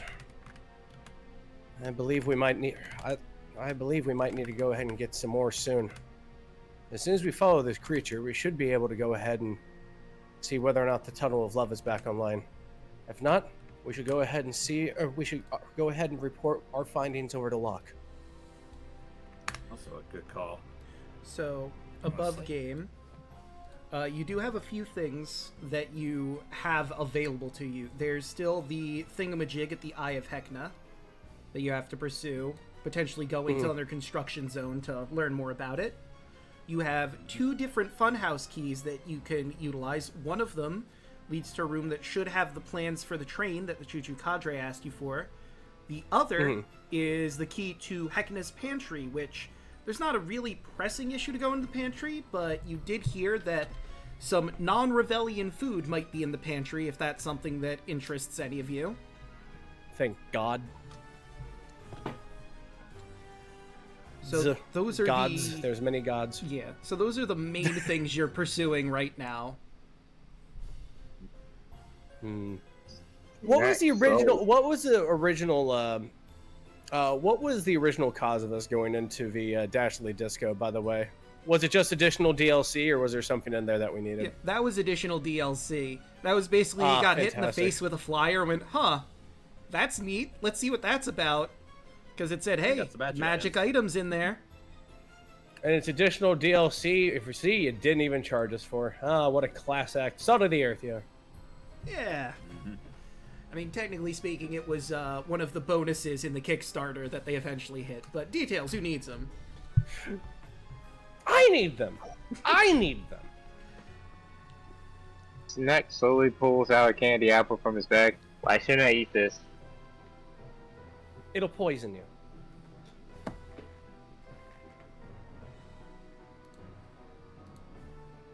You're going to risk being poisoned for the candy, aren't you? So above game, real quick, I want to say the reason he probably lost his internet was because of the tropical storm that's over where he is right now. Oh no. Oh. Maybe. Maybe. Actually, no. It just passed it. It might have just been a down power line or something. He's gonna try to call me, then hopefully we can hear him. Okay. Well, it is 1:30. Would we care to adjourn and then next Tuesday we introduce Zell's character? I suppose we could do that. Yeah, we'll have to. I mean, it is almost 1:30, and I don't want to be this guy, but I am 38. Yeah. And I'm in second place at this point. I'm surprised I made it as long as I did. I'm 30. We could just say that we end with him or with Argyle With seeing his them. introduction, yeah. Yeah. Why don't you tell me something about your Why don't you tell me something about your companion? Did you come in with that particular Dragonborn together? With Bogan, which one are you talking about? The girl or Zell's character? The one you found, the one on the swamp, the one with the hellbillies. She's one of my closest friends. I've been looking for her for a few months now. After, well, I don't want to believe it yet. Like he is shaking. Like he is utterly shaking at what might be happening. Well, calm down now. So you've known her for quite some time. Another warrior like yourself? We grew up together. We trained together.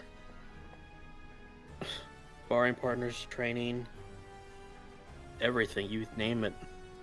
And she went missing, or is this something on her own? After what happened, after the first disappearance of, well, we tried, and she went to go find him. Hold up, above game. Alright, Zell, can you, alright, speak so see we can hear you. Oh. 1 second.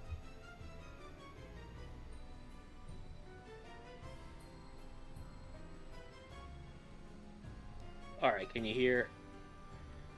Alright, speak. I can't hear a thing, man. Yeah, I can't hear anything from him. I can't hear it. Yeah. I kind of heard something there. That's super muffled. Yeah. Okay, we can't really do it. Yeah. Right now. Oh well. I guess we can always do next session. Yeah. So it looks like we're just gonna hold off till next week then for Zel's introduction. But Yeah. he can really quick say, like, yes, she was one of the ones that me and her, or we both became fighters together, and we've been friends and rivals ever since. She went missing about 2 months ago.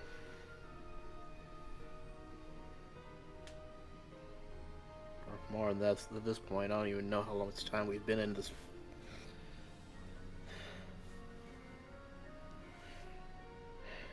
You're right. I understand. Well, I mean, if somebody from my court went missing, I'd go ahead and act the same.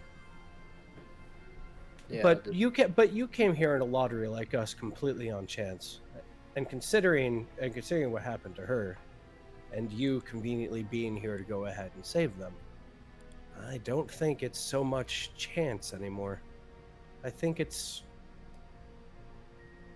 what is that term you told me, Red? Rigging? rigging? Red just kind of trails off for a second there, and Pashix 2 is just like, rigging? Like on a ship? No, like rigging the outcome of a lottery. Oh, or a yes, game. yes, to rig it, yes. There's a reason that I had to come up, that I joined you. Oh, they were it. Well, My crown, your companion. well, dread not my dashing demonstrative draconic friend. We shall find your friend again soon. They're in the Revelia. Hopefully they're smart enough to retreat to something a little safer. I mean, after all, if they were finding their way through there, as far as they did, there should be some merit to their prowess, yes? The good thing, I would guess, is that he points to the jaguar-esque creature in front of them. If he is here, that means I'm close. Is this another warrior such as yourself? No. This is my cousin. So family. I see. I would say like this would actually be a good time to end with that. Yeah, I was gonna say I think we're gonna end here. I was just looking through what's gonna be coming up next while you were going through that scene. But yes, this seems like a good place for us to stop. So let's start going around the horn. We'll start with Hoshi. How are you doing? How'd you like tonight's session? I enjoyed tonight's session. I got to beat the doggy, and surprisingly was able to hit a lot. It's true. Did manage to get a good wallop. Let's see, Chaco. How about you? What do you have going on? Hello, you can find me on Twitter at ChocoZombie101. You can find me here on Tuesdays playing Lilith. And tomorrow, along with Daluna, you can find us over on twitch.tv/TwitchThePerson every Wednesday for Power Rangers Cyberstrike, our Power Rangers Tabletop campaign where I play our Red Ranger Marika Hammond. Other than that, there may be some PS5 streams on the horizon, because I know Armored Core 6 is coming out later this week or next week, I can't remember which, and also Starfield, depending on if it gets good reviews. I might purchase that and stream that. Who knows? I don't know. Check Twitter to see if it does happen. Ah, And yes, we're still calling it Twitter. Fuck you, Elon. yeah. To hell with Elon. Yeah. Oops. Do I have one for Chaco? I think I do. The man who has the last name that is something that hunters put on them when they go hunting. Ah, indeed they do, huh? Yeah. How about we go... I one of the few benefits I have from growing up with family that are outdoorsmen. Right, and... Oh, maybe I think I messed that up. But let's do Daluna next. What do you have going on? Hello, you minus 13. You can find me at Twitter on Daluna1338, Twitch and YouTube at Daluna13. I just posted 2 shorts of my of the clips that I've had. So if at any point I ever am funny to you guys, definitely do more of those. But like Chaco said, tomorrow Twitch person for Power Rangers Cyber Strike. Friday here for for Birth by Sleep. We're going to meet Leonard Nimoy in his wibbly wobbly hands. Yes. His weird fish hand.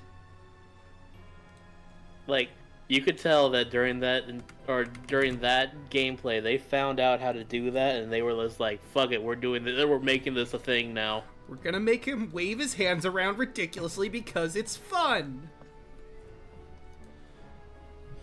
All right. Moving right along, Milla, what do you have going on?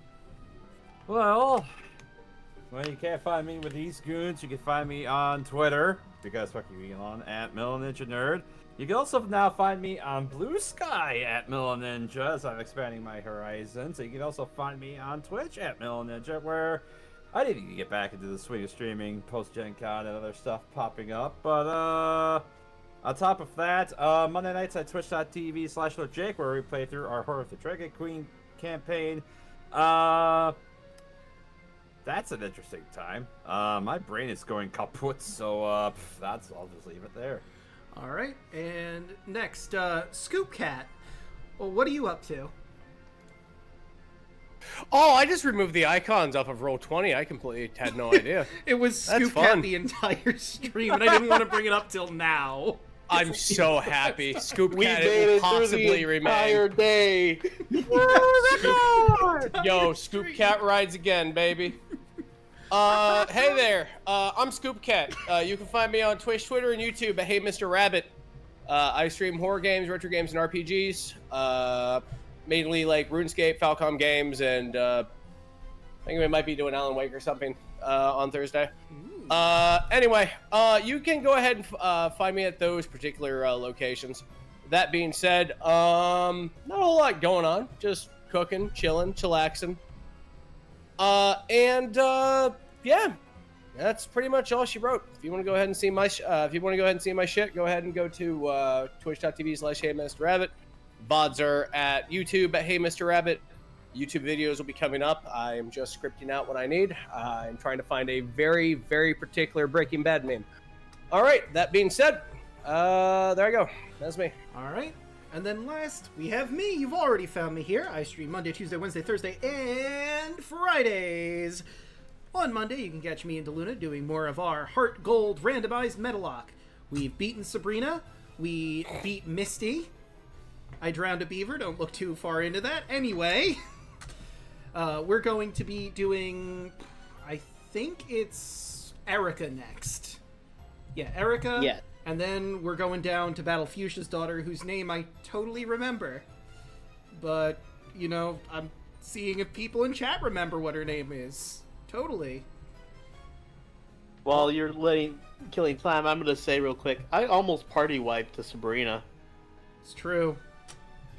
Because Sabrina had a Groudon. And I got trapped by a Slowbro that raised its defense and special defense to ridiculous levels, and then just kept healing with Slack Off, so I could never kill it. That sounds like I did back in high school. I would have Pokemon specifically built to do just that and just ride the timer out for lunch break. Yeah, it was so annoying. I eventually managed to kill it by rollout because my incremental damage did more than her defense. But it was a slog. Anyway, moving right along. Anyway. Tuesdays, you can catch us all back here, where our new guest star Zell will be revealing his character that the party is meeting now. And perhaps the party will go into the big top. seeing how it goes. And there's, of course, a bunch of other wacky shenanigans they'll be getting into. You'll have to tune in and find out, see what they get up to. On Wednesdays, tomorrow, you'll catch me playing Legend of Zelda, Link to the Past. We have finished the first 2 of the Dark World dungeons. Gonna head on into Skullwood, see how that treats us in the surrounding area. See what we can find hidden all over the place. Thursdays, you can catch myself, Royal Hoshi, yelling at me, Lost Knights, Onyx Locket, Rod and Rod, as they make their way through Odyssey, Rhapsody of Fire, another D&D campaign. They are heading to the island of Yonder, but first they have to deal with a bunch of harpies and waters filled with chum and some creatures that may or may not be in the waters that half of their crew is possessed and trying to get into. Will anybody survive? You'll have to tune in to find out. And lastly, you can find me and Daluna here for Birth by Sleep that we're just starting out on Friday. But with all of that said and done, how about we go find someone to raid? Let's see, I have... Well, that sounds fun. Brawl Kaiser. I also have Tiefling Melissa, who's doing Baldur's Gate 3. Huh. I've got And Beowulf Foster. doing the new season of Destiny. And I have Captain Antpez, who's playing through Ocarina of Time right now. Of course, there's always Bosco doing the Halos. Oh yeah, he is. Oh, is he still doing his lasso run? He's actually